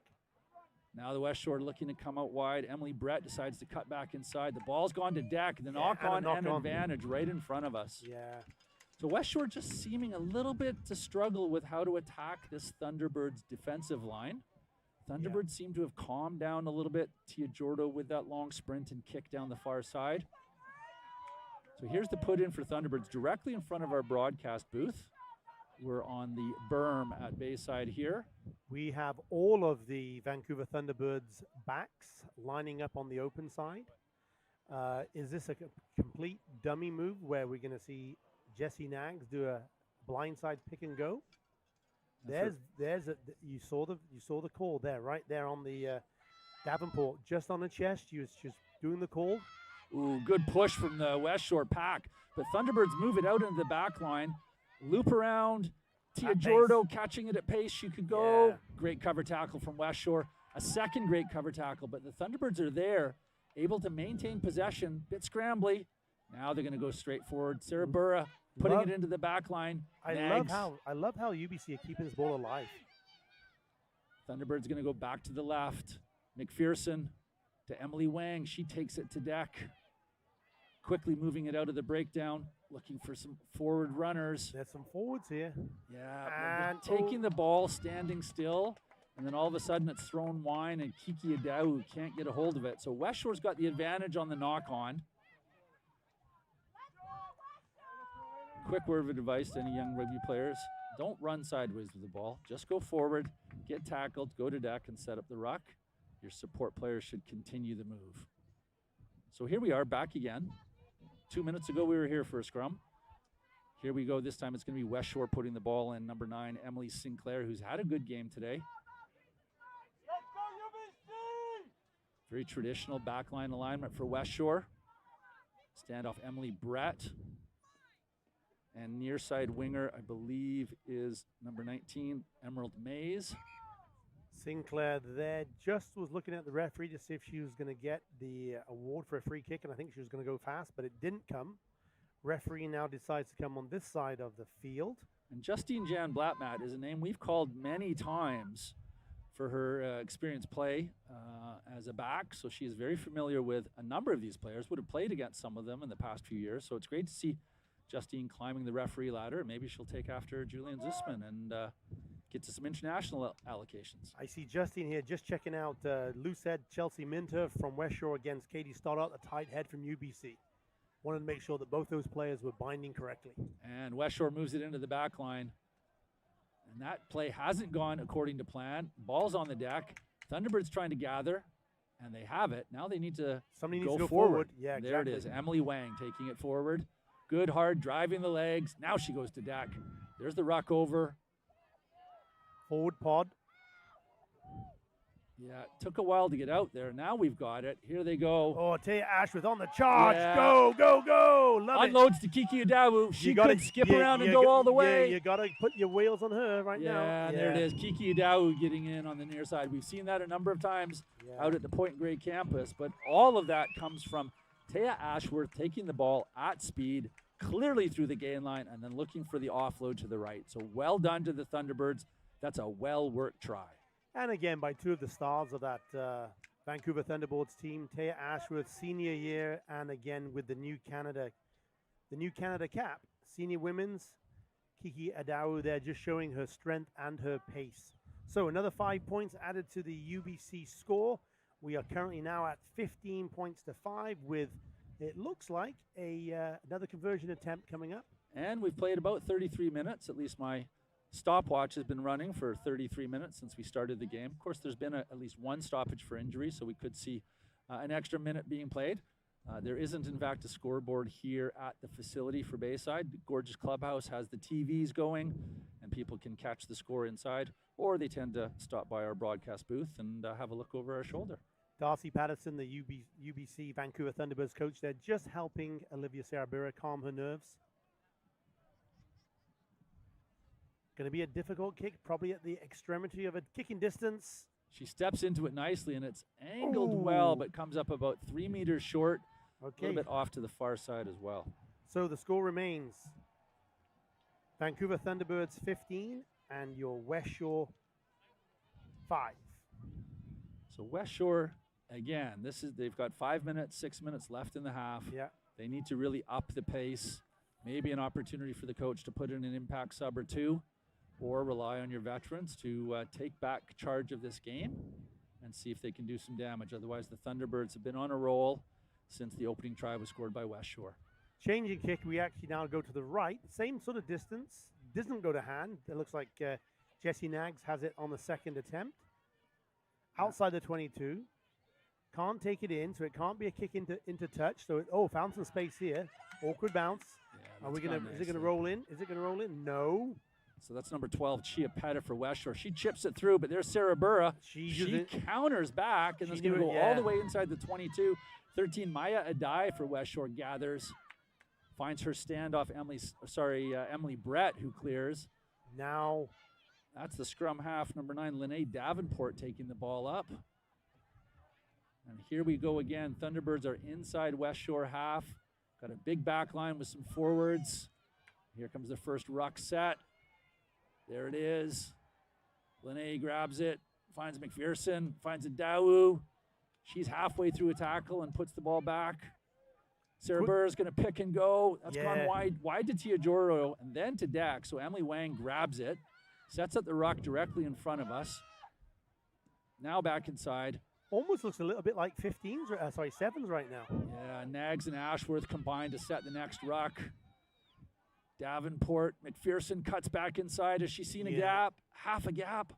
Offloads to Kiki Dawu, gets it out wide. Katie Stoddart just gives it out. Then there's distance out there. There's space. Thunderbirds picking it up on the far side. I think that was Jesse Nags driving forward with it. And they've got advantage. I think that's going to be an offside advantage. Here's the whistle blow. Let's see if McPherson goes for a quick tap and go. I think UBC is going to slow it down. I think this one's going to go into the corner, and it is. Just the last 5 or 6 minutes, Chris, what I'm noticing is the pace of the Vancouver Thunderbirds in terms of keeping the momentum going. I think the Westshore team are just getting a little bit caught off guard here. They're struggling. Certainly a little bit humid here in South Surrey. They're struggling to keep up with this Vancouver Thunderbirds pace of play that they've come to play. Been a while since we've had a line out. So Thunderbirds have the line out on the far side of the field. Kiki Dawu throwing the ball in. Shortened line out for UBC. Got a couple of jumper options. Up front they go. Cleanly taken. There's the driving maul. Well put together. Look at that. I want to be careful here, West. You don't get caught for collapsing. Kiki Dawu at the back. She's controlling things. Now they're going to release the backs. Yeah. And the bobbled ball, McPherson again, not having a fun day out there. There's a halftime talk that she's going to need from the coaches to restore some confidence. Westshore inside their 22 with a put in at the next scrum. So, entertaining rugby, 15 points to 5. How many minutes we got to go here, Chris? I think we're into the last 4 or 5 minutes of play. Just as they're getting set up, a shout out to the Bayside RFC, who clearly have taken on the monumental task of helping to host 7 rugby games in one day. The clubhouse is in full swing, and I'm sure most of the membership are out here doing what they can. So big props to the Bayside Sharks RFC. Westshore puts the ball in. Nice stable scrum. Eventually comes out the back. It's going to be a pick and go to the right-hand side. Thunderbirds stop it. Another pick and go for Westshore. It's where they've had success. If I would have been Westshore, I probably would have tried to get some clearance out of here right now. You're not going to really want to run it 4 or 5 minutes to go the length of the field. You want to start playing again back in the UBC half. So here we go. Can't be kicked straight into touch because it was taken in. Referees. It is. Most referees know that. They just had a quick chat about that, and back they went. So when you move the ball back inside your own 22 and then you go for the clearance kick and it goes straight into touch, you don't get the field advantage. You're going to lose possession, and the ball comes back to a line directly across from where you kicked the ball. So that's why we're looking at the Thunderbirds putting the ball in, Kiki Dawu on the far side throwing it in. Well, you can just hear a little bit of the wind here on the microphone, so I think the wind is just coming up here in the afternoon. Maybe the reason for that ball not going straight. Yeah, we just saw the ball not going straight. You just look at the yellow, the medical tent on the far side there, Chris. You can just see it starting to move a little bit in the wind. This is different from the beginning of the game. Wind has picked up for sure. Let's see if both teams can adapt to that. Those long line-out throws are always difficult, no matter who's throwing the ball in at whatever level. When you're trying to throw it 20 to 25 meters right to the back of that line-out, you've got to be really accurate. So here we go with the put in at the scrum. Westshore number 9, Emily Sinclair putting the ball in. Just noticing Mr. Nags sitting to our right, former national team player.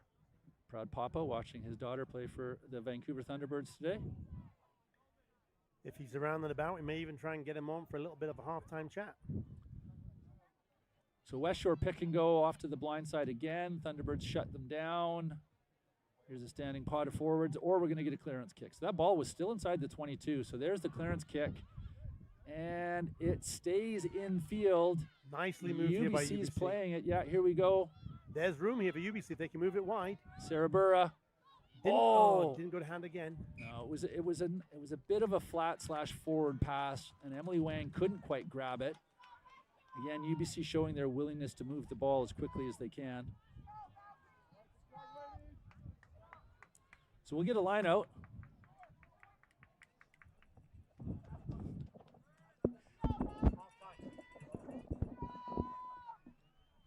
Okay, so we got, and again, UBC here. Vancouver Thunderbirds, Jesse Nag at the back. Nags might want this ball if we can get the steal against the head. Westshore is going to put it in. Sinclair here, just looking, having a chat with Emily Brett, her fly half. They've had a good combination today. They've been well connected. It's been after that they haven't had the success they've really wanted. That collapses at the front right away. Penalty awarded to Westshore, and away they go. Referee's whistle was hard and straight. That's number Emily Finley without her white. Tape job on her head. Obviously came off somewhere along the line. Here we go. Now Westshore decides to they've got some pace. speed. That's Maya Adai, number 13.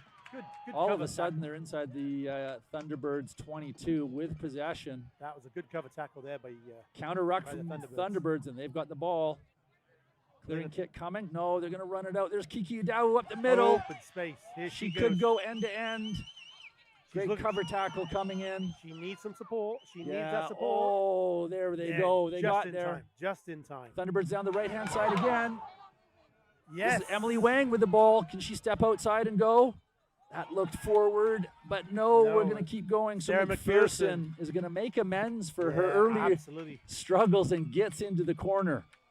Great play from UBC from one corner of the pitch, deep inside their 22 and struggling. They turn the ball over and move it all the way down to get another major on the board. 5 more points to the Thunderbirds, 2 to come. Westshore just doesn't have an answer for them right now. Looks like we're really close to the end of the half. And that's a statement play from the Thunderbirds to get that try after being inside their 22 to wrap up the half. 13 Sarah Burra on the near side. Right down against the fence line. Our camera angle catching mostly spectators. But you can see her just here. I think we've also seen an indication from the referee that the half is over. So we've got some halftime bits and pieces we're going to have to get through before we get to some analysis. So let's just watch the convert from Sarah Burra and get ourselves a little bit organized for some of this. Hop, skip, and a jump. Not quite, but that's okay. Way out wide. I think she knows she's going to get a bit of a break, but I think we are going to restart play. So there's going to be perhaps a minute to go, or maybe there's one more restart, and back we go. Interesting now how this Westshore team, slowly coming to the kickoff. You know, you're down 20 points to 5. 4 tries scored against you after you got the first try. They're just coming to that halfway line a little slow. Maybe they're looking for the halftime break to get reorganized and get reset for this second half so they can come back at the Vancouver Thunderbirds. They really need to do that. They really need to just wipe the slate clean and go back at it and start this game just like they started the first half. There's the quick kick into touch. Jesse Nags, I believe, knew that that was the last kick or the last play of the game and therefore uses her experience, kicks it in, and we're going to halftime, Chris. So just in terms of run of play, we'll keep an eye on the monitor, Keith, in case our graphics come up. But just in terms of run of play, clearly it opened with 10 minutes for Westshore. They had the dominant forward foot. They were going. And UBC really didn't have an answer, and yet they managed to keep them out and only let in the first 5 points. Then the Thunderbirds were able to turn it around, and you saw their forwards taking it on. You saw them hit it at pace. You see some of their veteran players, Adau and Nags, making an impact. McPherson struggled in the first half, several knock-ons, not looking well, and then redeems herself right at the end with a try in the corner. So a very opposite start to the game. The first 10 minutes were Westshore, and then the next 35 minutes belonged to the Thunderbirds. Yeah, I would also say that we are at the BC Finals. No matter how experienced you are, whatever level you played at or you're playing at, this is a big game. You know, there were a lot of nerves, I'm sure. Both teams obviously came on the bus. They came prepared. They've been mentally getting themselves ready for this game. And you know what? You're on a new field. You're playing a team that you won't know you're playing until last week. And you got to get your head into the game with that. This is the last game of the season. It's going to be all or nothing. And I think both teams just took a little bit of time to start off with to really get into the swing of things. When the UBC team did, after that first 10 or 15 minutes, take the pressure, the Vancouver Thunderbirds took the pressure from Westshore and only conceded 5 points. From there, it's really been a one-story, one-line approach. UBC, their pace, their defense, their skillful players stepping up. Kiki Yadau, Jesse Nags, some great running between both of them. You know what? Right now, it's a bit of a clinic by UBC for the last 20 minutes. Let's see if the Vancouver Thunderbirds. Let's see if the Westshore team can regroup at the second half and come back out strong again. Thanks, Keith. So just a chance, BC Rugby thanks all our partners and sponsors for their continued effort and support to help grow rugby in British Columbia. Thank you to our senior club final sponsors, GuardTech Security, Red Rhino Rentals, Discover Surrey, Triple O's, CTMS Travel Group, and We Film Events for allowing us to be here today. Thank you to our trusted partners, O'Neill Sportswear, Gilbert Rugby Canada, Harbour Air, Traxx and the Dilawri Group, and Jumpstart for their support. BC Rugby recognizes the financial support from the Government of British Columbia and viaSport. And BC Rugby thanks the Bayside Sharks RFC. Yeah, so we've got both teams here deciding to just basically stay on the field. They're not going off into the try area. They're both staying on the field. I noticed the Vancouver Thunderbirds, it looks like they've broken out into forwards and backs, so they're going to have some opportunity to reflect on that first half.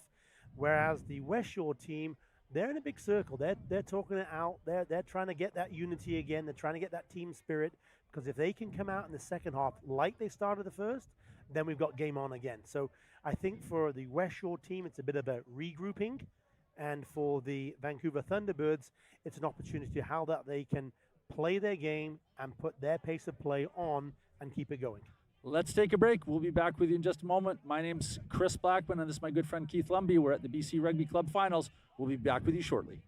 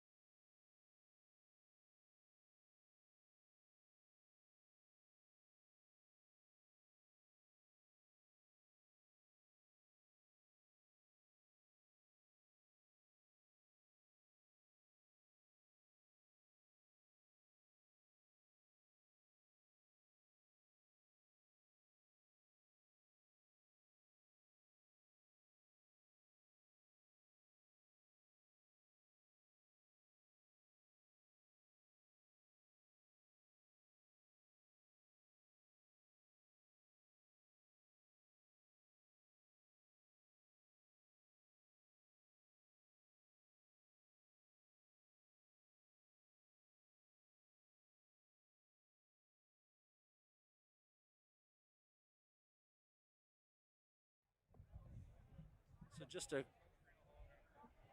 quick opportunity here, folks. We've got a couple of ex-international players with us here, both with daughters playing in the game today. So happy to have a couple questions with Winston Stanley, and then we'll have a quick couple of questions with Ed next. So Winston, what's your take on the day today? It's fantastic. I've seen nothing but positive rugby, and yeah, it's very enjoyable. Whoever set this up has done a great job. Excellent, and obviously you're proud to see your daughter playing out here today. More than proud, yeah. It's beautiful. It's really nice to watch not only her play, because she hasn't played yet. We'll see that, but the level of rugby here for the women is just increased probably tenfold since I was playing. I've watched the men before this, and they've leveled up a little bit, but not as much as the women. So it's really enjoyable to watch. Excellent. And your daughter's plans for more rugby in the future? Is she looking at overseas contracts, which a lot of the national team players are able to get? Is that something that she's hoping for? I'm sure it is. Yeah, she's only in the first year, so she's probably got a few years to go before that's even a thought. But she just loves the environment. UBC's been great for her. So fantastic. Yeah. We'll just ask you to pass the headset over to Ed. No problem. Thank you very much. Winston and I go back many years. It's been fun to watch him playing for BC, having a good time, and of course to be able to see his daughter stepping onto the pitch, hopefully in the second half. And then we turn our attention to Ed Nags, who's about 6 inches taller and about 30 pounds heavier. Many years ago played on the national team, but also has a daughter playing in the game. So you happen to be sitting right next to us, Ed, and just your thought on the day. Oh, I mean, beautiful day for rugby. What can we say anymore? Well, we're going to get you to say a little bit more. What's your take on how the game's going? I mean, clearly the Thunderbirds are having the run of play, and Westshore's got to find a new way to get there. Having played Westshore in the quarterfinal, I know what they can do, and the second half is still anybody's game, and we saw that in the quarterfinal. Unfortunately for us, we didn't make it through, but it'll be really good to see what the Thunderbirds do defensively to stop that. Fantastic. Well, listen, thank you very much for both of you coming by. Winston, we'll let you go. And Ed, thank you again. I know we'll see you around at future games, and maybe we'll get you back on the interview. So thank you for taking time out. We'll let you go back and join your family. Indeed. Looking forward to it. Thanks.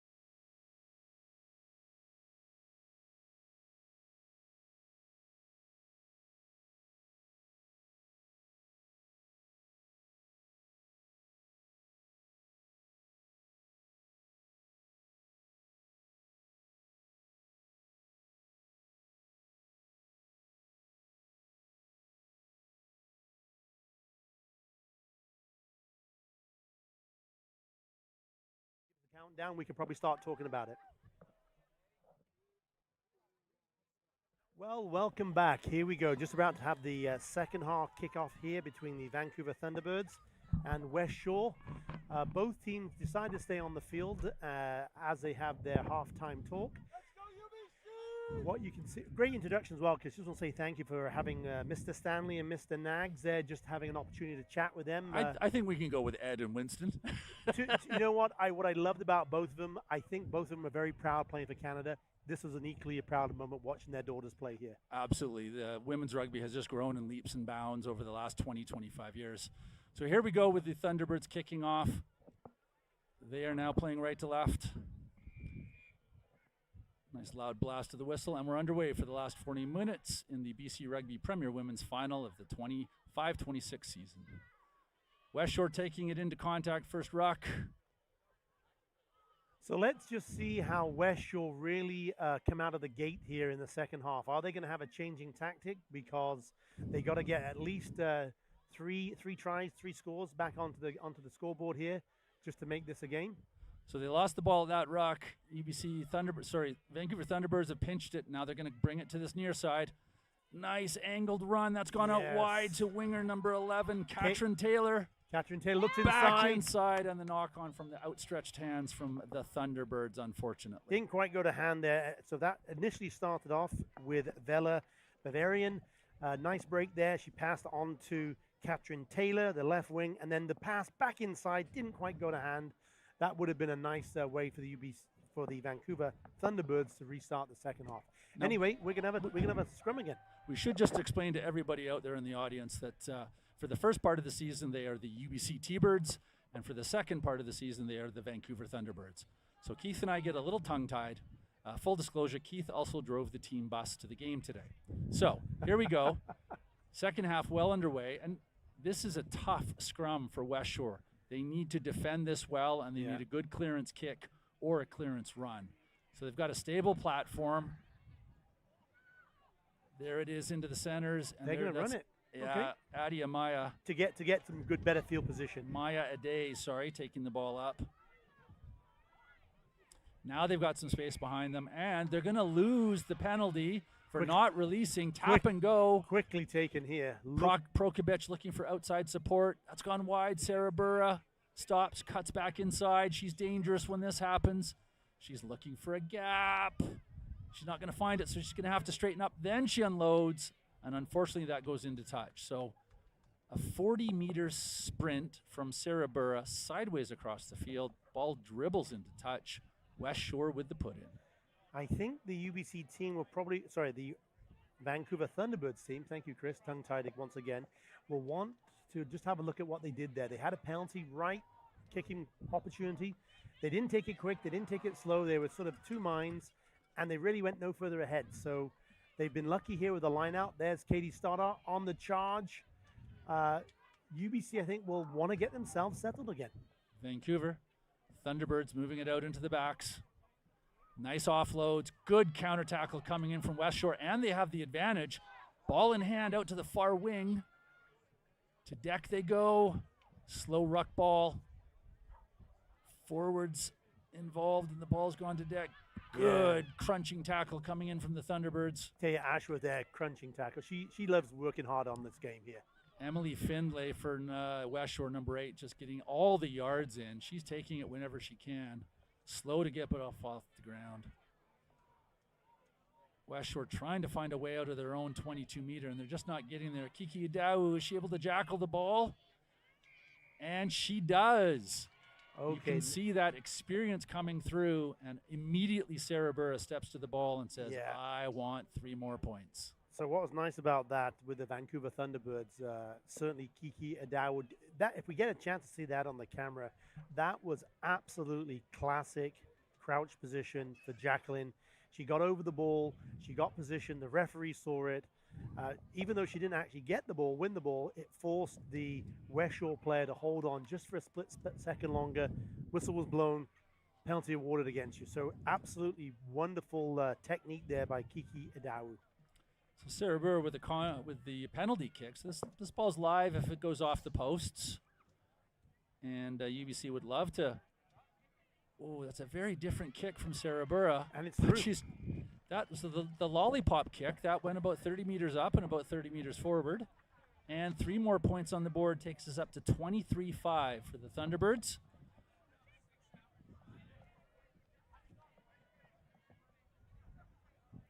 Yeah, I like how you said that, Chris. It's an unusual kicking lineup that Olivia Sarah Burra has, but it works.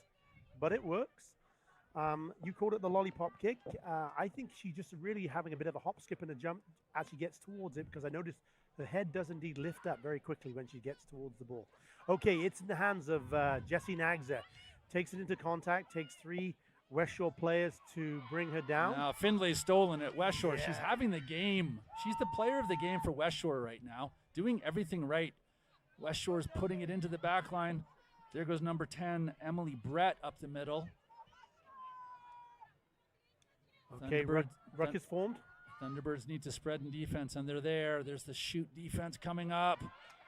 That's a great break from Westshore. I think that's their number 8. Sorry, their number 3 with a big run. I think that was Sierra Gillis on the run. Bobbled out, open play. Thunderbirds now have it. They're going wide down the far side. Oh, didn't go to hand again. Just take a quick second here to notice that the game on the far field has ended. And we'll look to get a report from the Kelowna Crows Kamloops game as to who the winner was. So referee just going to blow, I think, a little here. We have a player just down off camera. So Chris, let's just certainly start. We're back into the second half. 7 or 8 minutes gone. We're at both ends of the field. We've seen already a try and a conversion by the Vancouver Thunderbirds. Any thoughts on this first part of the second half? Perhaps a slower start than the Thunderbirds would have wanted, but they've put another 7 points on the board, and there's the reassurance that comes with having that lead. and the knowledge that you've got a bench and some players with experience that you can bring onto the field. So, you know, Sarah Fong's played a whole bunch of games for the UBC program, for the Thunderbirds program, and they can bring her on, and there's others. So I think UBC is sitting pretty, and I think Westshore needs to take advantage of every opportunity. And they're looking at one right now. Even though they don't have the put in at the ball, even though they don't have the put in at the scrum, they need to find positives out of this. Actually, they will have the put in at the scrum. So this is a nice attacking scrum. They've got a full back line out wide. And if I'm betting money, Maya Adai in the middle of the field, if she can step left and step right, they could get a break. Every time she's had the ball, she looks very, very good. Ball in hand today. Really have been impressed with her. I just don't think she's had the ball enough, quite frankly, Chris. Yep.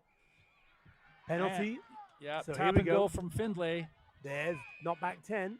Yeah. And Findlay's going to go again and be told, no, you need to tap it on the spot, and a yellow card coming. Yeah, it's a Jesse Nags. Or is it number 5, Taya Ashworth? I think that's Taya. So unfortunately, with that penalty was called at the scrum, Taya just went for the immediate tackle. That is number 5, Taya Ashworth. Taya went for the immediate tackle, and she needed to retreat 10. They were inside the 22. It's a Premier League final, so that's going to result in the yellow card. So we do have a yellow card, first of the game. Yeah,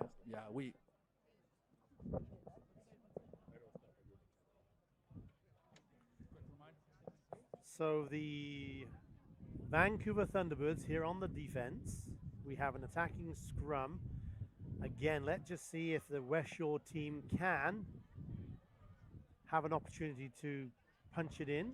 And I don't think we've seen any subs. I don't think we've seen any subs. So those are two front rows that have been playing against each other all game. Thunderbirds are going to want to keep this up. Westshore is going to want to drive. They're set, and that's instantly gone down.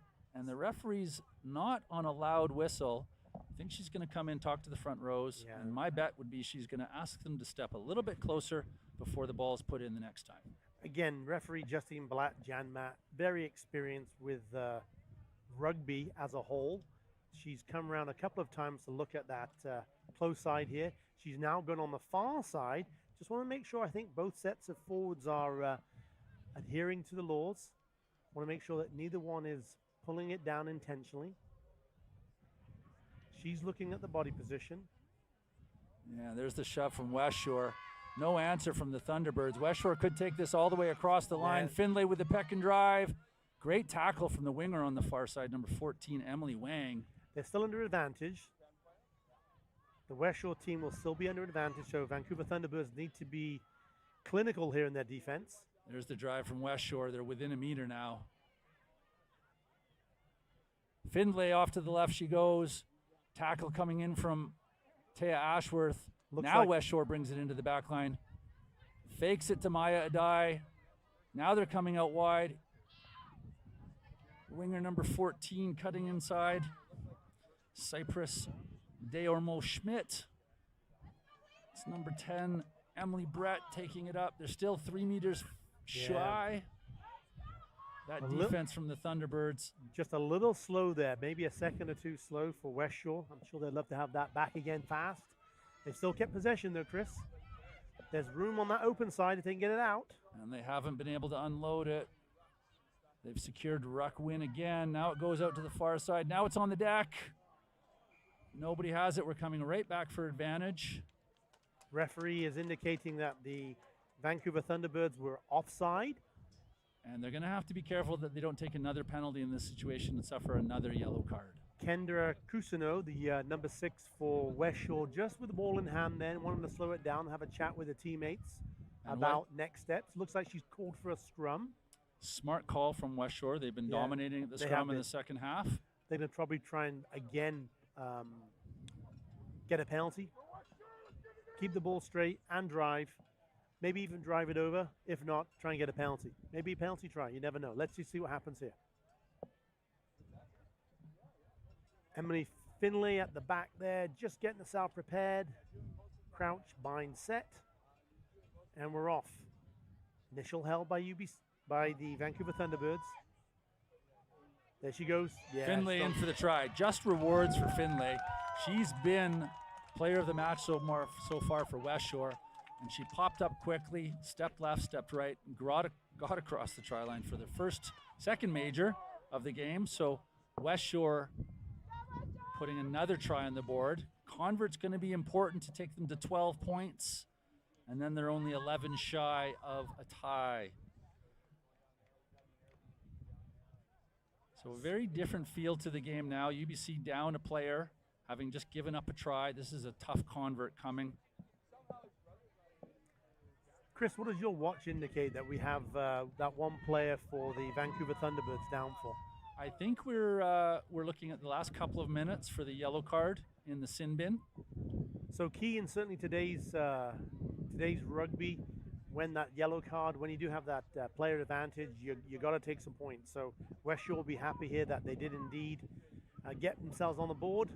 It's a good Convert kick. Has it got the legs? Oh, it certainly had the distance, and it bounces back infield off the upright. So score remains Westshore 10, Vancouver Thunderbirds 23.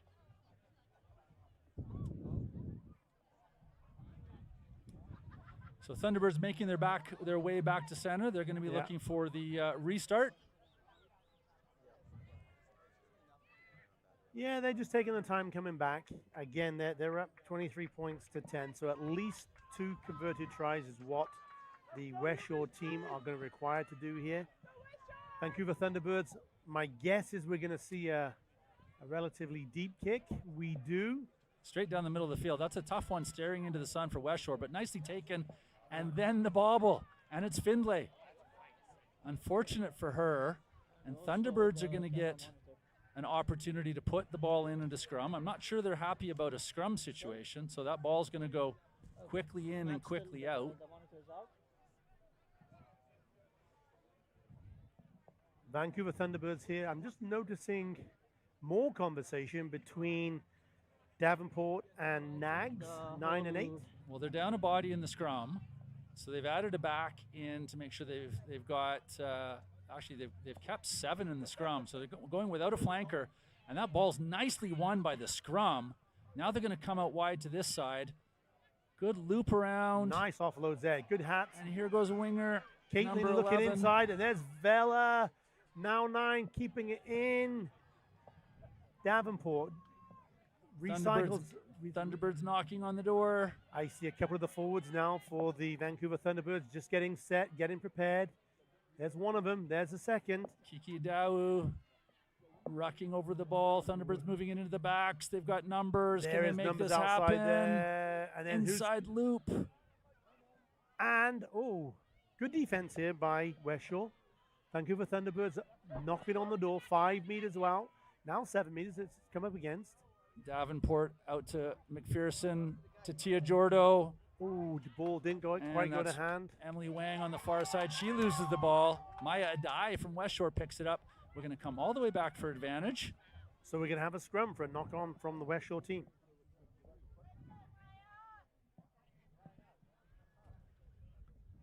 Just dealing with some technical challenges here in the broadcast booth. I can still see that the Vancouver Thunderbirds player is still sitting, as I like to call it, the naughty chair. So if you're a Vancouver Thunderbirds player right now, you probably just want to slow it down a little bit without actually causing a penalty, but just walking to those scrums, Chris. There's some strategic lack of effort being put in at certain places, but it needs to be done properly. You don't want to make it anything that gathers the attention of the referee. So here we go with another scrum on the far side of the field. It is Vancouver Thunderbirds ball. Again, still down a player. The blue Vancouver Thunderbirds down a forward.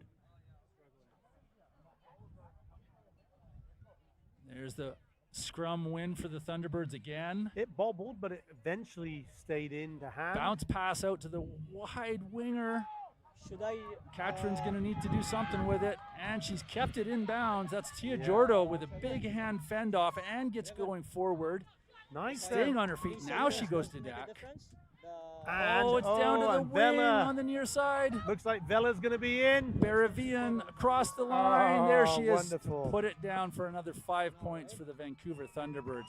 Working their way from magic from this near side disaster that nearly took them off. And they've turned it into another 5 points on the board. Great little finish there by Vela Baravian. I've seen her come through the Vancouver Thunderbirds program. Broken into this premier team this year, and wonderful finish there. I'm sure she's remember that and love to see that back on the camera time and time again. Great 5 points for her.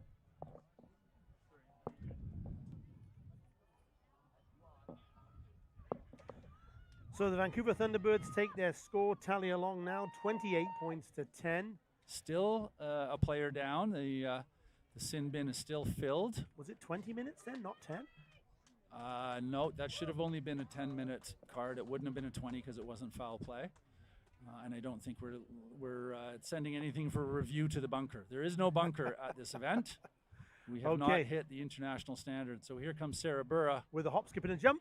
And, just pulls it wide. She had the distance. Yeah. Just pulled it wide. The score is still Vancouver Thunderbirds 28, Westshore 10.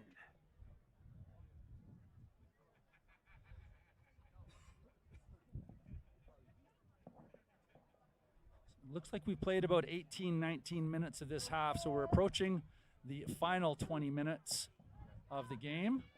Just see our tech zone referees and Thunderbirds have their player back on the pitch.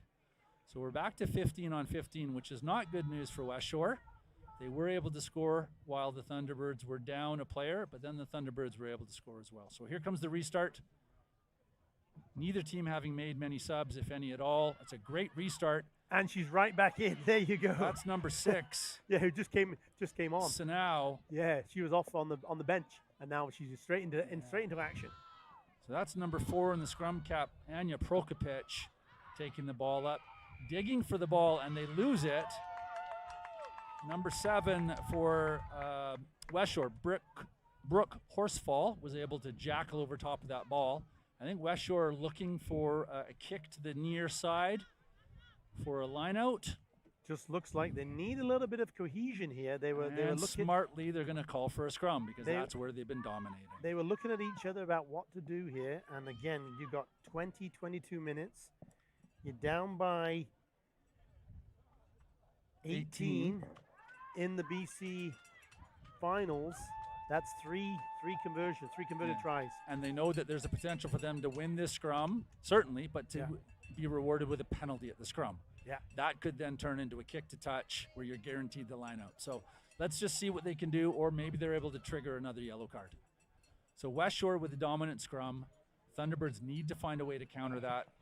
Maybe they're going to have to turn to subs from the bench. Yeah, we actually haven't seen either team yet go to the bench and bring on any extra players yet, Chris. Solid platform for Westshore. Off to the left they go. Nice pace there by that Westshore player. Yeah, number 10, Emily Brett taking it up. Unable to find a way to get the ball to Maya Adai. Yeah, a little slow there. Vancouver Thunderbirds had a chance to regroup themselves. Just look at the defense of this Vancouver Thunderbirds team. They're well drilled. How quickly they form that straight line makes it really difficult for any team to punch through. Yeah, there's the Thunderbirds player with the jackal. jackal. Yeah. That's Tia Jordo, number 15. Counter here. Kiki Adawu is still with possession, but her arms are trapped. And we're going to come back for the not releasing penalty. So Thunderbirds ball, they're going to slow it down.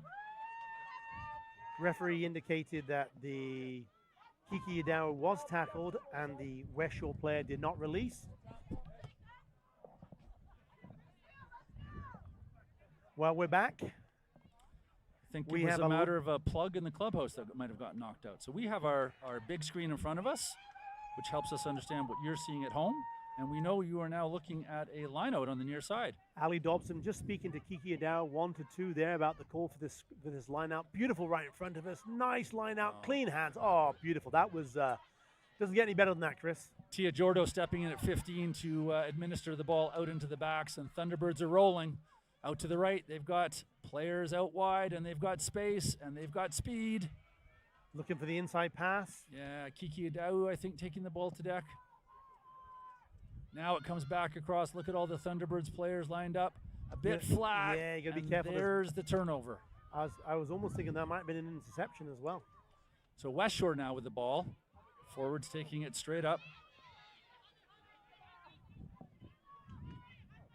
Good defense here by the Thunderbirds team. Just slowing it down. And there's the not releasing. Offside call. You could just see the referee make the indication with the 2 slashing motions of the arms. So at this stage, Westshore are going to look to put it into touch on this near side and have their line out. And that's a good kick. We're going to have another line out right in front of us. About 17 minutes to go, Chris. So you got to think that this Westshore team, they're going to start throwing caution to the wind. They got to dig deep, get the air back into their lungs, get the pace up. They want to score 3 tries. It's a 3-point game. 3-try game right now. The Vancouver Thunderbirds want us to try and slow it down. So a bit of game management from them as well, if they can adopt. Westshore lineup coming to the front. Oh, nicely stolen. taken there. Kiki Dao ends up with the ball in hand. She's off on a run. Looks for the offload, wasn't quite there. Managed to eventually get it. Now the backs have got hands, much better hands than in the first half. That's Wang down the far side. Emily Wang keeps it in bounds. Look how quickly the Vancouver Thunderbirds team are recycling. Really impressed here. The pace of play that they're playing with, Chris. Thunderbirds over top of the ball. Oh, Kiki Dao drops it. Westshore picks it up, and Westshore drops it. I think this ball's still live. I don't know that it was. There's the advantage being played. So there's the knock on from Westshore. We're going to come back for a Thunderbirds. Just use the word Thunderbirds. Don't go bigger or better than that. Thunderbirds. Here we go. Thunderbirds going to have the put in. Now they're not doing very well at the scrums in the second half. So Thunderbirds right now, you got to think you start to play a bit of game management. Just noticing Tia Jordo has the ball in hand, and she is now playing at the number 9 position, which I think means Lene Davenport has left the game. And we have somebody else in the back line for the Thunderbirds. That's Chloe Bong wearing 23, playing fullback for the Thunderbirds. There we go. So that's the update.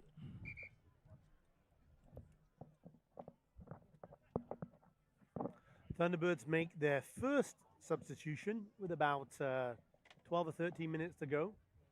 Bringing on some fresh legs. Just wondering if the coaching team for the Thunderbirds are going to bring on any of the forwards. It's been a tough day for these forwards out here.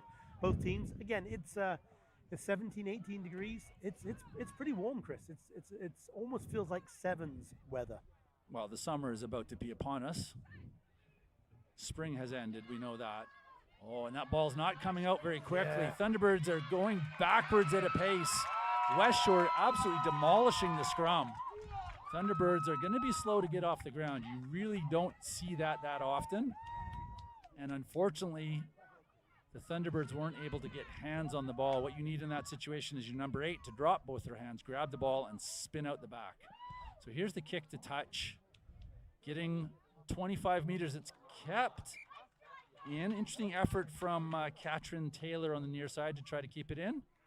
I think the referee assistant referee just indicating you are able to tap it back in, but you actually have to start from inside the field. She was actually out of the field of play. So here comes some subs for UBC. Just seeing number 1, Dobson, leaving the pitch. And new player joining, of course, with their back to us. We're not quite sure who that is. Westshore line out, shortened. Middle jumper going front jumper. Now they fake that. They're going to go to the back jumper. Good high boost, clean win, taken to the deck. They're getting it out to the backs. I think that's number 12, Vanessa Chiapetta, who's been taken to the ground. Posts it back, advantage being played to Westshore. And there's no advantage being gained for offside. Yeah.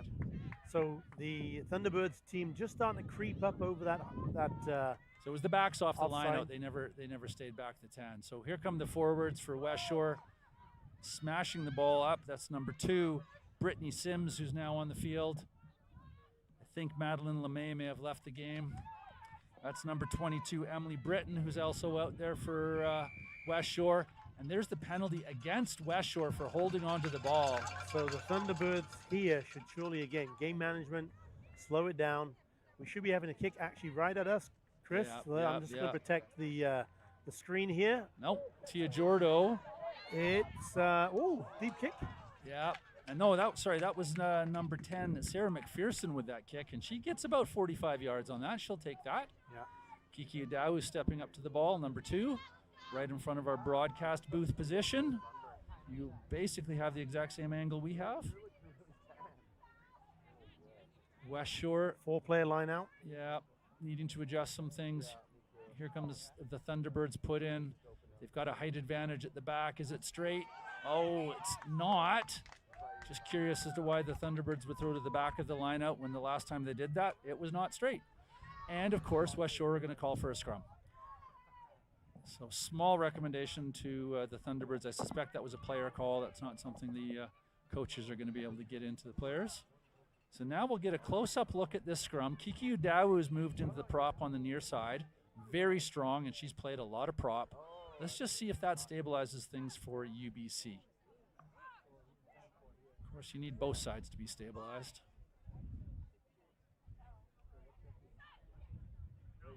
And that's a much better platform for UBC. Bit of a shove coming on for Westshore. And away they go. Yeah, Caddy Stoddart, number 3 for UBC, getting bent up. Katie. Yeah. So Westshore with the ball in hand down the far side of the field. Here comes quick ruck ball. Your Thunderbirds, again, strong defense. That has been the hallmark of the day. Now they're coming up for pressure defense. 2 in that tackle.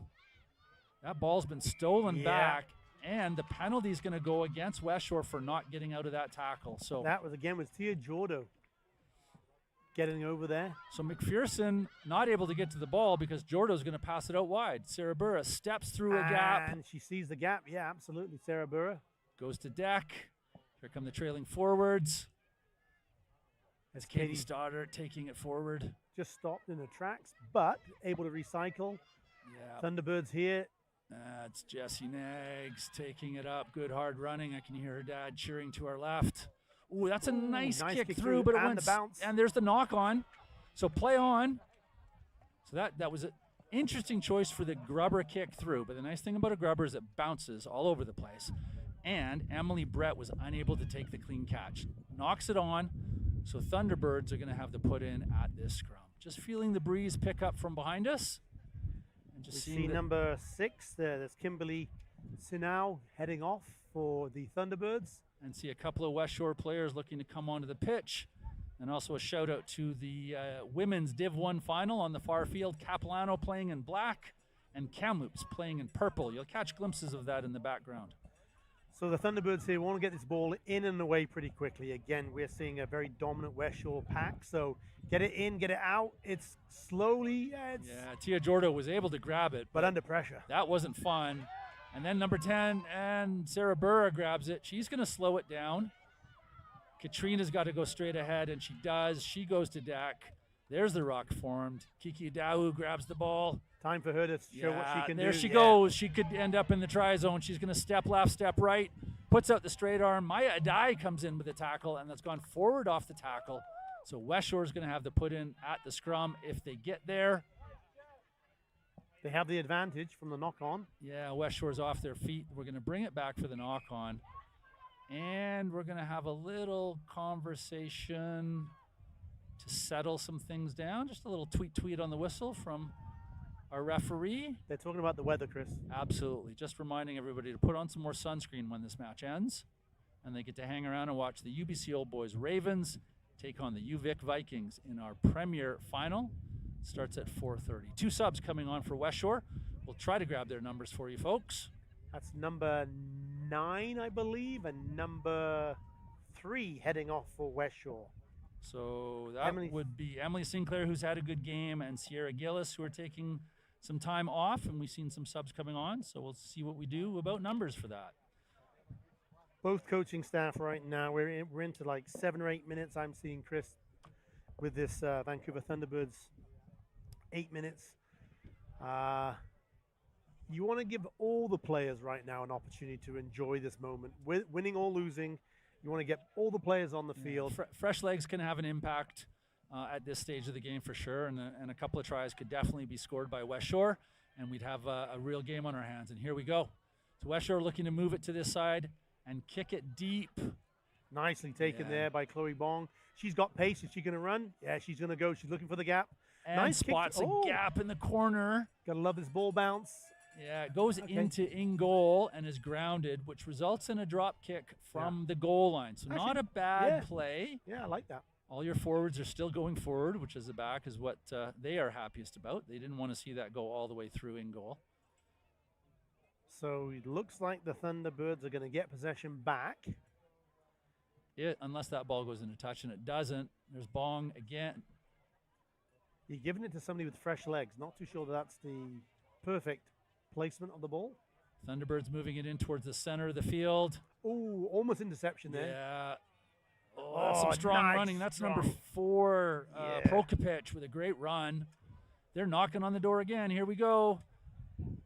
Taya Ashworth, she going to finish off her career in Vancouver? Oh, I thought she was going to finish off. No, she didn't get across the line, but here we go down this near side. And the Thunderbirds are across the line. Looks like that was number 10, Sarah McPherson, with her second try of the game. Really making up for some early play at the start of the game that she would not have been happy with. So fantastic for her and her teammates. And I think that sort of puts a wrap on this game for the Thunderbirds. Now at the 33-10 lead. We're looking at about 6 minutes to play. Sarah Burra with the convert yet to come. And really on the day, Westshore just wasn't able to answer the call that the defense for UBC was able to put on the board. If we get a chance to go back through the replay there, I was just seeing Taya Ashworth wearing number 5 for your Vancouver Thunderbirds. Almost went over the gain line and scored the try. Sorry, almost went over the try line. I'm trying to do two things at once there. Watch Sarah Burra kick. Taya Ashworth, I'm sure she would have loved to get over the try line then, because this is her last year at UBC. And I know she has been selected. She's heading back home to her home country in England, the UK, and she has been selected to play for the Ealing Wanderers, Premier First Division team. Anyway, we are restarting. Westshore, they know they've got the back up against the wall. They've got to go fast. They're straight into play here. That's number 24 for the Thunderbirds, a number not on our list, but away we go. So that is number 11, Katrin. Yes, oh, nicely taken there by Westshore. Yeah, nice jackal there. They got to go fast. She knows she's got to go fast. Number 7 there, Brooke Horsfall. She knows she's got to go fast. Now there's a bit of wind in the back here of this Westshore team. Yeah, they're across the 22. Here come the forwards. Number 18 there, Zoe Williams, rocked back. Wow, the crowd loving that. That's Taya Ashworth. Sorry, Taya Ashworth, number 5, with another big tackle. Westshore still with the ball in hand, and that's some speed coming through. That's number 12. Number 20 pulling down. Vanessa Chiapetta. Sarah Fong there, just pulling that player down. We got some open rugby here, Chris. We've got like 3 or 4 minutes. I'm thinking we're going to see some entertaining rugby for the last 4 minutes of the game. Yeah, Emily Brett not able to find her way through on that far side. Again, the Thunderbirds defense, their tackle rate has been solid, and the Westshore team just hasn't able to break through that line at all today. There again, solid defense by the Thunderbirds. Almost. Yeah. Oh, so a chip through from Brett, and back she goes to cover as the Thunderbirds player with a good clearance kick down the near side. And Westshore is going to come across the field and end up with a line-out ball just in front of the broadcast position. We're going to have a wonderful opportunity here to see all these players in one of the final line-outs of the game right in front of the commentary box here, Chris. Just make sure you start thinking about your player of the game for both Westshore and the Thunderbirds.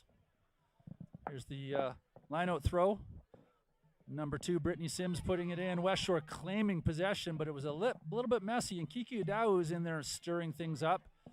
And Thunderbirds have got that Westshore player off the deck. Now she gets down. Here comes Westshore ball.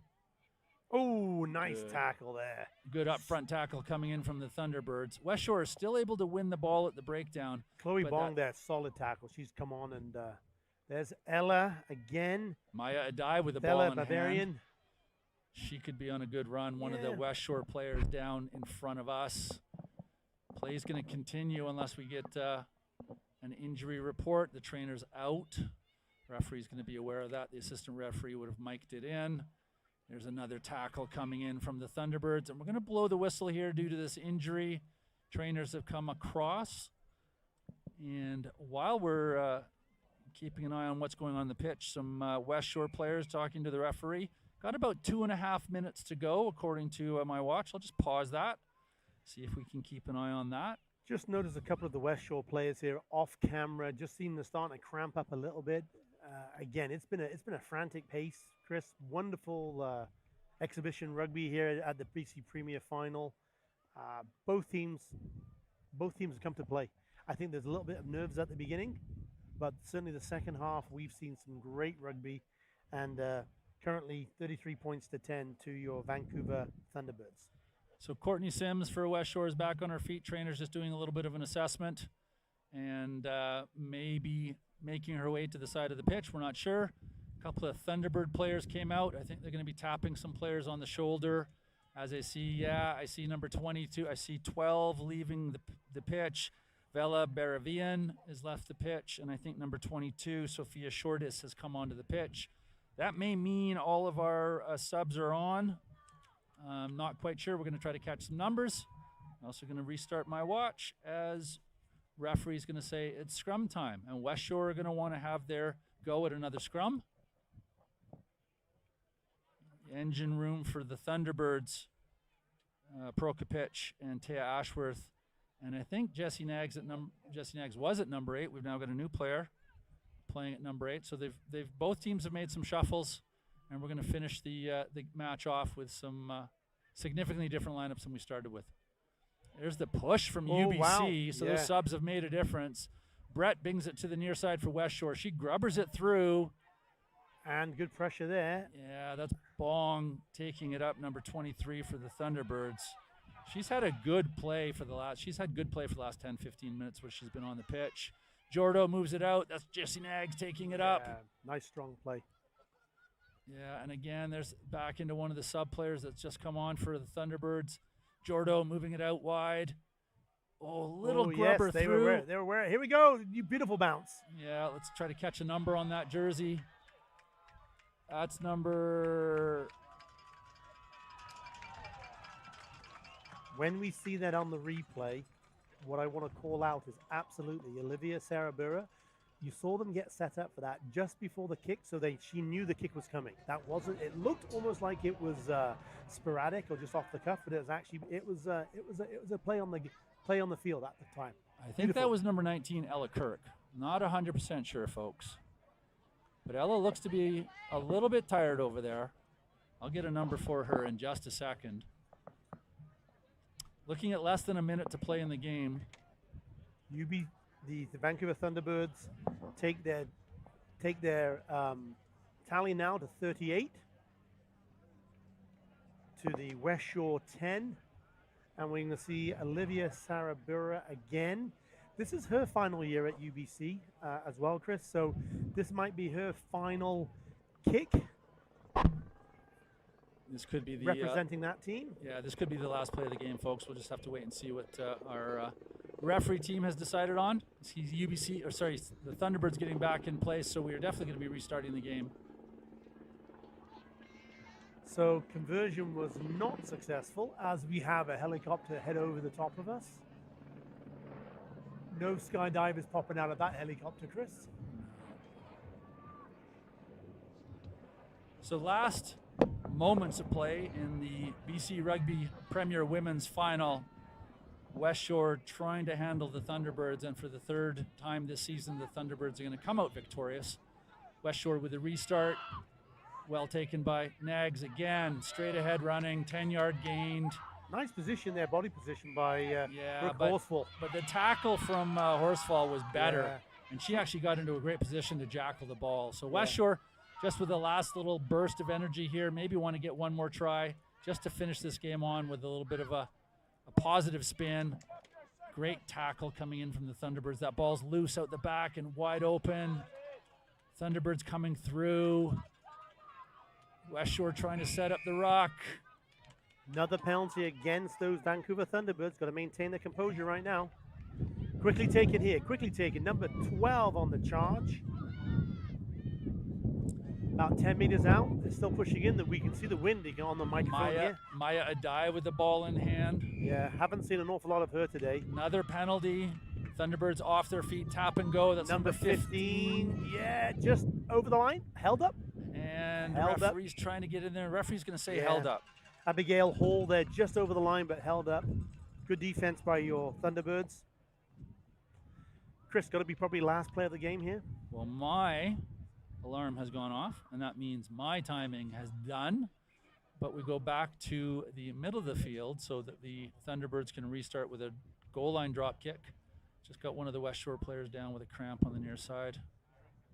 So as we come to the what would be a very entertaining BC Women's Premier Rugby game, looks like your Vancouver Thunderbirds have this in the bank and in the history books at 38 points, with your Westshore team playing a wonderful game here in the final, scoring 10 points, 2 unconverted tries. So there's Big D kip from your Thunderbirds.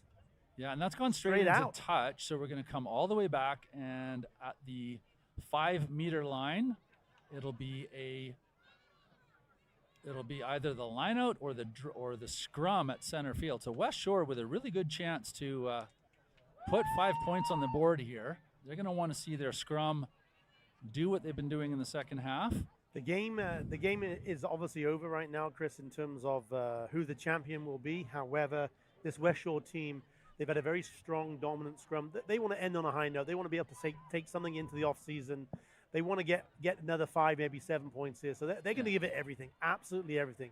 The neat thing now for the Vancouver Thunderbirds is can they keep the score sheet the same? Yep. Great way to end the final here. Good scrum from Westshore. Bring it out to the near side. Straight to the inside center. Looping center. Out to the wing. Bobbled ball. Good cover tackle from Thunderbirds. Westshore has been stopped. Can they restart it? Back into their forward pack. We're into overtime right now. Extra time clicking over. It's all in the referee's choice. There's the forwards for Westshore trying to smash it up the middle of the field. They've still got possession. So right now, Westshore have to realize just don't knock it on. Don't have an unforced error. You basically got to keep going until you score here. There's Sasha McKee taking the ball up for Westshore. Now they're going to move it out to the left. Maya Dai takes it up straight into Kiki Adau. She's not going to let her get by. And Kiki's going to try to jackal. Doesn't get there. Westshore recycles out to the left. Two-up tackle coming in from the Thunderbirds. And they're committing nobody to these breakdowns, so they've got extra numbers in defense. Westshore trying to find a way through. Unable to do so. Another ruck. This is about their 7th in a row.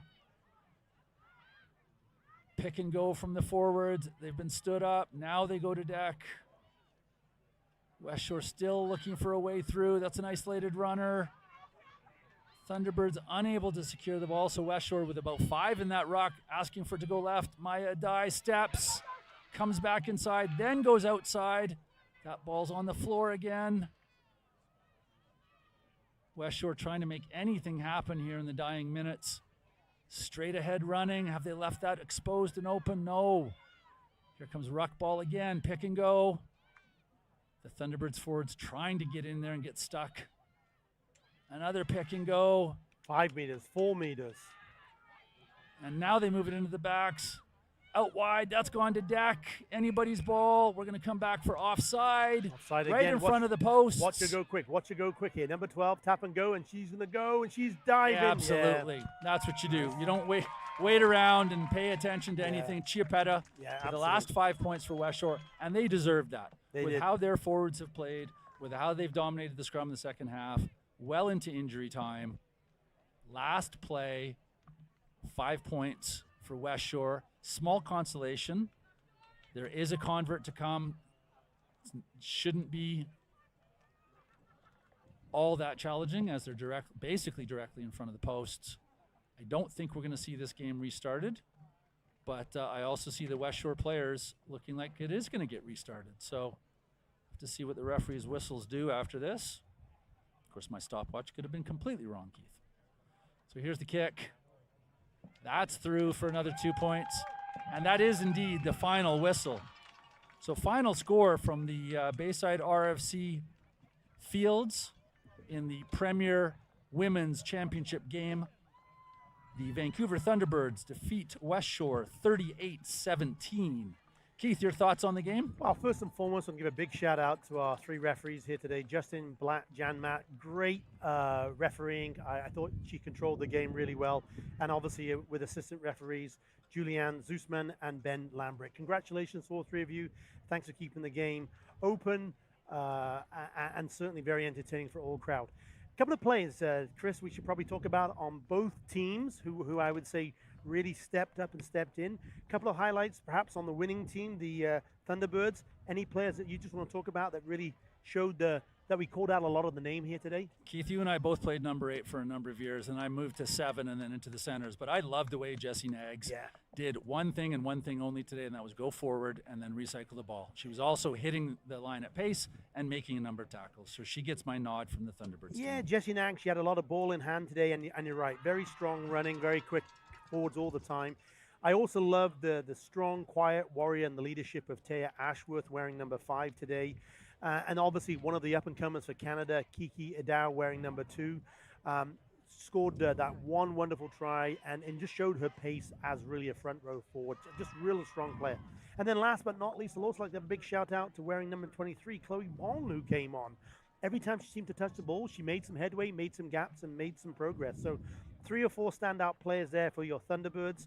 Let's now absolutely give some credit to the Westshore team. I think there's about 3 or 4 that stood out for me, without a doubt. Number 8, Emily Finley. She was looking for work all day today. She came on, she got injured, she had the blood sub, she came back on again. Every time she touched the ball, she made something happen. Really was impressed with her. Brooke Horsfall wearing number 7. And then certainly in the back, I wish we had more ball in her hand, but Maya Adai, I think she's a talented player. Would have been nice to see her with some more ball in hand. But there are 3 or 4 standouts on the Westshore team as well. I'm throwing a blanket over the whole forward pack. I think that Westshore forward pack showed the Thunderbirds how to play as a forward pack, and to produce that last result, that final try, was just wonderful. So thanks again to all the players, the coaches, the match officials. We are going to be watching the Gordon Harris Memorial Trophy presentation in just a moment. I can see a number of BC Rugby representatives out there with a giant trophy in their hand, and I know both teams are going to be getting organized. They've just finished shaking hands. Of course, on the far field, you can still see Kapalano playing Kamloops, and I can see that the UVIC team has already taken to the pitch for their warm-up, and the Ravens should be around summer getting warmed up as well. So as we're moving towards that match, I just want to remind everybody that you can go to the BC Rugby YouTube channel to watch all of the matches today. Earlier in the day, the men's 3rd division game, Burnaby Lake were triumphant over the Vancouver Rowing Club. In the women's Div 2 Tier 1, it was the Kelowna Crows over the Chilliwack Crusaders. And in the men's Div 1 match, the Vancouver Rowing Club defeated Capilano. In the men's Div 2 match, it was Kelowna and Kamloops. Couldn't quite tell what happened there, but I'm sure both of those teams, having traveled down from the interior, would have been having fun. And of course, there's that one match going on over there. So as Westshore make their way to the line just in front of us here at center field, the Vancouver Thunderbirds are just behind them, getting to the near side. I can see the Ravens taking to their end of the pitch. This next match we'll get to in a bit. But Keith, you and I have both seen women's rugby progress and grow in the province. 35 years ago, when you and I were playing with SFU, it was very much a fringe sport. We've now seen what the Women's Rugby World Cup can do. We've seen what players like Sophie DeGoody can do on the international stage.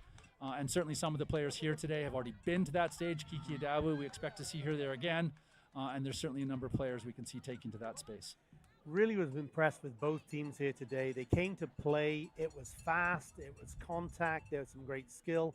It was a great game of rugby. I thoroughly enjoyed it. I mean, I hope all of the supporters as well here, they certainly, it's a beautiful day to have a beer and watch some rugby.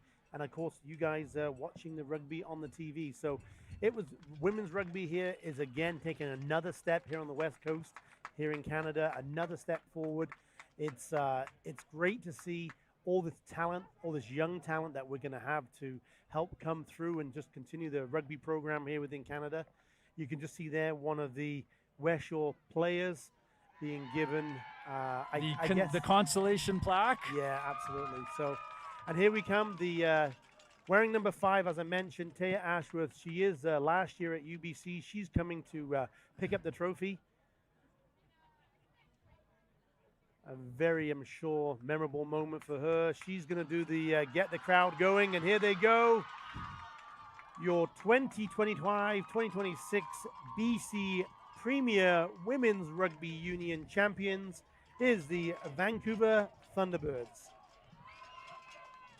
Well earned and well deserved. Coach Dean Mertens and the other coaches having put in all the work. Matt Fraser's out there. I can see Jake Teal, who helps out with the Thunderbirds, and a number of coaches. See Darcy Patterson. Darcy Patterson's also out there. And really a shout out to both programs for being able to support it. It's a long way for Westshore to come over for the day. And we're certainly making our way over to the Premier game. But at this point in time, I think we're going to see a graphic come up on the screen for all of our sponsors. And we certainly want to make sure we acknowledge that. We'll run through a few ads here. Trust your strike. We'll come back on again after if you want.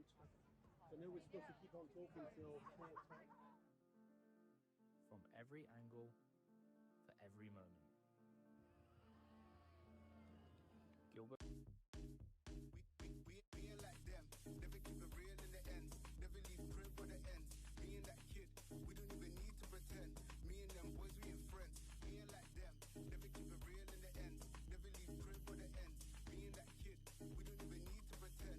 Me and them boys, we ain't friends. Never leave crib for the end. Me and them boys, we ain't friends. Never leave crib for the end. Me and them boys, we ain't friends.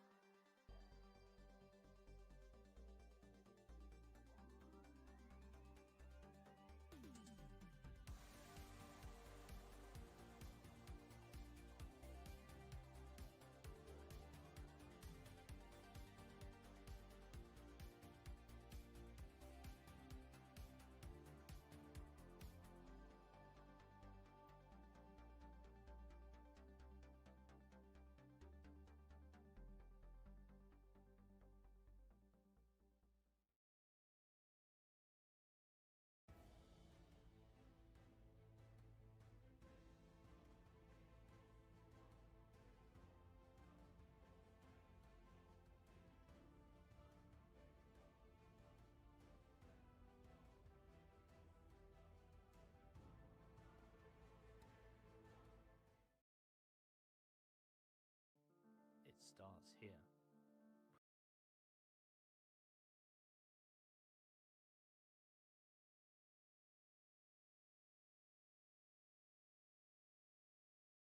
Here, having an opportunity to wind down after the game. Chris, let's have an opportunity to say thanks for our sponsors. BC Rugby thanks all of our partners and sponsors for their continued effort and support to help grow rugby here in British Columbia. Thank you to Senior Club Finance sponsors, Guard Tech Security, Red Rhino Rentals, Discover Surrey, Triple O's, CTMS Travel Group, and We Film Events for allowing us to be here today. Thank you to our trusted partners, O'Neill's Sportswear, Gilbert Rugby Canada, Harbour Air, Traxx, and the Dilawri Group. Jumpstart for their support. BC Rugby recognizes the financial support from the Government of British Columbia and viaSport. My name's Chris Blackman. My name's Keith Lumby. And we'll be back in a few minutes to bring you all the action from the BC Premier Men's Club Final.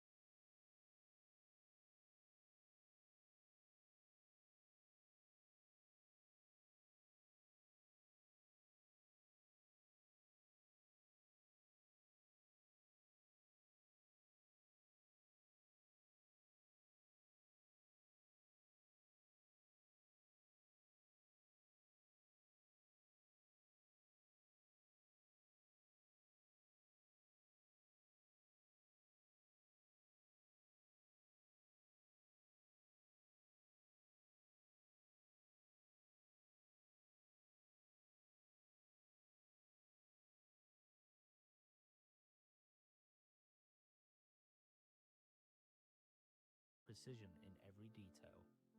Focus locked. Trust your strike.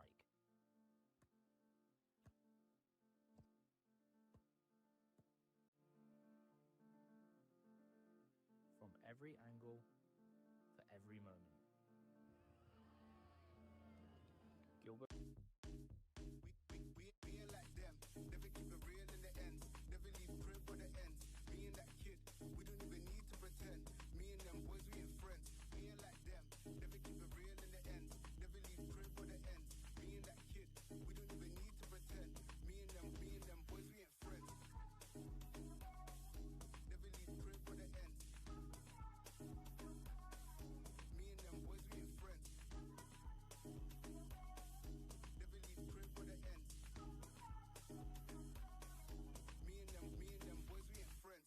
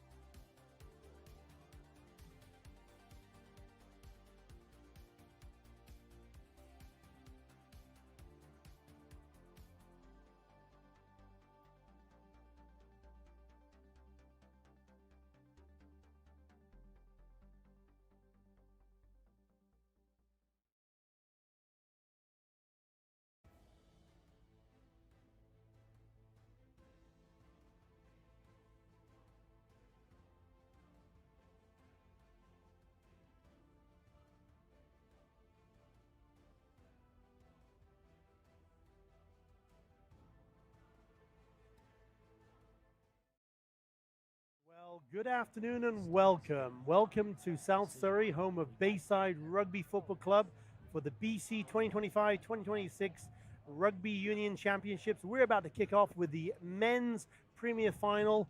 My name is Keith Lumbie, and I'm joined today by my best friend, Chris Blackman. And thank you very much indeed to our event sponsors, Red Rhino Rentals. Red Rhino Rentals provides world-class fencing, portable toilets, and luxury trailer rentals for events of all kinds. They take pride in being a quick, cost-effective option while maintaining sustainability and reliability for their clients.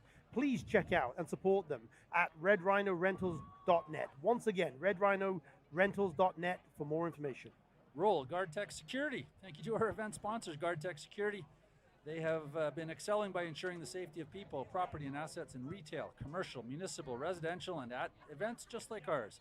A career with GuardTech offers opportunity, growth, and the chance to be part of something bigger. GuardTech Security is currently recruiting throughout Canada. Head to guardtech.com to apply now. And how about a big shout out to CTMS Travel Group? They are a Canadian-based travel management company providing tailored, high-touch travel solutions for sports organizations, corporate clients, and also non-profits. They are known for its expertise in complex and time-sensitive travel programs. CTMS combines dedicated service teams, data-driven oversight, and global reach to deliver consistent, efficient, and dependable travel experiences across Canada and also internationally. Please start your journey and support CTMS. Visit ctmstravel.com. Once again, ctmstravel.com now. Are you ready to book that summer trip? Because there's no better way to see BC's beautiful coastline than by flying Harbour Air. Use the code BCRugby10 to get a 10% discount off flights today. Why not join the Harbour Air Club to unlock exclusive deals and discounts? Visit harbourair.com for more information. Folks, we are gathered today on the shared unceded traditional territory of the Katsi, Semiahmoo, Kwantlen, and other Coast Salish peoples to enjoy a fantastic environment for the 2026 BC Rugby Senior Club Finals. We've got about 18 minutes until the kickoff, so today we are having a match set up for the 104-year-old Roundsfell Cup, which is on the line for these two teams. The UVIC Vikes had a modest 8-9 season record, and they managed to navigate a 5-game losing streak in the fall to still qualify the playoffs as 6th seed. They got here the hard way, upsetting number 3 Westshore and then number 2 UBC last week. Their backline is formidable, but it's the improvement up front that has seen Scott Manning's charges throughout a very impressive calendar year in 2026. On the other side of the ledger, we see the UBC All Boys Ravens are looking to secure their third consecutive BC Men's Premier League title and cap off a wonderful playing and coaching career for Ravens head coach Chris Taylor, who will be stepping aside after this season. Our match officials today, well, Chris Asmus, very familiar to anybody who's been playing rugby in the last few years in BC. He'll be in charge. This is his third Premier League final.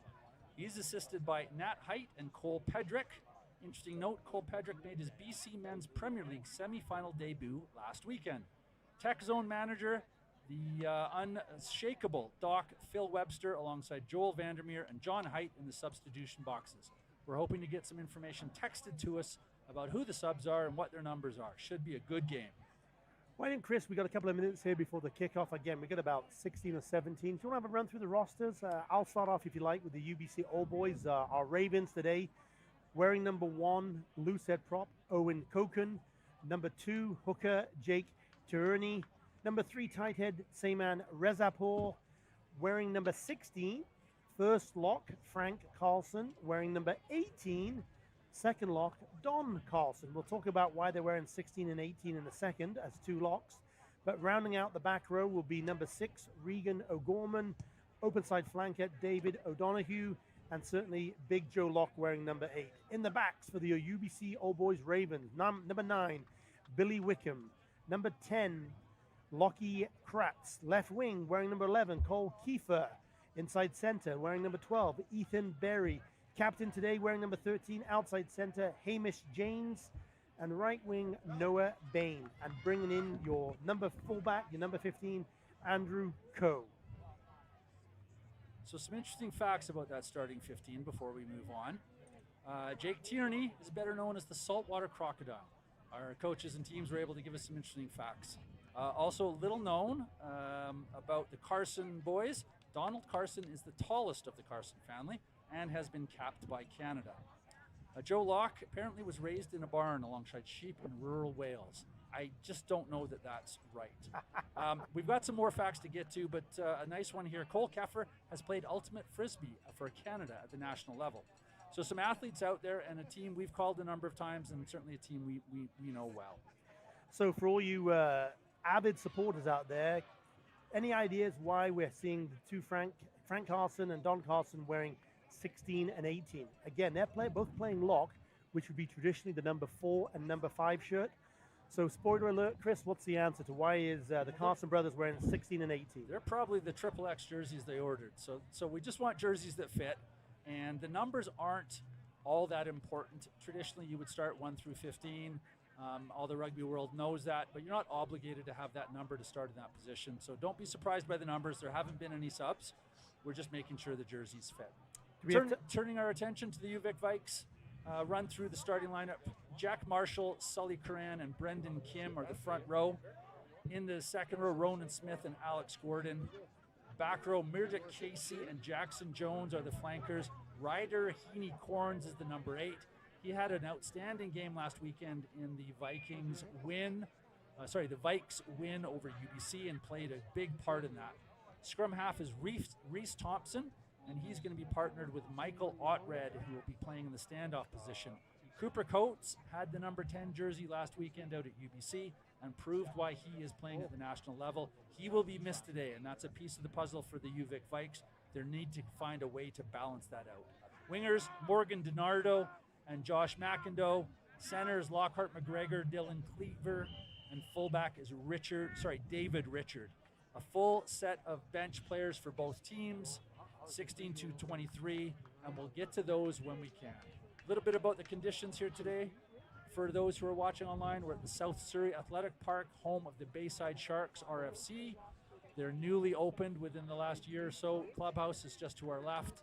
In front of us, you can see 2 rugby pitches. On the far field, you'll see the tail end of the Kapalano Kamloops Women's Div 1 final. And on the near field, right in front of us, of course, you can't see any of the players, but UVIC are warming up to your left, and the UBC Old Boys are warming up to your right. Again, a big shout out to Bayside and South Surrey here for hosting us today. Well, I was just having a little walk around, Chris. I've been really impressed with just how well the Bayside players here and support staff have got the catering, they've got the signs, the barricades, the support staff, and most importantly, I want to a big shout out to them. I was just through the clubhouse, 38 years young. Club formed in 1988, so you add that to where we are today, 38 years young. Big shout out to them. I'm sure they'll be celebrating a strong 40 years in 2028. And also, this event doesn't get put on without the staff and support and volunteers through the BC Rugby Union offices. We've already had Big John Tate by the office, and I know the rest of the staff are working hard. There's also a team of referees. When you put 7 games on in a single day and you want tech zone support, you want sub support, you want your officials all microphoned up, it takes 20 or 30 to make the day happen. So you'll see them spotted around in their green jerseys, and we all know that rugby doesn't happen without referees. We'd all be standing around looking at each other trying to play a game. So shout out to the match officials, shout out to BC Rugby and the volunteers that have been helping out make everything happen today. The old boys will be playing from our right to left. Expect them to be coming out in white jerseys with blue shorts. UVIC are going to be playing from left to right. They'll have stripy yellow socks, light blue shorts, and some sort of striped jersey. It may not be the prettiest of jerseys, but we know that both teams are going to be fired up and ready to go. We're going to take a quick break at this moment. The cameras are going to keep going, and we'll be back to you closer to kickoff time, which we have in just a couple short minutes.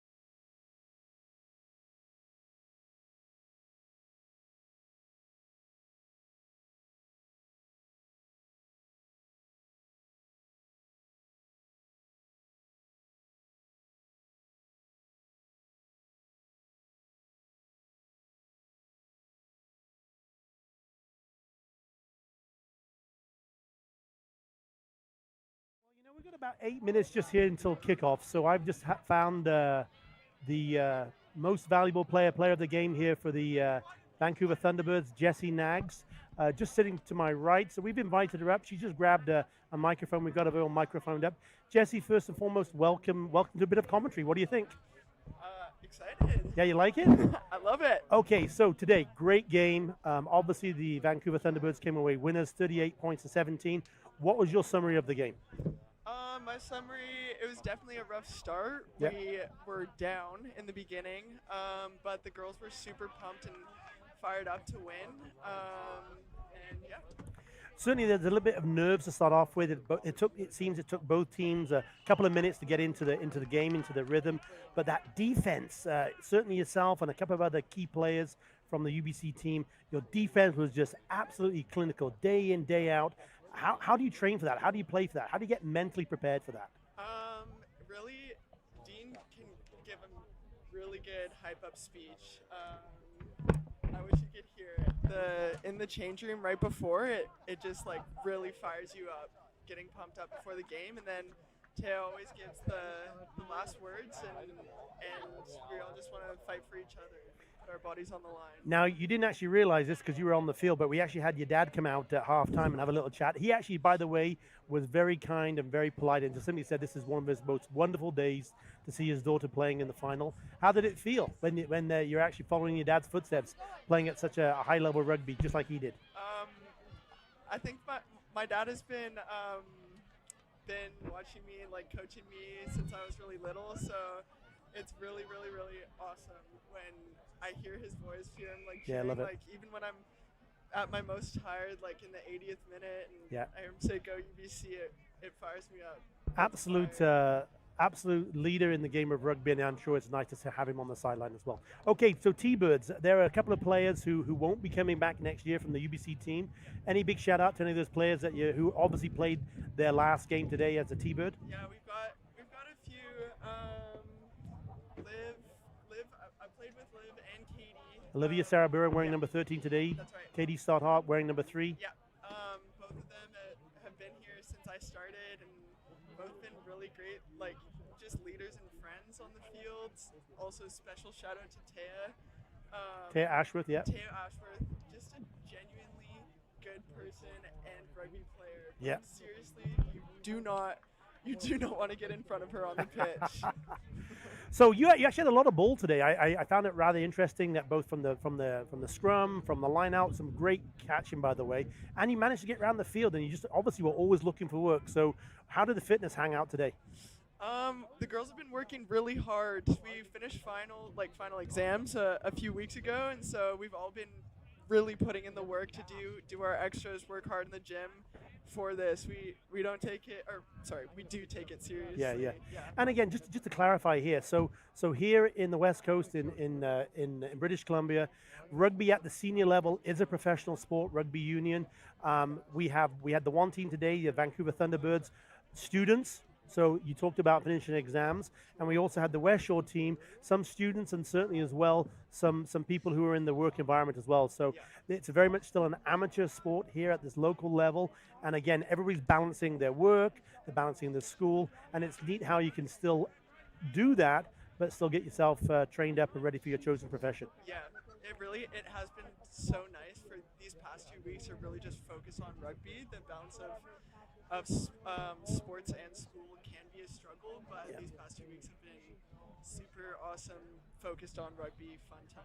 Okay, I'm going to give a big shout out here for yourself, obviously leading as a leader on the field today for the T-Birds. Also to give a big shout out for perhaps for any young players, any young girls who are watching as a role model. Why didn't you also tell them what you do in your free time? In other words, what you're studying, because I think that's a nice compliment. Nobody will actually guess this. I actually know it, so why didn't you share with everybody what you're actually studying at UBC? I study engineering. But specifically? Biomedical engineering. There you go. So a nice science program in addition to playing rugby. So anyway, how about this? Jesse, want to say big thank you. Congratulations on a great game today. It was awesome to see you and the team. Convincing win. Have a glass of something bubbly out of the cup and enjoy today for what it is. Well done. Congratulations, and you deserve it. Thank you. Thanks, Keith. Thanks for being here. It means a lot. Awesome. Thank you. Well, that was great, Jesse. Thanks very much indeed for having you on board. Chris is just getting re-mic'd up here back now. Chris, we've got about 3 or 4 minutes. Both teams are coming down to their final preparation. They're getting mentally prepared. They're breaking out. Any thoughts as you have played in the past?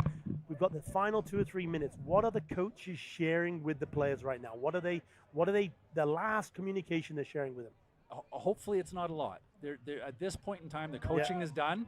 So you're trying to find that little opportunity to just reinforce, at least just to reinforce whatever it is that's a key word for the players. So you're going to have 1 or 2 players on the team. Yeah. You need to check in with them and make sure they're ready to go. But you're not talking to them about line-out calls. You're not talking to them about anything like that. Right. You're letting them get to where they need to be. And we can see Chris Taylor out in front of us right now. He's nowhere near the team. He's just watching. Mm-hmm. He's maybe looking to see if somebody's nervous.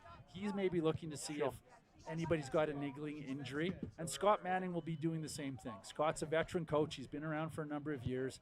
he's just going to be reinforcing and reminding the players, we've done this before. This is just another rugby game. Let's get out there and do what we know how to do. Crowder is building very nicely here for the game. We're about 2 minutes to kick off.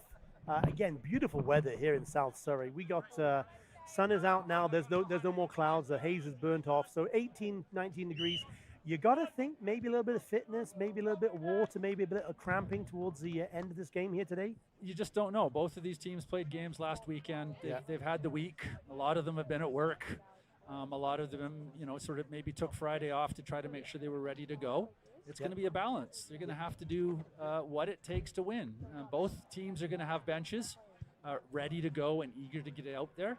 How many players, Chris? They have 15 on the field, and how many on the bench? You're going to have 8 on the bench, and at least 3 of them are going to be able to step into the front row. And so it's going to be a strategy session. The Vikes are going to have to come out firing on all cylinders. I suspect you could, sort of stereotype them as the younger team. It's a bit of the students versus the old boys type of a game. Lots of people were expecting to see UBC versus the UBC Old Boys. They're not coming for me, Chris. They're not coming for you. Don't worry. That's not the case. We can just hear the sirens as the fire engine goes by. So really, it's up for either of these teams. UVic have taken the hard road here, and they're going to have to counter for not having Cooper Coates out there. The Old Boys, this is their 3rd year in a row. Some of these guys want to win this as the trifecta. And then maybe call it a career or move on. And some of the younger players who are in the field are wanting to watch and wanting to go. So it's a great day. I mean, I think it's nice to see a team come from 6th into the championship game. UBC would not have been preparing for UVic, and the Vikes have got everything to play for, and they've certainly got nothing to lose. So it's going to be great. Just noticing that our 3 referees, Chris Asmus and his 2 assistants, Nat Height and Cole Pedrick, just walking around the back of the posts here and getting themselves ready. Looks like we also have Dr. Phil Webster, I know, as technical zone manager as well today. Good friend of yours, Chris? Yeah, Doc teaches at St. George's, where I'm the head of athletics. And the secret that Doc and I, the secret plan we hatched is I'm hoping he's going to be able to text us during the game with the number of the sub who's going onto the pitch and who he's taking off, because I think that's one of our challenges here, is to try to stay on top of who the subs are and who they're going in for. So hopefully we're able to get that sorted out. That will mean I have to stare at my phone every once in a while. So I actually have kickoff at 4:30. We're currently 4:31. I think we're at a 4:40 kickoff for this one. Just by way of the fact that the referees aren't fully geared up and ready to go, so we've definitely got a few more minutes left to go. Well, then we got an opportunity, Chris, to talk some more rugby. How about a big shout out again to the Bayside Rugby Club, and here in South Surrey. We've had 7 games here today. It's been well organized, great crowd in attendance, probably a couple of thousand people on the bank right now. Great day for rugby. We've had 7 wonderful games, great food, great entertainment, medical staff, libations, lots going on here. Great day for rugby, lots of kids as well. Chris, why don't you just talk a little bit about how rugby is really we're in the hotbed here on the West Coast. Well, certainly rugby's growing, I hope, across the country. But the weather in Vancouver, the weather in the Lower Mainland and Victoria means we're able to play basically year-round. And, of course, in Ontario and in other parts of the country, they're not able to do that. So this is one of the reasons why Rugby Canada set up their national training center in Langford on Vancouver Island. And a number of these UVic players will be looking to find their way there. And certainly some of the Old Boys players have already been there. Frank Carson's out there for the Old Boys. But when you're able to put this sort of number of games together on 2 pitches, it certainly indicates a health in the program. I think the high school season is well underway, and a number of these players will be coaching. I know Joe Locke, who is at number 8 for the Ravens, coaches with the local high school. And that's a big part of keeping the game growing, is making that connection to the high school and making sure those high school players feel welcomed when they start to play at the junior levels 100%. For the club. So there's always room for improvement. There's always room for growth. There's lots of other sports coming up that people want to get involved with. But rugby offers a sport where really for any size, any speed, any age, whether it's touch rugby or over 40s, whether it's mini rugby with the little ones, or even para rugby or wheelchair rugby. So really there's every opportunity to get involved and really make the club a social part of a family, of a community. And certainly that's happened here with Bayside. As a community and as a club, they've come together to raise the funds to build this clubhouse, and we're all benefiting from that hard work that they've done over the years. Yeah, I just love, if I can, just to build upon a couple of comments you made there. You summarized the beautiful game of rugby so well. For any parents watching right now, or any young players, believe me, no matter what size, what speed, what athletic ability, there is a spot for you on the rugby team. If you are a relatively tall individual, there's a spot for you. If you're a relatively short individual, there is a position for you on the rugby field, on the rugby team, where you, because of your natural size and athletic capability, will be at an advantage over others. So rugby's one of those games where all 15 players, size, speed, whatever it may be, you are welcomed. And that builds into the second comment that I talked about. I love the word that you used, Chris, about family. The rugby family traverses so much within the sport: camaraderie, friendship, as I said, friendship from international perspectives as well. And we've obviously seen a great amount of rugby here just this morning and this afternoon. So wonderful family atmosphere. There's some kids, young adults as well in the crowd, males, females. I don't see any fancy costumes like I thought I might see maybe at like the Vancouver Sevens, but we are indeed seeing a great turnout here. And again, what a wonderful way to cap off a wonderful season here in BC Rugby Union for the finals here in South Surrey. So we've still got about 5 minutes until the kickoff for the final game of today. We asked both teams to provide us with some interesting information about their players, and we're just going to grab those sheets right now, folks, and I'm just going to skip through a couple of these names to make sure you understand sort of who we're dealing with here and what they wanted us to know about them. Carter Ibrahim for the UVIC Vikes is in his second year of engineering and is born in Kingston, Ontario, and will be playing alongside Cale Jones, who's a product of Shawnigan Lake School and that rugby program that they have over there. Yeah, thinking about Lockhart McGregor, he's a fourth-year philosophy student from Abbotsford, and he transitioned from basketball to rugby. And it's something that we hear a lot. Rugby is a sport you're able to get into late in life. You don't need to be a 13-year-old. You can certainly start playing rugby at 15, 16, 17, or 18. So there's a couple of interesting facts about a couple of those players. Yeah, and for your UVIC Vikes, Saman Rezapour, Sam as he's fully known, is a former captain of Luxembourg, whom with Jamie Cudmore is currently coaching with. Regan O'Gorman played for the New England Free Jacks in the MLR and has been capped by Canada. And as we earlier talked about, Ethan Berry currently studying for his CPA and is the Ravens' current treasurer. So player and also technical support and professional support for the team as well. Another shout out to Josh McIndoe, second-year business student at UVIC, who traveled Canada on the November tour, traveled with Canada on the November tour, their U20 tour overseas. I'll also pick out Murdrick Casey, fifth-year geography students. Two siblings who have also played for UVIC, Gabe and Regan. So that means all three boys in that family, and maybe there's a fourth or a fifth, have played with the UVIC Vikings. So it's a wonderful afternoon. Just see the old boys down in front of us. You can just see them on the screen. They're going to start heading into the dressing room, pulling on their jerseys. UVIC have also headed into the dressing room already. They're going to pull on their jerseys. And in just a couple of minutes, just 2 or 3 minutes here, we're going to take a quick last-minute break, and then we'll be back to call the action on this Premier League men's final 2026 BC Rugby here at the Bayside Sharks RFC home.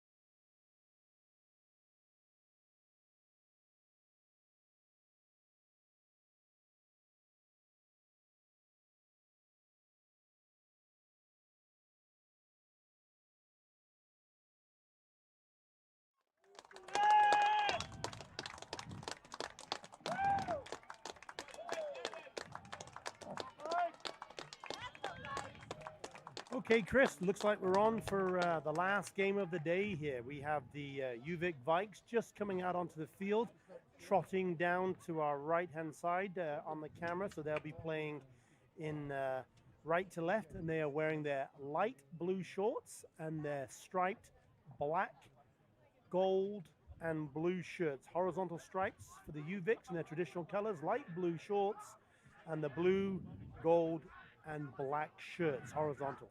They're just in their final preparations. We are waiting for the UBC team to join the field. Sorry, the UVIC team to join the field. The UBC team to join the field. The Ravens. The Ravens. Thank you very much. I'm trying to do two things at once here. I'm trying to get our player roster set up with the wind. There is a little bit of wind coming up, Chris. We're both noticing that. Beautiful day here in South Surrey. About 20 degrees. The sun has burned off the cloud cover. A little bit of wind just coming from our back, so it's going to be playing from the camera to the far side of the field. It's directly behind us. We're in for a beautiful game of rugby here. This is the BC Men's Premier Final. Two great teams who have some great open, expansive rugby. I think we're in for a treat, Chris. Yeah, more than 100 years ago, the Roundsfeld Cup was awarded to the winner of the Rugby Championship in the province of British Columbia. And we're going to see it awarded today in great conditions. The field's held up well. It's firm. There's been a few slippy spots, but there's nothing to say there. No chance of rain. A good crowd, growing crowd, even more people filtering over as the other games have finished. You can just see in the far background a last shot of the game. Kamloops and Kapalano women are finishing off over there. UVIC is ready to go. It's 4:43. Yeah, I think there's a bit of there's a mental game going on here. You can see the UVIC team, they're ready to go. Michael Outreed is got the ball in hand as a fly off. He's ready. He wants to start this game, and we're still waiting on the Ravens, the UBCOB boys, to actually enter the field. So maybe it's a bit of a mental mind game. Maybe there has a couple of players just getting here. They come right now onto the field, getting themselves ready. We see the referees getting set up as well. Crowd are loving this as the UBC Ravens enter the field. So I'll just quickly give a shout out to our club final sponsors: GuardTech, Red Rhino Rentals, Discover Surrey, White Spot, CTMS, and We Film Events, live streaming and videography, as well as O'Neill's, Gilbert Rugby Canada, Dilawri, Traxx, and Harbour Air, as well as government support through viaSport and Jumpstart. So with that all being said, we're ready to get underway. Referee Chris Asmus with the whistle. Fantastic crowd. UVIC playing from right to left. UBCOB boys in white ready to receive. We hope you enjoy today's actions.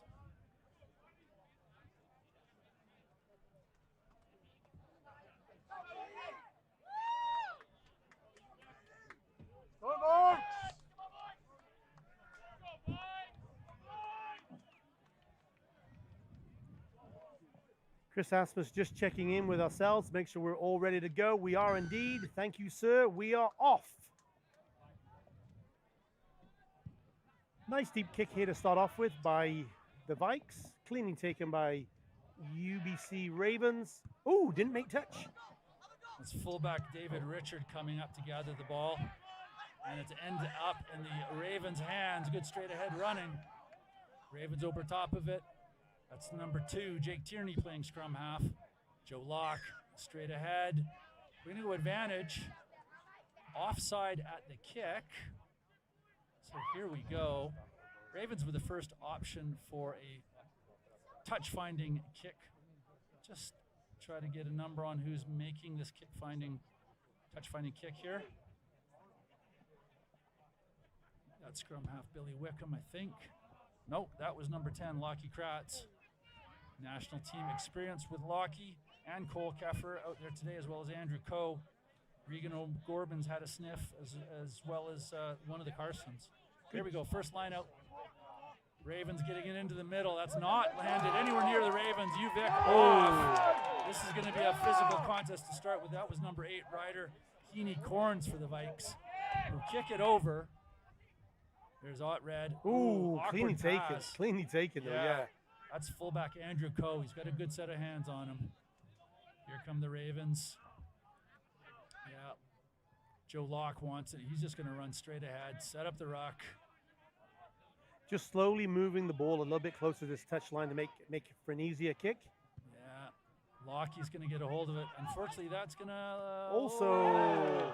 So that's Red, number 10 for the Vikes. Bobbled it and it goes into touch. First sign of a little bit of nerves. Young player, and the Ravens are going to walk up and grab a hold of this ball, and they've got a restart plan from this line out. Big Jake Turney here.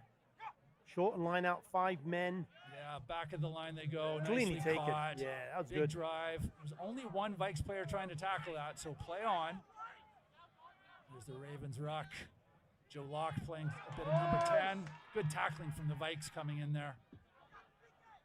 Ravens maintain possession. Nice and physical to start off with, Chris. About to cross the 22. Ravens still in possession. UVic keeping bodies out of the breakdown.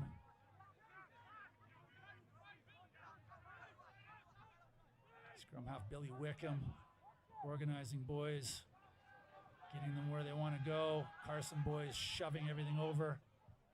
That's number 12, Ethan Berry, taking the ball up. That's spun out quickly into UVic's hands. Here comes a clearance kick. Yeah, nobody at home, so it's an easy Over one. top of everybody's heads, Noah Bain, number 14 with the scrum cap. I think that's the other winger. And he's going to run it. Cole Keffer's going to take it up. Not too sure. He's on the deck, and there's the ruck over top of him. Wickham to Lock. Straight ahead. You got to like Joe Locke there. Head down, always looking for work there. Just hits that contact point really, really with acceleration. Box kick coming. Here's the tester for, and that's a great tackle coming in. Well timed by the Ravens. And there's the penalty off his feet. That's Noah Bain, not able to maintain his feet. You need your body weight on your feet. Number 10, Red for the Vikes, did well to hold on to that ball. Now he's looking at a touch finder here. So he got tested early, didn't he, Red? He got had the little bobble here, and then they obviously wanted to put him under some pressure, but he bounced back pretty well with his confidence. Easily finds touch, and UVic will now have possession inside the Ravens half. Sully Curran directly in front of us with the ball in hand, number 2. This is a massively shortened lineup. Yeah, they've got some big boys out in the backs there. Yeah. I see the loose head prop and the tight head prop. 4 in the line out. Ravens with a much taller line out. Let's just see what UVic can do here. They're going to fake it to the front, fake it to the front. Now they're going to go back. Well worked. Snifling, good ball. There's Red finding his center. Tackled there by Joe Locke behind the gain line. Yeah, but UVic maintains possession. Off to the right they go. Red. There's the winger coming inside center coming across. Number 12, Lockhart McGregor. Counter ruck. Yeah, and UVic's got to pour some boys in, and they're unable to do it, so hands in the ruck is the call. Ravens showing some physical dominance. They certainly appear to be the bigger side. Those Carson boys take up a lot of space in that forward pack. Number 10, Lockie Kratz, slowing it down. He's going to step forward. This should be close to a 5-meter line out. He's got a nice kick. Assistant referee down the far sideline is going to show us where it is. Yeah, I think It's he was Matt Height. just wanting to be safe, not necessarily push it right to the end there. Absolutely wise veteran moves from the Ravens. Here they come. Big short lineup, looking like it's a front jumper.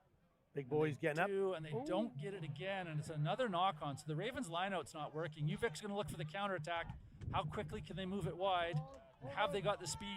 It's a nice cut inside from the UVic back. Here comes Reese Thompson. Finds a trailing forward. Isolated. Good clear-outs ruck. Oh, and that's going to be play on because that ball was thrown out. Offside player retreating. So it's not a yellow card. It's not intentional. You know what, Chris? The physicality of this game right now. I mean, we've just literally been 6 minutes in. This is there's some pretty bone countering tackles right now going in. Absolutely. That clearance kick stays in field. Lockie Kratz has it in hand. Now he's going to look inside. There's Andrew Coe. He's looking for space. Going to slide through a gap. No. Good contact. Ruck support's there. Off goes one of the big forwards who bobbles it forward out of the tackle. Off his knee. UVic down and up. Quickly out to the right. Another good tackle coming in from the Ravens. They don't look stressed. UVic are looking to try to get through a gap. There's some big, hard contact. Ravens just a little slow to get to the defensive line there. Red out the back door. I think that's number 1. Jack Marshall taking the ball in. Here comes Reese Thompson. He's going to kick it to the quarter. That's going to go straight into touch. Yeah. So that's a misfire. He's not going to be happy with himself because there was space back there. Andrew Coe didn't have it covered. So they're right in front of us now for the line out.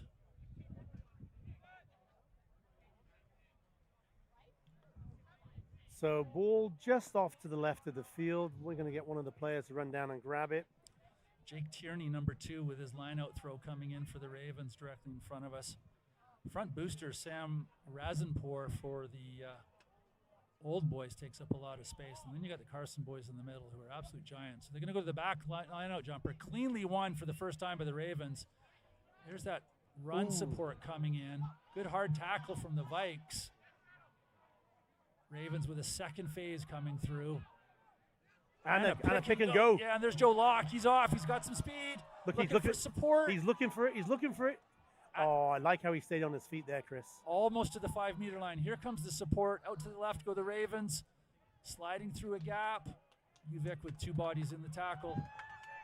Referee Chris Asmus there with his handouts. We have a penalty advantage right now for the Ravens. Yeah, I think it was actually a high tackle, Chris. The Ravens are going to plug away at some small ball here, get their forwards in. And here comes a chip through on the angle because why not? And we'll go back across.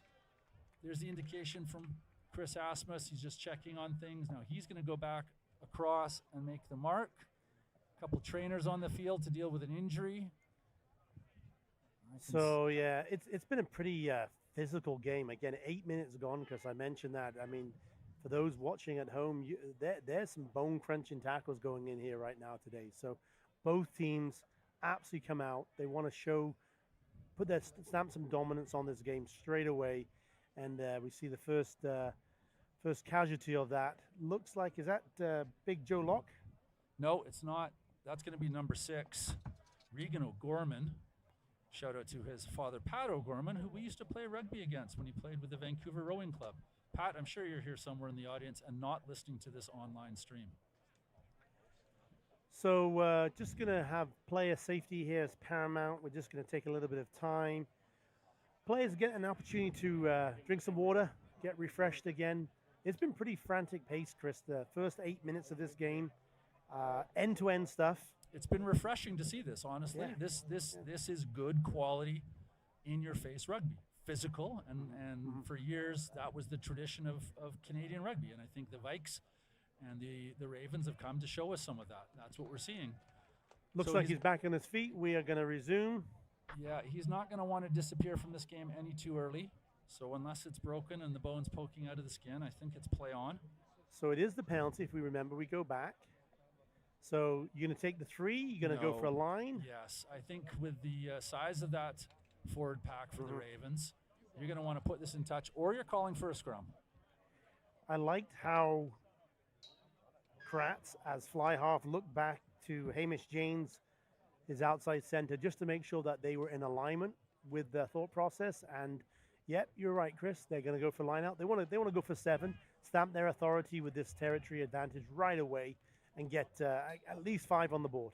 My prediction is the driving maul should be set up, whether it's a back jumper or a front jumper. Depends on how they feel about things. So they'll have a couple of calls. There it is, middle jumper, bring it down. There's the driving maul. UVic staying out of it. So the Ravens popped it out the back. There's 5 meters, ruck for the Ravens. They got lots of time. One of the Carson boys smashing up. Good counter drive tackle from UVic. Ooh. And another. Ravens managed to pull it out. Yeah, they are. They've got to stay on their feet at the breakdown. That's nice pace. Hit the ball at pace there. Absolutely. Yeah, and the angle of attack as well. Now they're going to change direction where the forwards are. UVic's going to be in tough to make these tackles. Again, out to the left.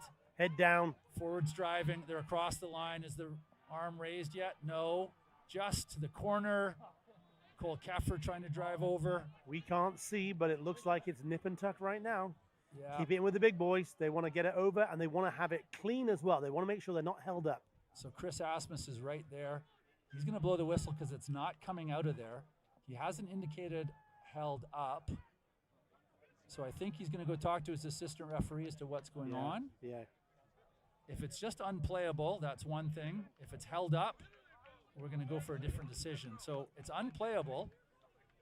Ravens were driving forward, so they're going to maintain possession. Ravens have to put in at the 5-meter scrum. Is this our first scrum of the game? It is. Wow. Okay. So 2 big packs. My money's on the Ravens with the big Carson boys, where in the two locks. Now this scrum did push around the UBC scrum last weekend. They did. The UVIC scrum out-muscled the UBC scrum, but now they're into a different category with this Ravens scrum. Either way, we have the UBC Old Boy Ravens with a wonderful opportunity here to get some points on the board. Ball's in. Yeah, It's at just Joe look Locke's at that feet. scrum. Secondary pressure there. Nicely, Joe. Nicely, easy. Step over, and Billy Wickham just picks up the ball and dots it down. So it's the type of scrum, it's the type of forward play you would expect from a veteran pack. Years of experience. Don't do anything fancy. Don't even pass the ball. Just kick it along, dribble it along, turn it into a try. Not much UVIC is going to be able to do about that. What was neat as well there is I think the Ravens realized that they had the Vikes on the back foot and they started picking up pace of that scrum and they slowed down. Because there's nothing worse than as a number 8, you're trying to play footsie with the ball as you're moving forward. You've got your head stuck down, and they just slowed it down just a little bit, and then it was an opportunity for either Joe Locke or Billy Wickham to score. So again, classic 8-man drive over there. UVIC's going to want to turn this around right away and come back out firing. They're going to want to get on the front foot and make sure they can get their backs running at pace into the Ravens' back. So convert to come. Looks good. Nope, pushed it wide. Okay, what I'm really impressed with right now, look at your Vikes. They are coming back to this halfway line very quick. Yep. They're angry. They didn't feel that was a fair score. You can always tell by body language, and they've come right back. They want to get stuck straight back in again into the game here. So we have a restart. 66 minutes of rugby yet to play in this game, so a lot to go. Deep restart. Noah Bain having to go backwards to catch it. He's bobbled it. It's on the deck. Now he's going to look inside. There's the settled clearance kick from Andrew Coe. Almost a charge down. That was very close, but UVIC now has to put in at their line out. Yeah. They're about 30 meters out, just to the left of our broadcast booth. You're going to get a nice camera angle here. Hooker Sully Curran with the scrum hap with the gray tinge. And Chris Asmus here, referee saying, "Get on, guys." He's not allowing them to take any more time than they need to here. So good for him stamping his authority right away. Whoa! And Big Carson goes up to steal that line out ball. So the Ravens, about 16 feet in the air, were able to claim that ball. There's Joe Locke. He's going to take it up, set another ruck. The backs have talked about it. They're going to want to play with the ball. Up and under. Here we go. It's an open play. Lockie Kratz to Ottred. Ottred's going to move it out to the right. There's a nice side step coming in. Another step into the middle. That's fullback David Richard. Lockie Kratz is forced to kick it forward, and then it's kicked and bobbled, and the offside call. So in front of the kicker is the offside call, and the Vikes are going to have a penalty. Very kickable. Yeah, I want to put 3 on the board. Yeah, I think they would. They do. Yeah, you know, I noticed now the Ravens, after they put some pressure on the fly half, Michael Ottred from the Vikes, the last 3 times that he's had it, his confidence has come right back. So I don't think that's going to be a tried and tested plan today to put pressure on Ottred and see if he's going to bobble it anymore, because the last 3 times, as I mentioned, he's performed. Michael Ottred last year was playing at Oak Bay High School, and as a 17-year-old, he finds himself in the Premier League final match of the year, which is why they're testing him. Yeah, which is why they're testing him. Yeah, got it. Okay, makes sense. Anyway, let's see if he can slot 3 here. A great learning opportunity for him, and the Vikes will be happy to know they're going to have his services for the next few years as well. He was an outstanding player in last year's high school season. Yeah. Thunderous kick, put that deep through the in goal. And a bit of a warning shot to the Ravens. They're not going to be allowed to give up any penalties, because Ottred will step into that and put it through. Did you see the distance? There's no wind there. That's a 50-meter kick. Yes, he's got a big boot on him, and he had it at Oak Bay last year. So Ravens, take note, nothing in your own half of penalties, because you could be easily on the losing end of 3 points every single time. So restart is underway here. 5 points to 3. Ravens are still leading your UVIC Vikes. Lucky Kratz with a heavily taped up left leg, thigh and calf. UVIC with a great take in the air, immediately looking for 5 meters going forward. And I think they have missed it because he was isolated, and the defensive prowess of whichever Ravens was able to jackal him. I think it was Joe Locke. No, that was Cole Keffer over there. Cole Keffer, number 11, was able to snaggle that ball. Well done, Cole. And let's give credit to Joe Locke. He was always at the bottom as well. Let's just give credit to Joe. He's going to be all over this field all You know day what? today. One of the things, I mean, a couple of players to watch out for today on both teams, certainly with Joe Locke for your Ravens. One thing I always would like about him, he's always looking for work. Yeah. Always at the bottom of the ruck, always first into the tackle, always his work ethic and getting around the field is phenomenal.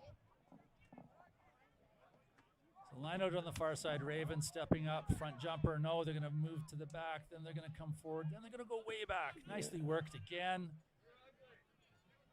Find the centers smashing forward. That's Koken just spinning out of that tackle. And the driving ruck support. Joe Locke finds he hasn't really got much, so he finds a Carson to support him going to a ruck. That's clean ball for the Ravens. There the Ravens go again, another clean ruck. And the penalty directly in front of the post. Tap and go. No, they're calm gonna, it down. Interestingly, David O'Donoghue has the ball in hand, and he's pointing at the post and talking to the players. Yeah. So he wants to take a quick 3. Nobody's made the call yet. Scrum. The referee's only going to listen to the captain, and we know it's Hamish Janes for the Ravens. Did you have a little conversation? So somewhere in there, Hamish stepped forward, or somebody stepped forward and said, "Scrum, please, sir." And we know what the scrum looked like from the last time we saw it. So here's the game plan for the Ravens. Take the scrum when you can. And don't let Ottred get anything kickable inside the half. You think Joe's thinking he can push his scrum 15 meters? I think they would happily do so. Okay. He may have talked them to that. You've also got a back line that's eager to have their shot at running through the Vikes defense. He's trying. Absolutely. Here comes the secondary push. And it's spun, and they've won the penalty. Yeah, they got a free one. Yeah, so they're going to call for a scrum again. Yeah, you're right. And the key here for all those watching at home, Chris, trying to put some pressure on the Vikes teams so that if there is a series of calculated penalties, the yellow card would be the next infraction. So again, they've taken their time, but they've called the scrum. Yeah. And UVIC can't avoid this. UVIC has to step up. They have to try to figure out how they can bind better, how they can do whatever. And if they keep giving this sort of stuff up, the referee moves to penalty tries and eventually might yellow card a player, which seems counterintuitive because you're punishing the team that's suffering, and it doesn't sort of produce a better rugby game, but it's the consequence of not being able to compete, and that means the winning team gets the reward. So are we going to see the same tactic by UBC Ravens? I think right now, yes. Why change from what's good? Oh, they're looking. No, went down. The front row went straight down. So somebody's bind slipped. Somebody lost a boot. Certainly the Ravens don't want to put this on the ground, and certainly UVIC doesn't want to put this on the ground. So neither front row have any motivation to collapse this scrum. So the Ravens know they can dominate and push, so they're going to want to keep it up. If UVIC collapses it, they know they're going to get a penalty, maybe even a penalty try or a yellow card. So this should stay up. Chris Asmus just nicely from a technical point goes to the other side now. Wants to see this side of the scrum. So if you're the prop on this side, now the time to lose your bind. So here we go, off to the open right side. Forward moving hard, nice angled run. Isolated runner. UVIC gets the ball. The Ravens player became isolated. If you watch this replay, folks, and the UVIC defenseman stayed on his feet and went to grab the ball. UBC Ravens not releasing, penalty every time. Perfectly played by the defender. Great defense there by the Vikes. Nice long kick. Absolutely. Into the crowd. Somebody just got the glasses knocked off, but she's okay. Madame, your husband should have done a better job of protecting you over there. Here we go. UVIC with a put in at the line out just in front of our broadcast position right here. So you'll get a good angle from the camera. Just watch the spacing of the UVIC players. They can move anywhere. That pod of 3 can move anywhere they want towards the back or the front. They're going to try to outguess the Ravens. Now they're going to go back. Now they're going to go to the front. Yeah. And it ends up being a mess, and that's number 2, Jake Tierney for the Ravens, who ISO running. Joe Locke coming at pace. And the penalty is offside. Angled entry into the breakdown against the Ravens. Yeah, does that take up the second player who came in? It seemed to be about 3 or 4 meters off the ball, and it came in at an angle. So you've got to enter that ruck from behind the back foot behind the ball. And square to the try line, right? If the referee can see your numbers, you haven't entered from the right angle. And with all due respect, we saw that from here, and we're 40 meters away. Hot Red with another clearing kick. Another crowd favorite. Well done, madame. Yeah, she caught it. Very nice. So here we go with another line out. See if UVic can get this sorted. They've got a real challenge on themselves because they can't get a booster. They can't get a jumper up taller than Big Carson there. Number 18, Dawn, who's probably 6'7". Now they've got it worked out. That was well done for Vikes. Ooh, behind him. And then it's knocked forward, knocked backwards. Play on, says the referee. It might have just gone backwards. So there's no advantage being played. So UVic has the ball at the breakdown. And the Ravens have driven that player all the way back inside the 22. So here come UVic. That's an interesting play from the UVic player there. Just trying to escape and give some room for a clearance kick. Here's Ott Red. Noah Bain here on the near side. He gathers it. He looks for support. Finds Lockie Kratz. Lockie's off, looking ahead. Little up and under. And ran into a UVic player. Joe Locke's not happy about this. The guy's just exchanging phone numbers right now a little bit. Hello, how are you? Some cooler heads prevail. Referee Asmus just going to pull everything back. He's going to want to have a talk with the captain. His maturity is coming through here. What I'm really impressed with is how Chris Asmus is absolutely stamping his leadership and his refereemanship on this game here. He's a couple of times here, he's actually took the teams aside, wants to calm it down. He obviously knows at the beginning of the game, there's a lot of energy, there's a lot of emotion, there's a lot of power between both these teams here. Wants to make sure it doesn't boil over into anything serious. So the first penalty is reversed for the third man in. I think that's going to go against Joe Locke for jumping in and giving a big shove. So UVic ends up with ball in hand on their 10-meter line. Ott Red with another clearing kick. He's going to look to the near side, try to get it over Noah Bain's head. Great angle for him to get about 40 yards here, and he's got a good boot. There it is. Keeps it down low. Gets his forwards going forward, which is what they want to see. So Vikes now have the line out to our left, which puts them well inside the Ravens. Half. We've just seemed gone off a boil a little bit, Chris. You know, we've got 23 minutes gone here in the game. Both teams seem to have. Yeah, there's Big Carson getting up into the face of everybody and steals the ball. Ravens will set up a ruck. Somebody will step back for a clearance kick. There's Lockie Kratz. Boom. Kept it in field. Yeah, not a good kick at all. UVic's going to look to counterattack and go right. And the offload, yep. Yeah, you're throwing it to somebody standing still. The Ravens are going to eat that up. So there's the penalty. Again, in from the side is the call against one of the Ravens on the far side. Now UVic has possession. Ott Red with about his 17th kick. He might be looking at going for goal. Why not? He's shown the capability of his boot. So he's going to have a quick. Is he grabbing his tee? Well, he's having a quick chat with Scott Manning, the coach.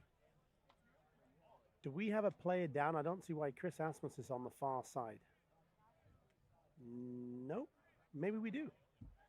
What just stopped? I think there's a player down just behind the UVic team that we can't see. Just in the yes, background. Yeah, there you go. There they see number 13's just popped up. Okay. Unfortunately, yeah, that's going to be number 13 done, Dylan Cleaver. Okay. So unfortunately, Dylan's out of the game. Just trying to get a number on who's coming in.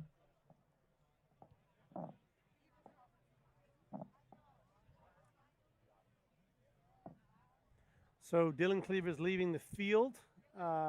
Black scrum cap with blue trim has come onto the field. Fortunately, Dylan was walked off under his own power. That's number 23, Jack Penaluna, that's come on. You know what looks like Outreed is going for the touchline. They have won their last two. Well, they won their last lineup. I think he might light that one again. 23 meters out. Could have done a little better, but we're splitting hairs. Let's see what they can do off this lineup. Long.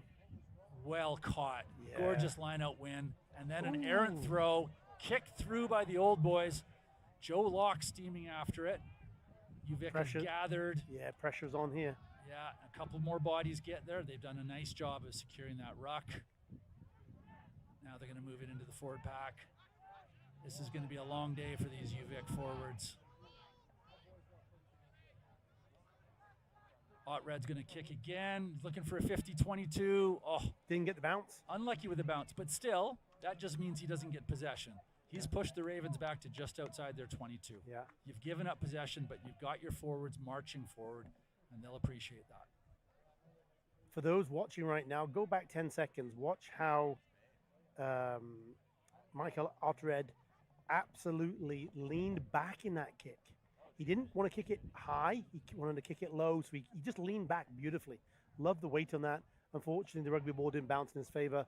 Not the end of the world. They still moved the ball down 30 meters. Clean Ravens win. Single runner. There comes the support. Here's your second phase. A little indecision there. I think that's Jake Tierney or Sam Razanpour taking it forward. Tierney, not your normal build for a hooker. No. He's probably 6'2". But it works. Yeah. When you've got a back row as big as a second row and a back row as big as they have. So another time off, I should say. Another player just having an opportunity to have some medical attention. Just quick shout out for the last game being played on the far pitch as the Kapalano team, the women's team, has come out victorious in that final match. Second player now. This looks like, can you see a number, Chris? 23? The guy just came on. So unfortunately, Penaluna is going to leave. That's the Capilano Div 1 team in the background that have defeated Kamloops. And congratulations to them. Unfortunate for Penaluna, on for less than 3 minutes, less than 2 minutes. Unlucky, and he's carrying a shoulder or an arm. So Penaluna's off. We'll try to get a number for who's come on for him, folks. Just got a little stagnant, say, the last 15 minutes here, Chris. You know, we had a great start. Again, UBC Ravens are up 5-3 of the Vikes. The first 7 or 8 minutes was end-to-end stuff. Got a little stagnant here for the last 15 or 20. What do you think? I don't think UVic minds. They're trying to recover. They would love to play a slower game. I think the Ravens want to pick up the pace and do some damage. And UVic, if they can slow it down, penalty against the UVic front row. And whether they went down or the Ravens pushed them down, we don't really know.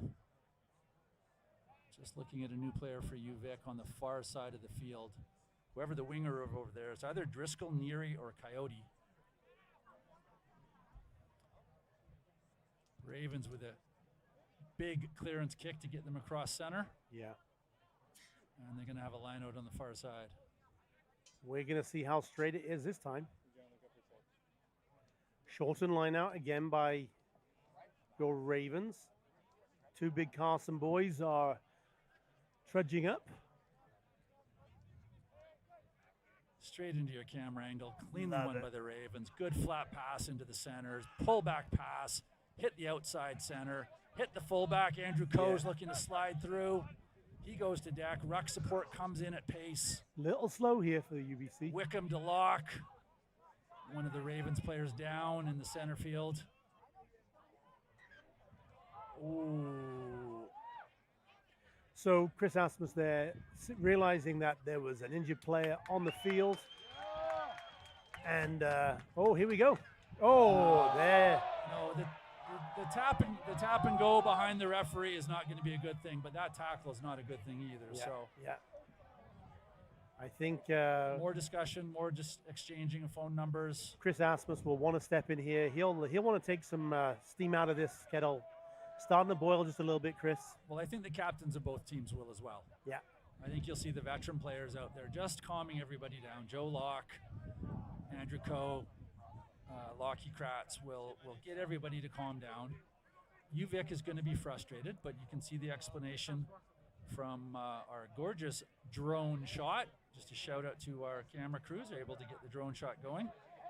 You see it's a real neat way to watch rugby, the drone shot. Love Chris it. Asmus talking to number 13, Hamish Janes, the captain for the Ravens, is going to go back and explain to his team. Doesn't look like he's reached into his pocket yet. No. However, Cole Keffer, number 11, he seems to be talking about some injuries, and Chris has gone to talk to his assistant referee, Nate Height, on the far side.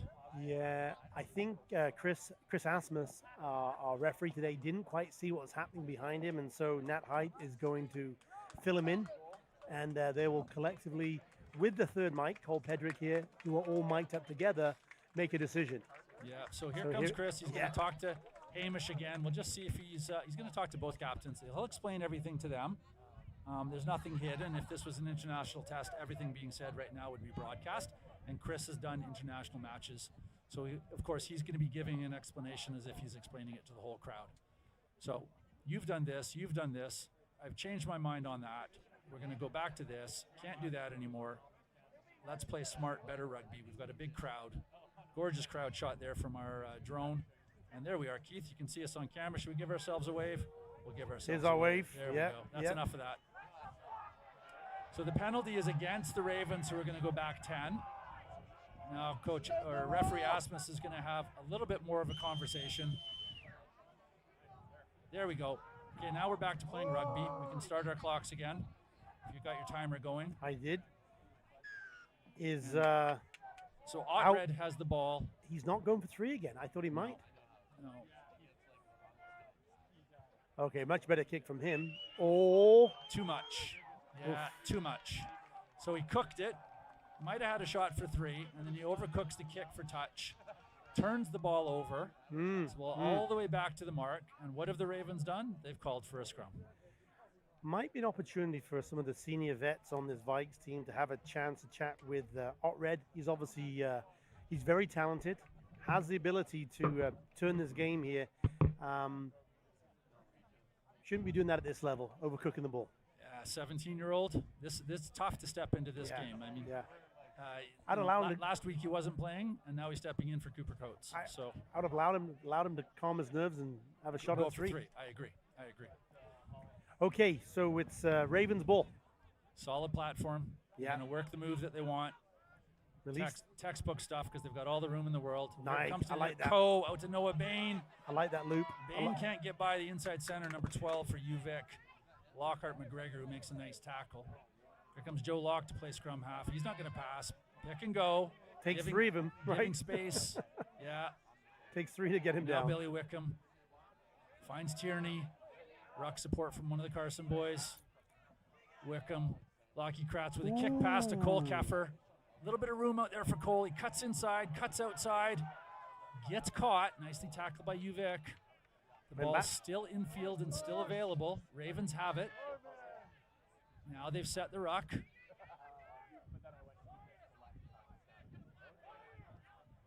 Forwards driving through. Nice defense from the UVic. They've made a nice tackle.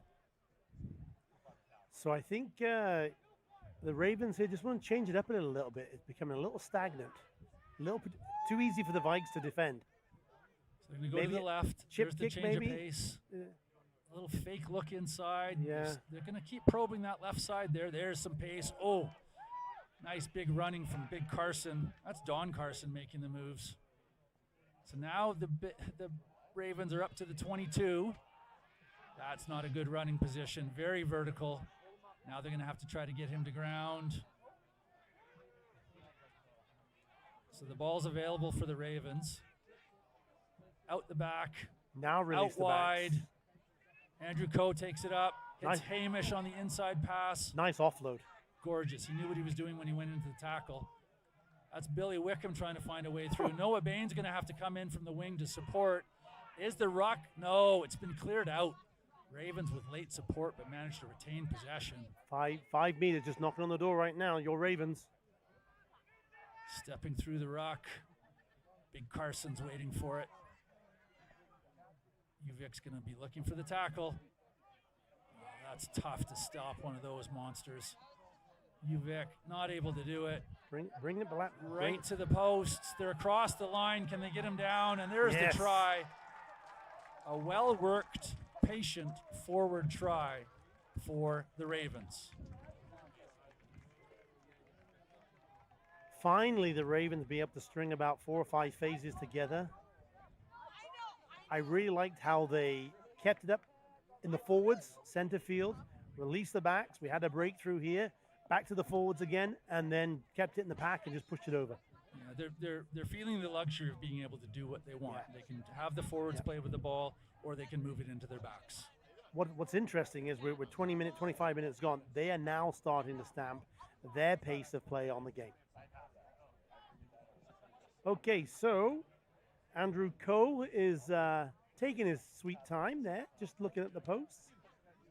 I am pretty sure Mr. Asmus would have told him he's got less than a minute, maybe even less than 30 seconds. Very unlikely to miss from this proximity to the posts. Gently steps up and nudges it through into the food truck garden area. So after 34 minutes, we are your UBCOB Ravens 12 and your University of Victoria Vikes 3. Vikes to restart. The Vikes can't be too disappointed with the run of play to this point. To only be down 9 points, closing in on the last chunk of the first half. You've settled your nerves. Yeah. Back into the crowd. Good catch.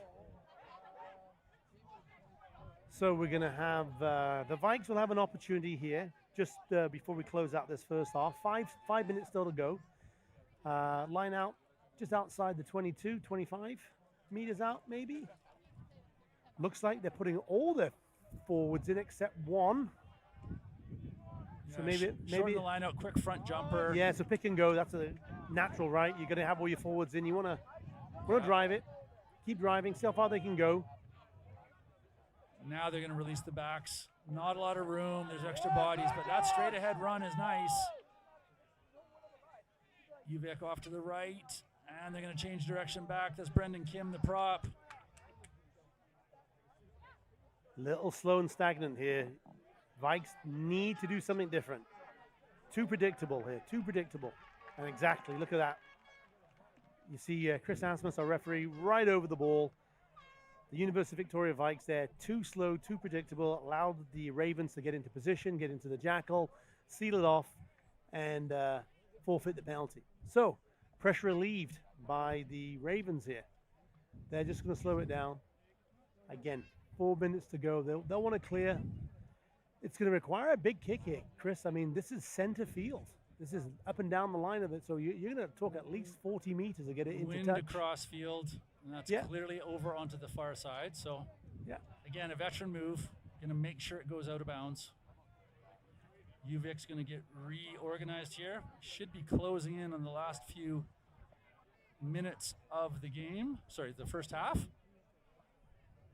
Ravens probably a little frustrated with the lack of points on the board for their dominance in the scrum, for their dominance with those big forwards. They just haven't turned up the results. Some hard running. I think that's number 7, David O'Donoghue, with a good run.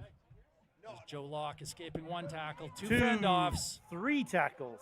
Then he goes straight ahead. Yeah, look at that. Beautiful. Spins around and posts it back. 7 meters past the game line. Wickham to Carson. Carson goes to deck. Carson drives over. Now the Ravens are starting to get into their swing. Oh, and a nice fake pass by Lockie Kratz, and he's giving up the ball. UVIC away on a ramp. Offside? Yeah, no, the penalty was for rolling with the ball too many times. So that's the scrum half, Reese Thompson, and he didn't have immediate support, so he kept rolling with the ball. Yeah. And it's essentially playing the ball while you're on the ground, and you can't do that.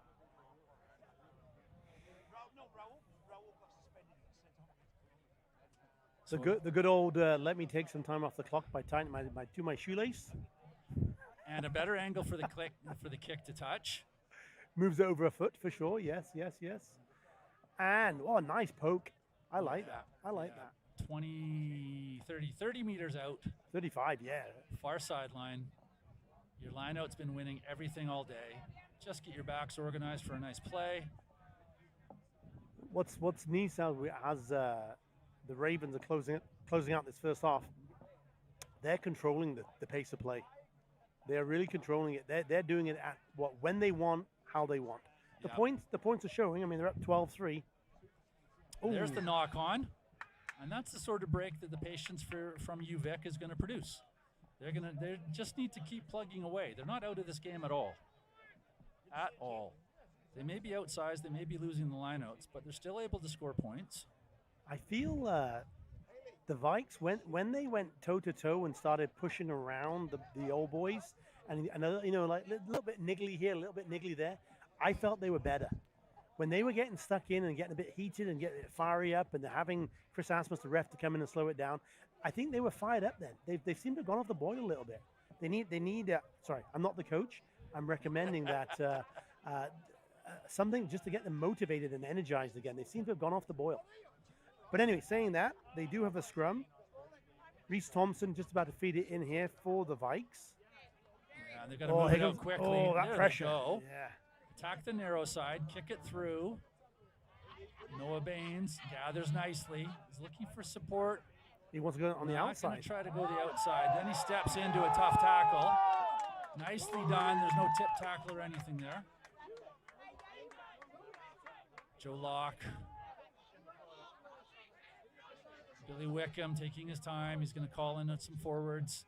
Now they're going to find a deep searching up and under.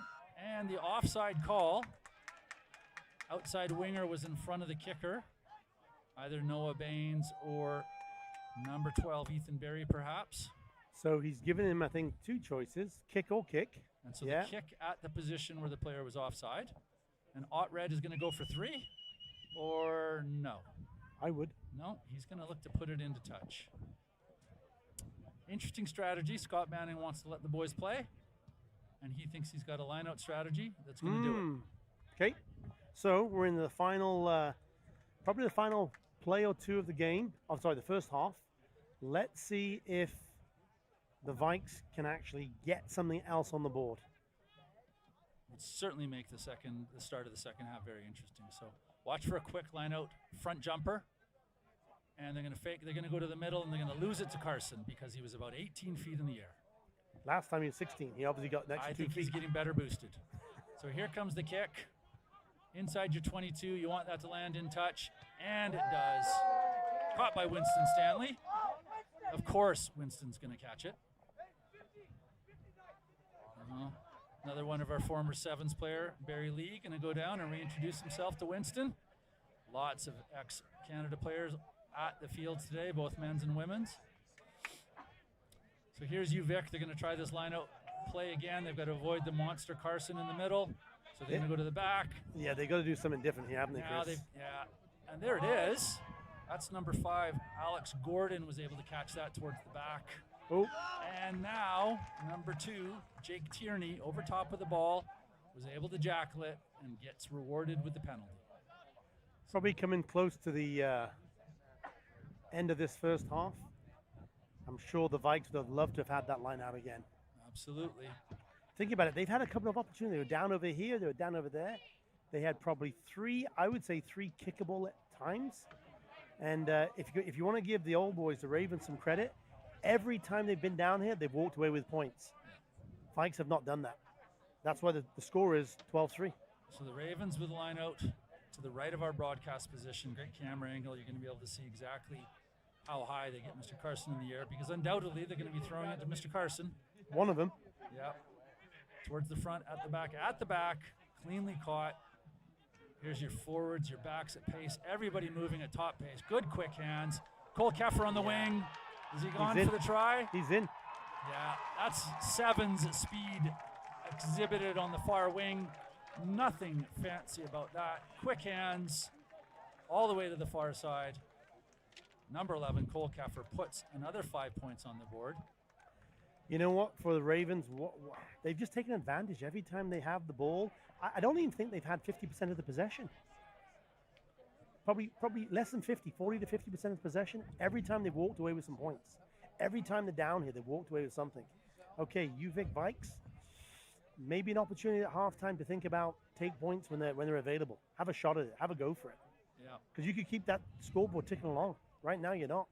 We're going to certainly look to restart this game. We can see the Ravens getting reorganized for a kickoff reception. Jessie Nag, our interviewee at the half, over to join her teammates and their trophy. They're enjoying the game right now in absolutely gorgeous conditions for rugby this afternoon. I see the trophy, Chris, but I don't see any bubbly inside it just yet. Well, there's a time for everything. Let's just see if that convert made it through. His kick pushed out wide.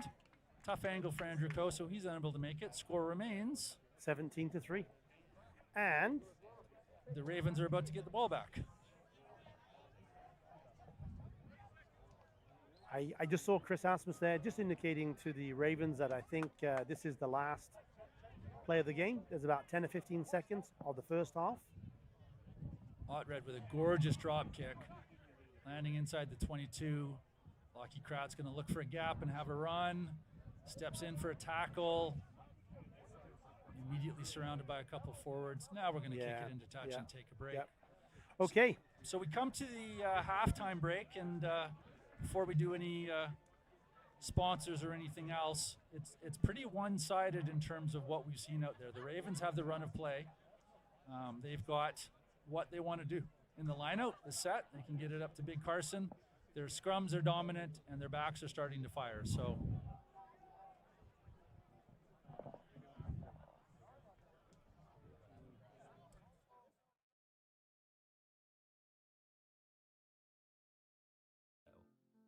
focus locked. Trust your strike.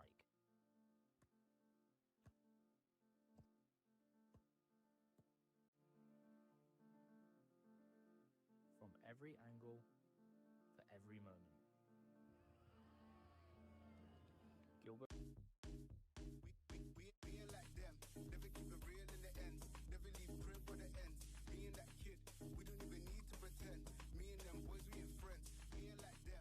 Never keep it real in the ends. Never leave crib for the ends. Me and that kid, we don't even need to pretend. Me and them boys, we ain't friends. Never leave crib for the ends. Me and them boys, we ain't friends. Never leave crib for the ends. Me and them boys, we ain't friends.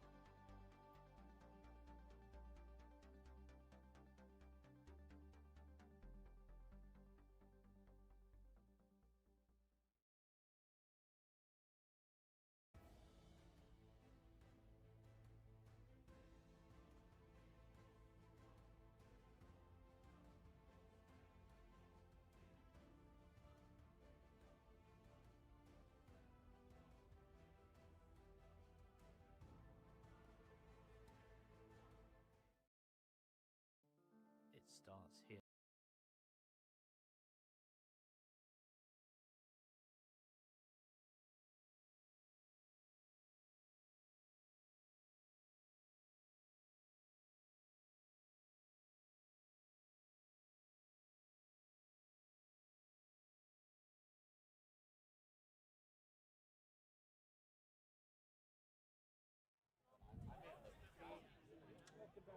shout out to our sponsors. BC Rugby thanks all our partners and sponsors for their continued effort and support to help grow rugby in British Columbia.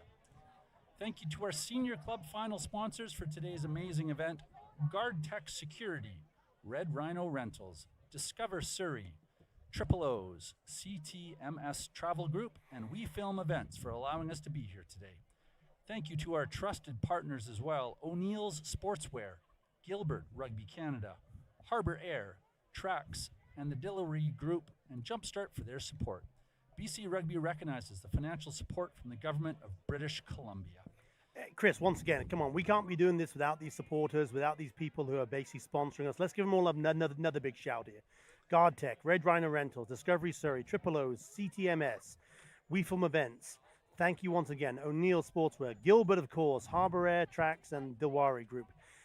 Without your guys' absolute support, we wouldn't be having the time of our lives here today. Chris, we've been having a really entertaining first half here. The scoreline doesn't quite indicate what's been going on. We have the UBC Ravens up at 17 points. They've been keeping that scoreboard ticking over nicely. The UVIC Vikes, they got on the board first with 3, but they haven't been able to add anything to their list right now. So what are your thoughts about that first half and maybe what both coaching staffs are having a conversation with the players right now? I think if you're in the old boys room, you're just letting them breathe. You're letting them just enjoy the moment. They're playing good, simple, basic rugby. They're not really trying any tricky, fancy plays. We did see that single kick pass to Cole Keffer, but otherwise the lineouts have been either a middle jumper or a back jumper. Their scrums, the driving scrum that led to a try over on the far side early in the half. So I think UBC, you're just letting them enjoy it. And if you're in the UVIC change room, I think you're quickly trying to see what can we put in play in terms of lineouts, because you want to be able to challenge the lineouts. And I think it's the speed, right? You're trying to counter the size of the Carson boys in that lineout and just trying to go quickly, whether it's at the front or the back. You don't give them time to adjust. Obviously, with the scrums, you've got to get the ball in and out as quickly as possible. If that means an 8-man pick going open and looking to feed to your 10, so be it. But you can't waste any time messing around in a scrum, because the Ravens will drive you off the ball or bury you in the dirt, and that's not going to end nicely for UVIC at all. So I think they're pretty simple messages that are going on, and in a few short minutes when the boys take to the pitch again to finish this another 40 minutes of this game off, I think it's everything for UVIC is available to them. They need to try things. They need to look for points, and if they can take 3, I think you put Odd Red in front of the post and let them put that boot to work and try to nibble away. If they'd have had those 2 penalty kicks in the first half instead of the missed kicks, they'd be at 17-9, and I think that's a different complexion for a game than 17-3. I actually think you're being generous there. I think the UVIC Vikes will look back on that first half. They had the majority of the possession. They probably had the majority of the field possession where they were as well. And they had, in my mind, ample opportunity to keep that scoreboard ticking along. They chose not to. There are a couple of unforced errors. We saw that one kick that one deep where he put just a little bit too much boot on it. A couple of opportunities for kicking for the 3 points.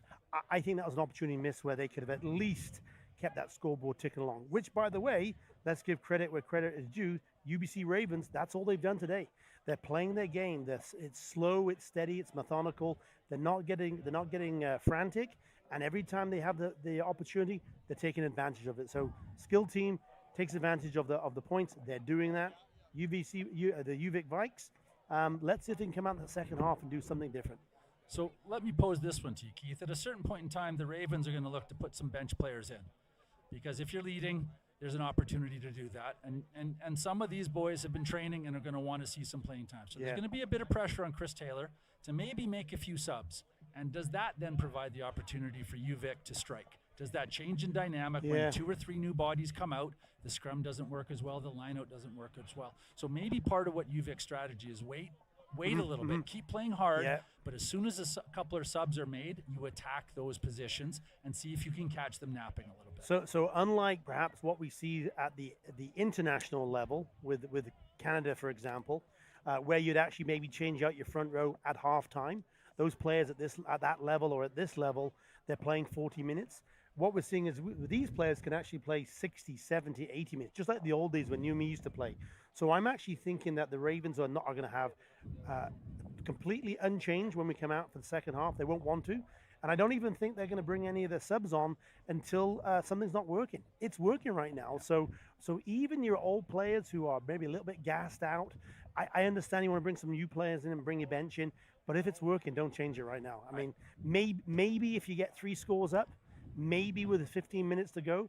But this game could still change right now. It's going to be crucial that the Vikes come out and do something different. That's the key here. Do something different. Yeah. If they keep the same entity of not necessarily keeping that scoreboard ticking along, not taking it to the Ravens, I think we can just take the score and just double it right now. They've got to change. Yeah. Yeah, this is the game that UVic needs to change. UBC doesn't want to change anything. I think you're absolutely right. It ain't broke. You don't fix it. Yeah. And we'll just see UBC coming back onto the field. We'll just get a sense of if they're all moving. Ravens are all moving at pace. So Ravens are out early. Yeah, you know what? They want to get going. And here comes UVic right away. There's no mind games at this point. UBC knows and is going to firmly believe that they can win the rest of the way by doing exactly what they just did. Yeah. And they know UVic has to change the game. Yep. And if UVic can't change the game, the outcome's predetermined. You know what? The sun may play into the second half here. I'm just looking where the sun is. It's right behind us. It's basically, it's still high. It's not low in the background right now. So we may see a couple of high kicks that may try and take a couple of players just off the game a little bit. And maybe get some of that sun in the eye just to have that bobble that everybody really wants in this game. We did see UVic with that early kick in the first half that Lockie Kratz was unable to gather cleanly. He had to come forward and kick it. So certainly there's every opportunity for UVic to change things up. UBC doesn't want to change anything, and they want their third consecutive Brownsville Cup championship.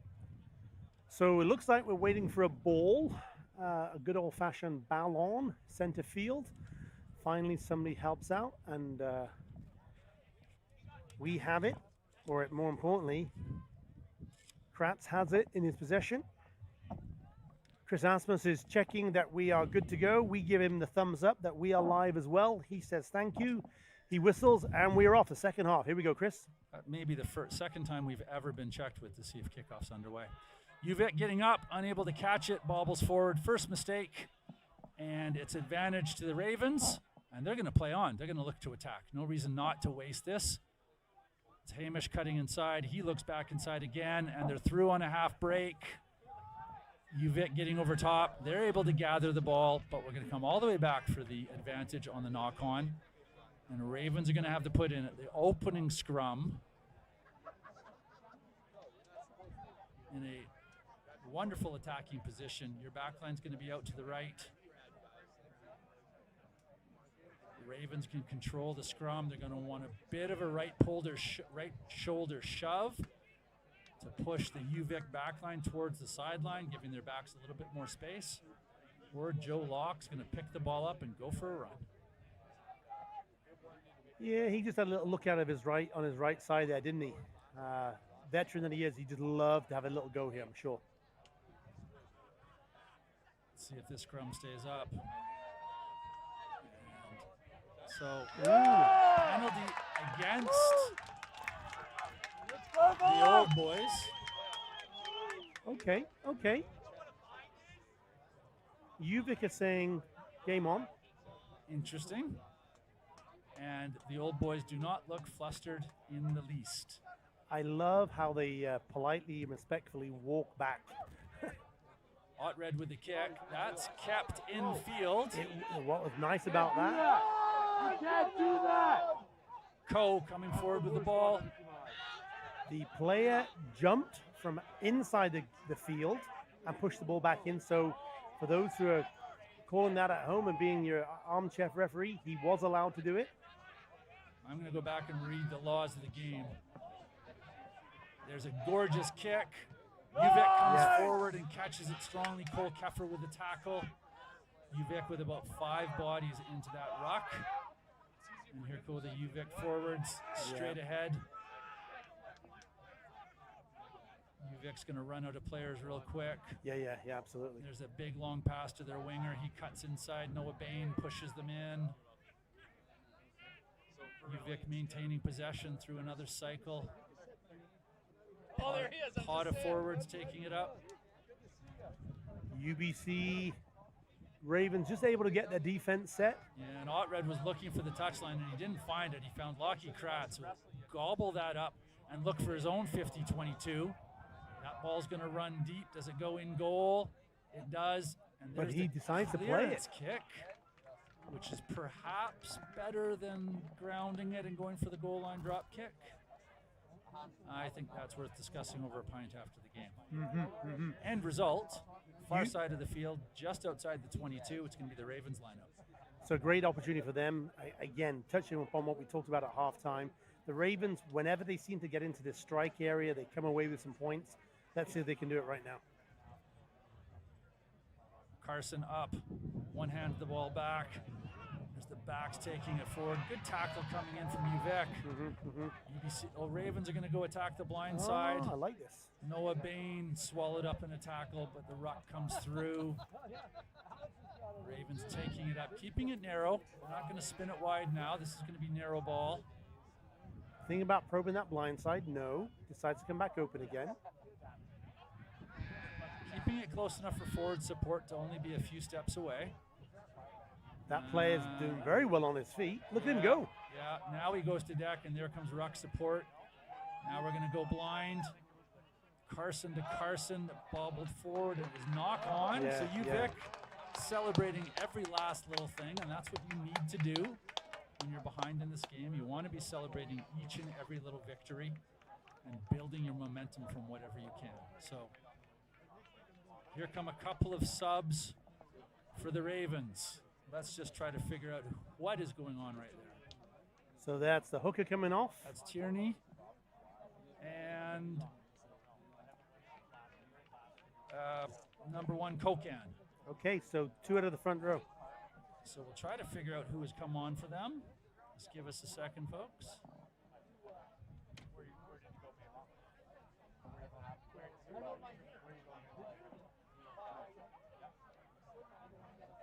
I think that's number 19. So I think Joshua Tweed has come in at prop.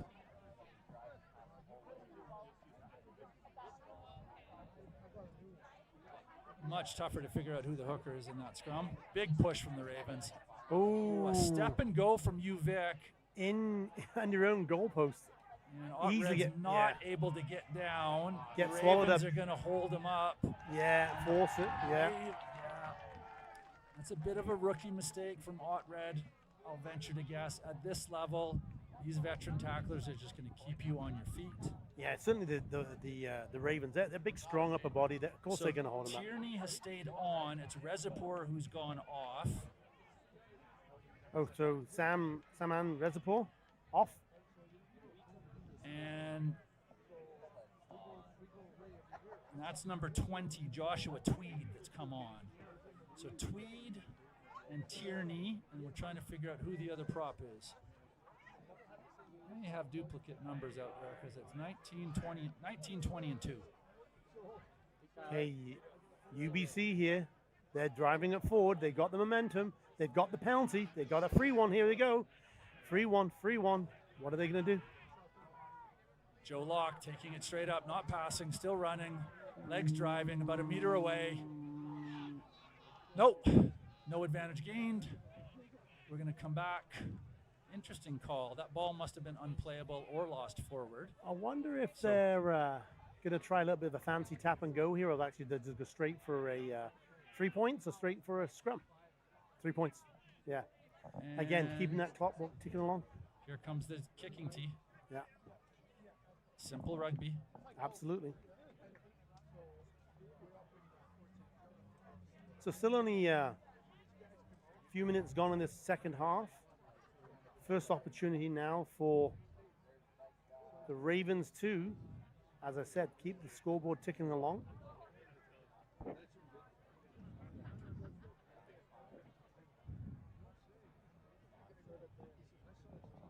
Andrew Coe, nice and easy, makes it straight through. Absolutely slots it through. He takes the scoreboard now, ticking along to 20 points for the Ravens. Just getting an update from one of our coaches. It's Mike Otred. So the standoff for the Vikes, Mike Otred. Thank you very much, Coach Chamberlain. So if body language is going to give it away, your UVIC Vikes came a little slow back to the halfway there.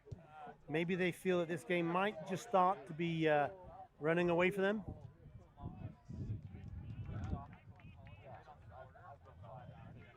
Cleaning taken there by Kratz and punches it into touch. So we're going to have a restart with a Vikes line out. Let's see what they do here. So 19 Lewis Kasepian's on for the Ravens, and we can see number 21 Keegan Neary is on the wing for UVic, replacing 23 Jack Panaluna. I think that was one of the Carlson brothers there, just knocking it on in the line out, even though he got up for it. So it's going to be a scrum Vikes ball. Vikes really want to get this moving right now. If I was them, like, you got to try and step up the pace just a little bit.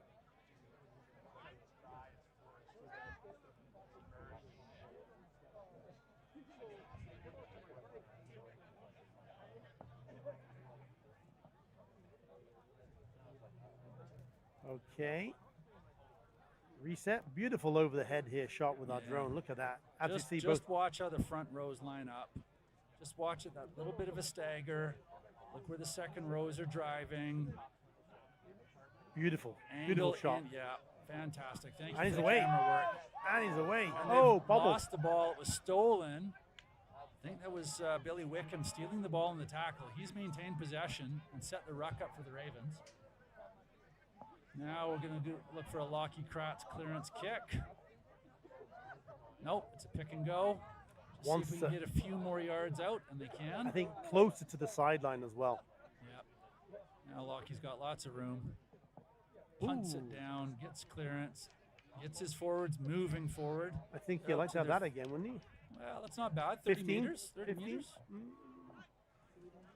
You're 15 and my 30. Anyway, line out.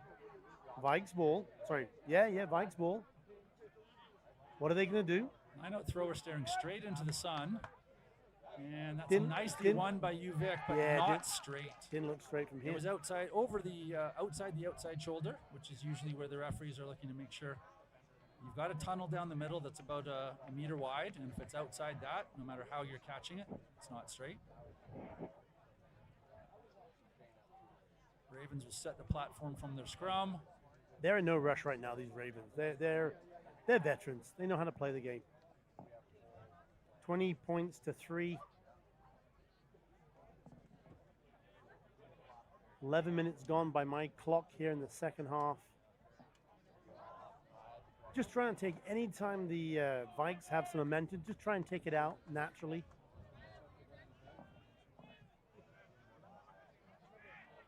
The ball starts driving. Now they've got advantage. Now they're going to put the ball into the backs. Nice, Around the nice loop, loop. Lockie Kratz, Noah Baines. Here comes Cole Keffer, unable to get there. Cole's going to help keep him in ground. And the ball gets spilled forward on the deck. So Lockie Kratz won't be happy about that. Noah won't be happy about that. And Cole won't be happy about that. However, you've moved the ball 30 meters forward. And it's a UVic scrum against your scrum. And your scrum is dominant. I'll take that. Yep. And you're taking 3 minutes off the clock. Okay.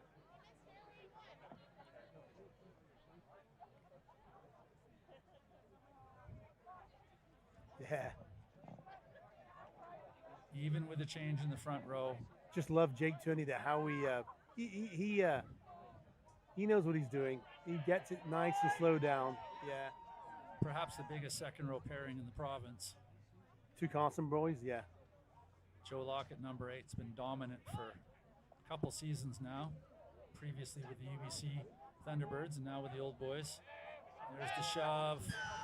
And the penalty goes towards Ravens, as it looks like UVic's number 3, Brendan Kim, got bent underneath. He's not looking very happy. On this side here? Yeah. There it is. And I think he just folded in underneath, couldn't keep the outside bind. Kratz is having a look down there. Wants to make sure he's got something to aim for. Doesn't want to mess this up. Wants to keep his forwards happy. Oh, gorgeous kick. Absolutely. Yeah. Oh, okay. All right. 15 meters out. So, catch and drive? I think so. Why mess with what's working?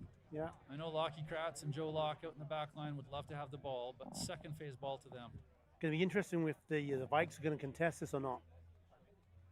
They're going to try to. They tried to. Okay. Oh. And they've done a good job of tackling it. No, there was no maul formed. And that's, is that Billy Wickham? racing away with the ball in hand. He doesn't get across the line.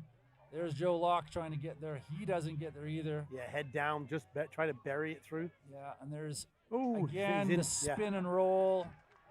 It was... I think that's one of the replacement players in the front row that's come on. So? I think it's Kasapian. We'll just catch a number as they walk by us here. And I will point out that none of the Ravens forwards are running. I think they're saving their legs for the last 10 minutes when they'll put on some sprints. You know, let's give credit where credit's due here. We're seeing the Ravens here play the game at their pace. They're playing the game how they want to play it. They're not being drawn into anything that the Vikes are doing. And again, if I was the coaching group of the Vikes, try and change it up somehow. Try and think about doing something different. It could be a chip kick through. It could be a cross kick. It could be something. But you got to try and change it up. I think it's a little bit too predictable right now against the Ravens. Yeah, Lewis Kasapian with the try, number 19 for the. Just pushed. Oh, he got it through, and he got it through. Nice conversion there as well. Lockie Kratz with the Andrew Coe with a convert. Again, taking that score now, ticking along, 27 points to 3. Vikes coming back to the halfway line a little slow. Let's see if they've got it in them to challenge this. It's decent. Kratz calling off. He wants the ball. Oh, I like that. Turney almost like the fake kick there. Look how far he made it, 10 meters. Good for him. Yeah. Kratz wants the ball. Quick hands. Well defended by UVIC. But there's the tackling the player without the ball. Unfortunately, UVIC thought number 7, Regan O'Gorman, was going to get the ball. He never did, and they tackled him. So nice little play from the Ravens. And Lockie Kratz, knowing what would happen, created that. Now he's going to step up and look for touch down the near side.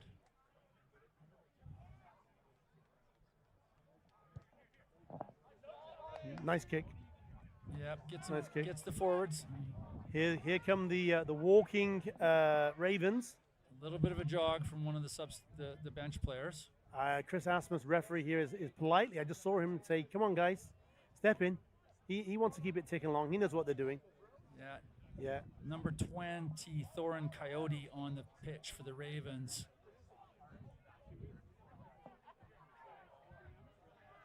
Sorry. Number 20 is Joshua Tweed for the Ravens. He's at the front of the lineout.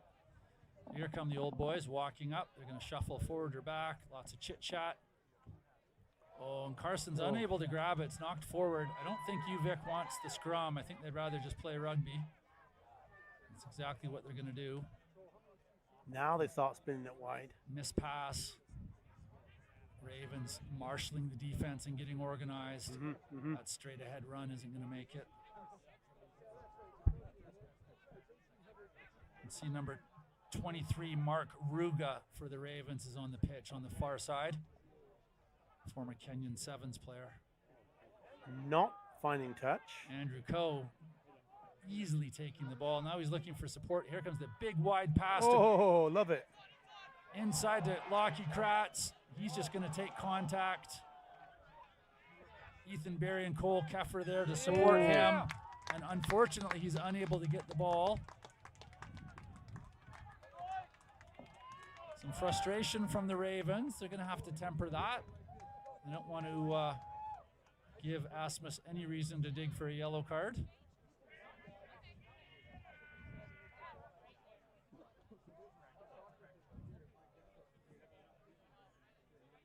Tread with a kick. Nicely done. Yeah. We're going to have a line out right opposite our camera station here, Chris. Yeah, right on the center line, just across the center line. Gorgeous shot again from our drone camera angle. You can see the two pitches out here in South Surrey. Front jumper. UVIC cleanly wins the ball. Tread out into the back, straight ahead, hard running, breaking through. It was stagnant. Yeah, Joe Locke with the tackle. And unfortunately, you're isolated. Yeah. And the veteran UBC defenders are able to jackal the ball. So 27 points to 3. Looks like there's about 20 minutes gone. So we're coming into the final quarter of this game.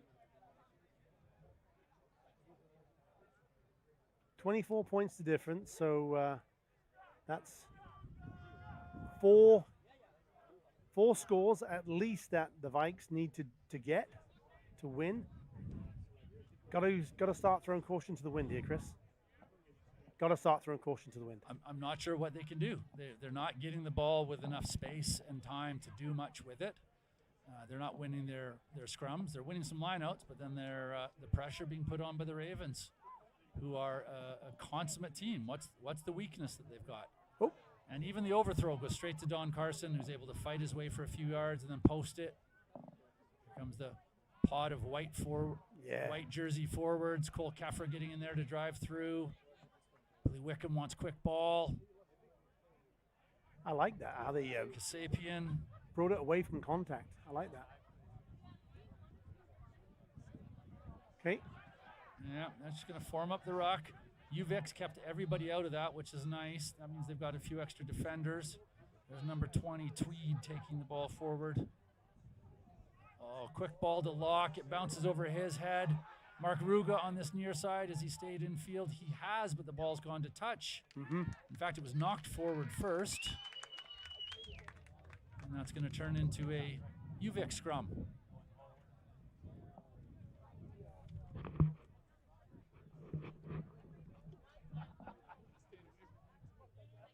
Difficult camera angle here right in front of the clubhouse. Gorgeous clubhouse to our left that looks out over the field. Dressing rooms underneath. A couple hundred people in there right now enjoying the social aspect of club rugby in this wonderful province. You got to expect the UBC Ravens here just going to try and get low, snap that drive, and just put the Vikes again mentally on the back foot. Yeah, just watch for the drive. Joe Locke's going to pick the ball up if it suddenly ends there up you on go. his feet. And well held by UVIC.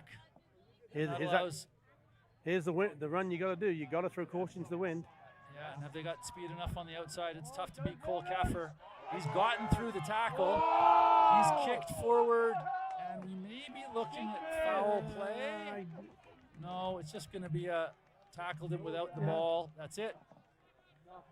I think the play was committed. Yeah, I mean, at this level, you don't want to not make the tackle. Yeah, Chris, referee Asmus was looking at it the whole way. He didn't even look like it was anything more than that. He's just making sure they know. Now we're going to move the penalty up to where the ball landed, as opposed to where the player was tackled without the ball. Got to go quick here, Vikes. Come on. Otred with the ball in hand should be looking for the far side. Put it into the medical tent or into the BC rugby tent. And he politely misses both. And it will now be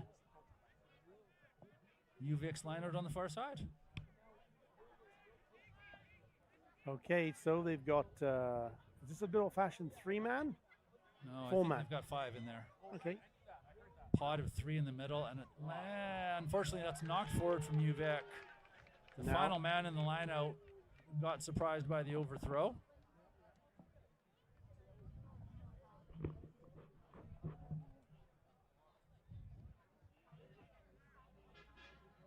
So, of course, it's a scrum. That's exactly what the Ravens want. Slowing it nice and down. Do you think they're going to run it, Chris, or do you think they're going to kick it just to keep the possession right back down here on the Vikes? I think the Ravens are going to run it. I don't think there's any need for them to kick to clear space. If they want to, they can, but either way, they've got strength. Just looking at the bench on the Ravens, wondering when we'll see a couple of those players come on. You got to think with 24 points and difference and literally 17 minutes to go, might be an opportunity to bring some of the younger players on. Looking for the penalty again. Here we go. Certainly. Here it is. And there it is already because it's spun around. Now they're going to release it to the backs. Oh, there's the missed pass. Let's see if Mark Ruga can get through. That's a forward pass, so we're going to bring it back. I actually would have liked to see that contact. 23 versus 15. That would have been a nice little tussle. Collision. So we'll go all the way back across the field for the knock-on. There was no, for the penalty, there was no advantage gained. would expect Lockie Kratz to look for touch down the far side. And I would also expect UVIC to bring on 5 or 6 subs in the coming minutes. There's no point in bringing your players over from the island and not giving them a chance to play in the final. The score is 27-3. The chances of mounting a phenomenal comeback are dwindling. Haven't seen any of those players make a move towards the substitute official zone in the middle. So we're back to line-out time for the Ravens. Just where we can see the line out there, you can see the secondary commentary booth that we had set up as well for early on today. Again, big shout out to the rugby club here at Bayside. They've done a wonderful event of hosting us here and setting on a phenomenal set of games of rugby. There goes Mark Aruga trying to get around the end. UVic's done a good job of tackling. They just haven't had the physicality to defeat the forwards. Ravens get there in numbers. Stepping back inside is 19. Lewis Kasapian. Lockie Kratz. Out to Cole Keffer, picks it up off his shoelaces. He's going to look for a gap. Nice little jink. Look at that. Yeah. Goes to deck, and he's got some monster forwards over top, so the ruck is secured. Twinkle toes there. Look at that. Love it. Yeah. Kratz with a late pass. Oh. Even later pass. I don't even think he even looked way past that. That's the confidence now, right now, these Ravens. Trailing support coming in. That's Tweed. Yeah, they're playing with confidence. Wickham. Oof. Bosh. And he's still on his feet, so we're driving about 10 meters out. Yeah. Trail support. Penalty. Penalty advantage. Kick and go. Is it going to land for him? Oh, it doesn't. So we'll go back to the penalty right in front of the posts. So you're up by 24 points. There's 15 minutes to go. I'm looking at the bench. Haven't seen them unload it yet. And the Ravens have the penalty in the middle of the field. Another 3? Yep. Yeah, why not? Take 2 minutes off the clock. Well, and why risk an injury perhaps? Just let the boys play. Yep. Make it 30-3. It'll chip away. This is why they're their third time of having the opportunity to become the BC champions. The crowd, there's a little bit of booing from the crowd. They don't like it. They want to see some rugby. However, this is game management. This is why this team is winning. They know how to play. They play at their pace. They play how they want to, where they want to play and how they want to play. Why would you not take 3 simple points here and take 2 extra minutes off the clock? Exactly. Well said, Keith. And There's they did. The kick. There it is. Just catch a quick glimpse of the Ravens forwards jogging back to center. So we are seeing scoreboard now ticking along with the Ravens, 30 points to 3. Okay, Vikes, let's see what you can do here. Come on, you got about 12 or 15 minutes. There's something to chase. Tread with a nice restart. Oh, take him out in the air? Nope. Nope, they let him land.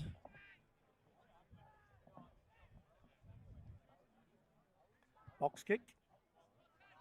That's a tough one. Cole Keffer trying to get up for it, and he does. One of the shortest players on the pitch, and he's going to claim that high ball. Nicely done. Is the pod for the Ravens. Second pod looking ready to go as well. Oh, the box kick. Lockie Kratz wants the ball. He's not going to get it. Yes, he is. He's looking for this corner. Out wide with a big wide pass. Mark Ruga going to get a chance to run. Yeah, they want him to. Yeah. And that's a tough tackle to make there. Rock right down in front of us. Gorgeous camera angle here from our drone. Just see the pod forming straight ahead running. Now he goes to deck. You see Billy Wickham stepping in. You can see Lockie Kratz at number 10. Now he pushes it wide. Hitting the back trail runner. Now go wide to Cole Keffer. Cole's going to have to make some moves and stay in ground, in field. He stays on his feet. The ball's still in. And the knock-on is the call. Okay. Now we're just seeing a little bit of toys coming out the pram just a little bit. Gorgeous, again, a gorgeous shot from our drone. First time I've seen a drone used to cover the championship finals, and we certainly give it the thumbs up. I know the coaches at home would love to have the entire game from this angle. Really easy to see how things line up and how you create space. Just see Brendan Kim there, number 3, tight head prop for the Vikes, just coming slowly back into play. He was cramping up on the left side here, so coaching staff have sort of seen that, and they'll be wanting to change him out pretty quickly. So Brendan Kim cramping up. I think he's now actually heading off. We have a stoppage. Yeah, I think 7 and 3 might be dealing with a head injury, so we are going to have a stoppage. Walters on for the Ravens. Maybe some early thought as we turn our minds towards the standout players for each of the teams today, Keith. When you look through the old boys lineup, as you look through the forwards, and then have a look at the backs, you're going to circle a couple of names. You know what? Either one of the Carson brothers in the second row, I think, have had a phenomenal game. Joe Locke, he loves looking for work, as I mentioned, and I'll also give Kratz. I think he's controlled the game rather well as well. So those would be my 3. Anybody you want to add? Again, the way the forward pack is played, they played as a unit. They've won those scrums. They've won those lineouts. Big Don Carson is getting up in the air, and then he's also doing the boosting when necessary. So, and what about the Vikes? I mean, they've certainly made a game of it here with the crowd here. Any standout players from them? I think it's Lockie Kratzer and Andrew Coe. Yeah. Cole Keffer's put his hand up a little bit in the second half. He's had a gorgeous run down the far side to score the try. He's taken the high ball. He hasn't let anybody get by him. So again, I think there's a couple of bodies out there that have had some standouts. And when you look at the UVIC players, you've circled the one standout that I've seen throughout the game, Michael Otred. Yeah, you know, young player, first time obviously at this level and this this series in the championship. Dare I say, look at that beautiful drone shot there.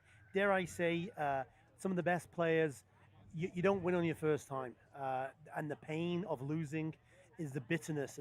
That's the drive. That's what gets you going in the off season. So I think, you know, young Michael Otred will probably feel some disappointment, maybe in some of the choices he made as well. And I know he'll come back a stronger player for it in the future. So he'd be the guy I'd give the nod to on the Vikes side right now. So UVic winning the rock at midfield, and they're going to keep going with the ball. There's the box kick because winger Mark Ruga was up. Ooh, nice. So Andrew Coe with a little burst of speed. Now he's going to look for a deep kick. Yeah. And it's found touch. Is it going to go into touch after bouncing off a UVic player?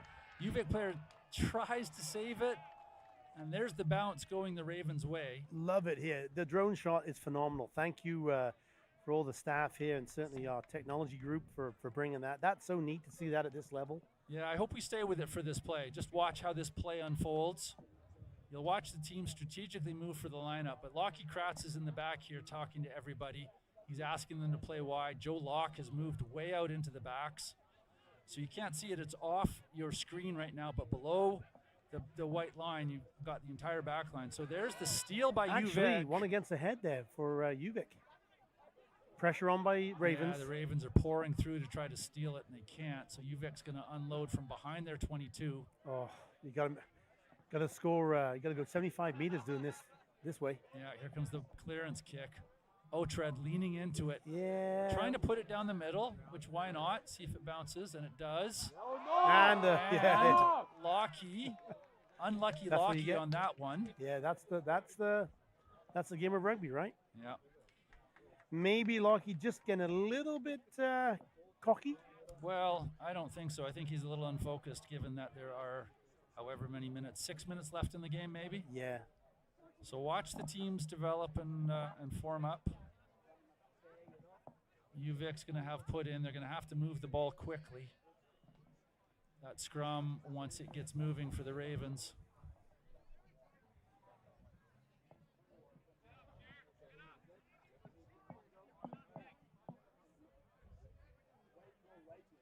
So it is Vikes ball.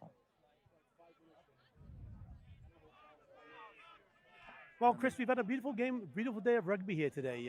Oh, here we go. Blindside winger, can you squish by them? He can. Ooh. Vikes knocking on the door their first time, and then they lose the penalty. Not releasing is the call. Isolated runner. I think that was Reese Thompson, the scrum half. I think he banged his head quite heavily when he was tackled. So I think, and we've got it.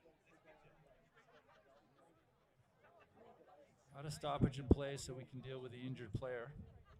We have had a gorgeous day for rugby. Fantastic playing conditions, not too hot. Wind wasn't a factor, weather wasn't a factor, field wasn't a factor. Officials have done what they needed to do to make sure the game happened. And the fans have been great. Haven't seen anybody running across the pitch without their clothes on, and we haven't seen a dog on the pitch either. So I think everything's gone to plan.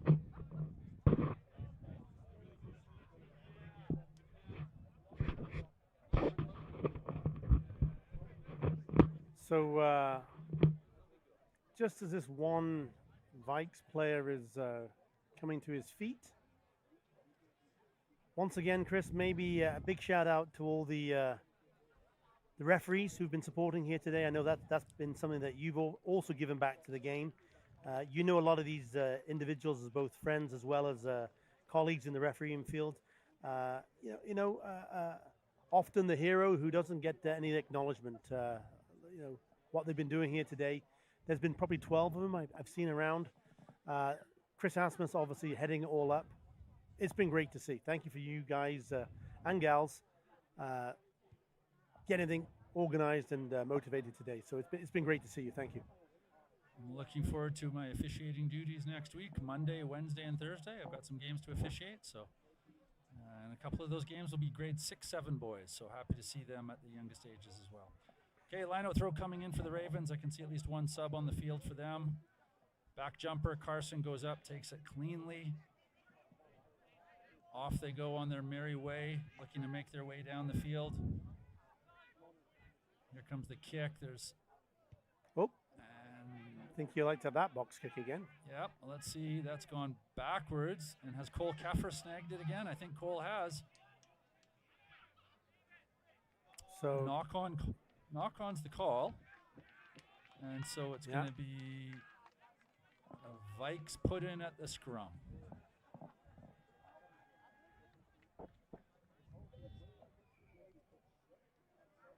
So as we come towards the end of this last game here, want a big thank you again to Bayside Rugby Football Club, again celebrating 38 years in existence. I noticed that when I was walking around their clubhouse, and you mentioned it earlier, Chris. They got a great clubhouse here, just good old-fashioned rugby. The changing rooms underneath, the bar on top. They got a nice setup here. So thank you for them for organizing a great event here today. UVIC picking it out of the back of the scrum. Otred into the center, straight ahead running from the Vikes. They're going to drive over. Nobody took that pick dummy. And go. Again to the deck. Good support coming in. UVIC hasn't lost a step off their pace at all. They're looking to continue playing. One of the bench players for the Ravens on the field, number 22, Jacob Akita, putting in a good tackle. Off go the Vikes down the left-hand side of the field, cutting back inside. That's where the forwards are. And there's the tackle. UVIC creating another ruck. Straight ahead running.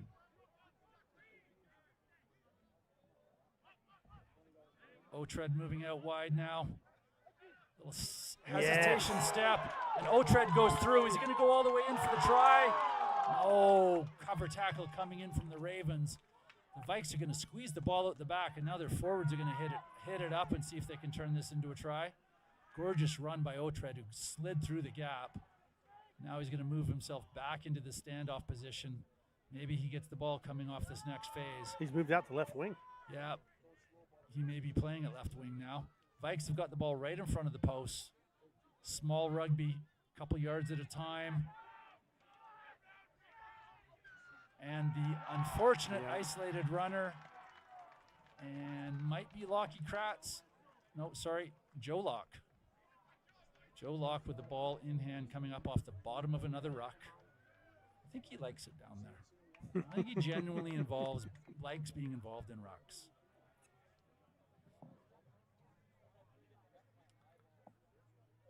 So another clearance kick coming from Lockie. Just noting number 20 for the UVIC Vikes, Thorin Coyote, is now on the field, wing on the near side. Gorgeous clearance kick for the Ravens. Again, the forward pack loves this little jaunt out to the 10-meter line. They're not even they're not even in the camera right now. They are still in their own 22. There's 5, 6, 7 forwards. Now they leave the 22. Chris Asmus is actioning them very nicely. Come on, guys, get with the program, please. Let's not slow it down. So they come up to the line. Back line jumper. Out. Yeah, it's taken nicely. Consistent, right? Look at it. They're willing to have a bit of a driving maul here. Still moving forward, maybe looking for the penalty. Yep, Yeah, there they go. get it. So Vikes coming in from the side. Ravens are just going to want to keep playing, though. That was actually a double penalty because it's a collapse and coming in from the side. Yeah. So now we'll go back to the whichever one Mr. Asmus wants. Lockie Kratz moving forward. He wants the ball. He's going to put this into touch down the sideline. Takes his time again. Just closes another couple of minutes off the clock.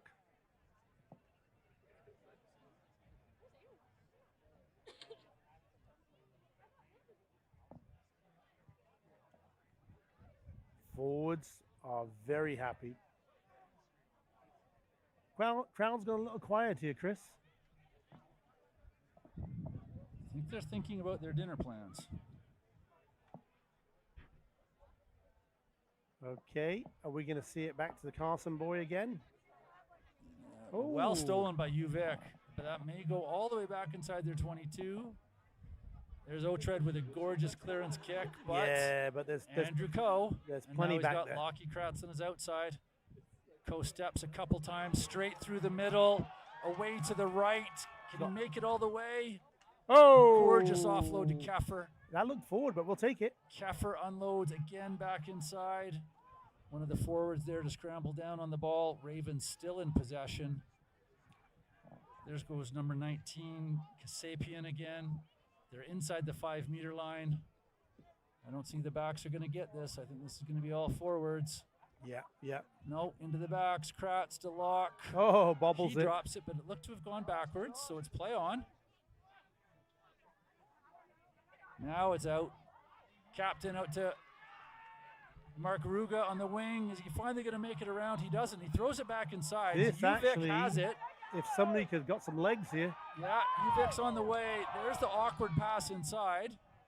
So now it's back to being Ravens ball. It's spilled again. UVIC gains it. No knock-on advantage. Then another knock-on. So we'll go back to the first knock-on. Triple knock-on. Whew. Absolutely. That was perhaps the fastest the Ravens forwards have been moving all game. You know what? Again, let's give credit where credit's due. The Ravens are playing how they want and when they want. When they need to step it up, they are. When they want to slow it down, they do. They're making it look very easy. And the point I want to make here is it's not easy. This is a very professional team, well-trained, well-coached, experienced players. They're in unison. They're in harmony here. They're working together so well that they can pick it up when they need to and slow it down when they need to. Again, they're making it look easy, but it's not easy, Chris. We've all been there at this level. It's not easy. I really hope the producers are able to go back to that drone shot from above the scrum just to see how wonderful the drive pattern is from the Ravens. Just watch them. Just march it straight forward. It spins and collapses, so UVIC comes out with the ball, and they've got an attacking opportunity. Mark Ruga, and unfortunately, Coyote had to reach behind him to grab it, and it went into touch off of Coyote, so it's going to be the Ravens' ball. Well, by my watch, we're getting close to the end of this game here, Chris. Summary at 30 points to 3. Ravens gonna have the triple. Yeah, I think the complete win is on for them. Just also noticing, want to give the shout out Matthew Chan, number 5 for the Ravens, has stepped into the second row. Big Don Carson, his shift is done. He's over on the sideline. And Frank Carson remains on the pitch. Joe Locke has played the whole 80 minutes again at number 8. Number 7, David O'Donoghue is also still out there. Lockie Kratz has put in a big shift at number 10. He's going to get a chance to go. There's that driving scrum again. Have they broken it apart? No. So number 21, Giancino San Giorgio. Here we go. Look at this. Mark Ruga came from the left wing and popped up on the right. So San Giorgi is at number 9 for the Ravens. There's Joe Locke with the ball. One hand. Not passing, still running. Now he's going to post it back. Needs a scrum off. And the scrum half's there. He's going to find Matthew Chan. Chan and O'Donoghue have set the pod. Another forward pod on the inside. I think that's time. And we're done. Straight into the broadcast booth. And we're done. That's time. That's the final whistle. So, Chris, we have comprehensive display of forward rugby and backs rugby for the deserved 3-time champions of the BC Premier League, the UBCOB Boys Ravens. So, Chris, let's certainly we recap with some of these Ravens. Player of the game for you? I'll give you the honors. Player of the game for me for the Ravens, I'm going to go with Lockie Kratz. He just dictated play at number 10.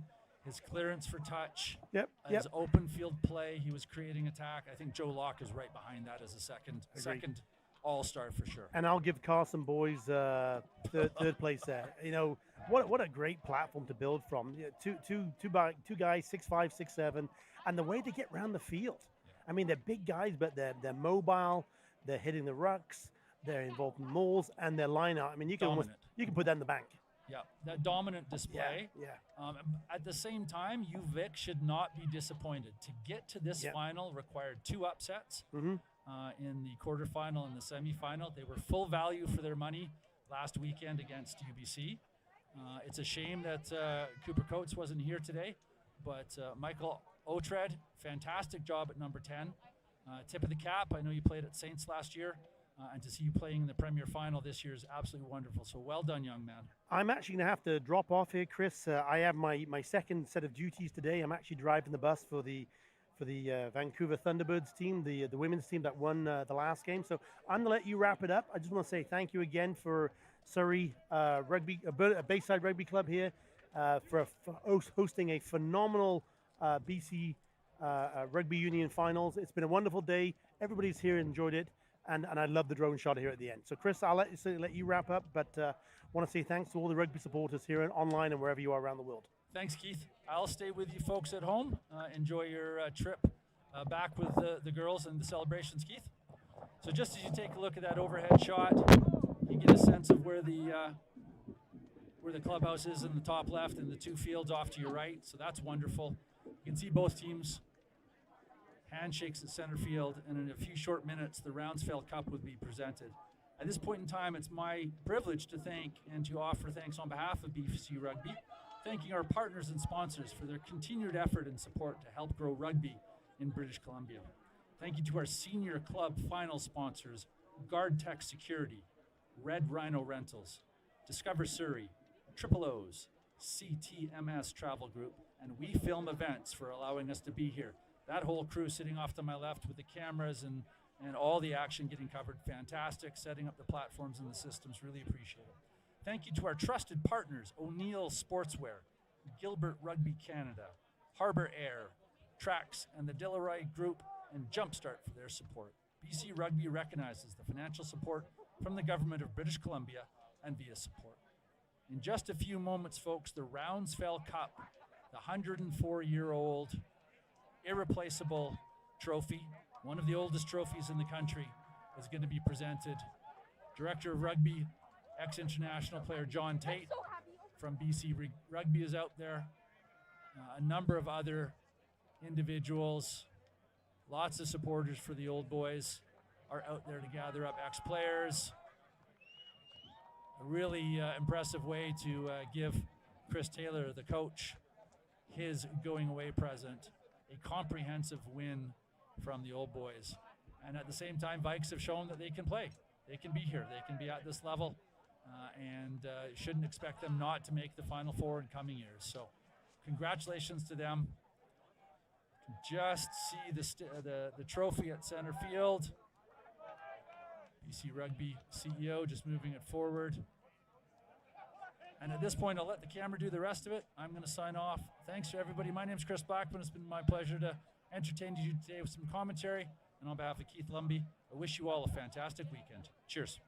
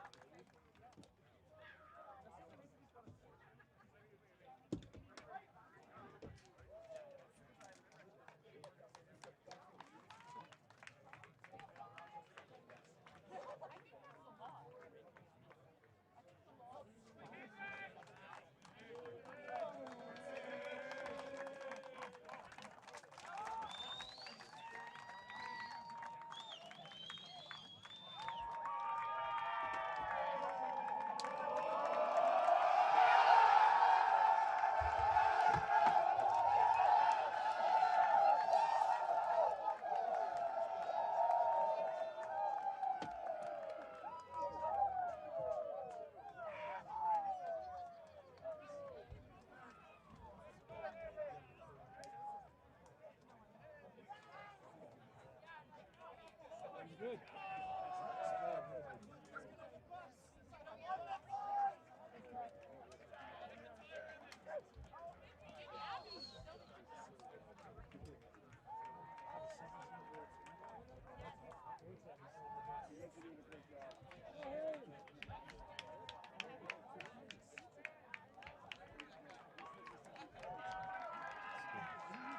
Precision is every detail.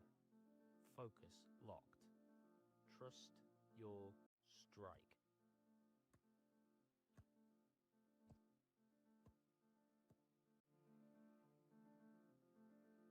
From every angle, for every moment. Gilbert. We ain't like them. Never keep it real in the end. Never leave crib for the end. Me and that kid, we don't even need to pretend. Me and them boys, we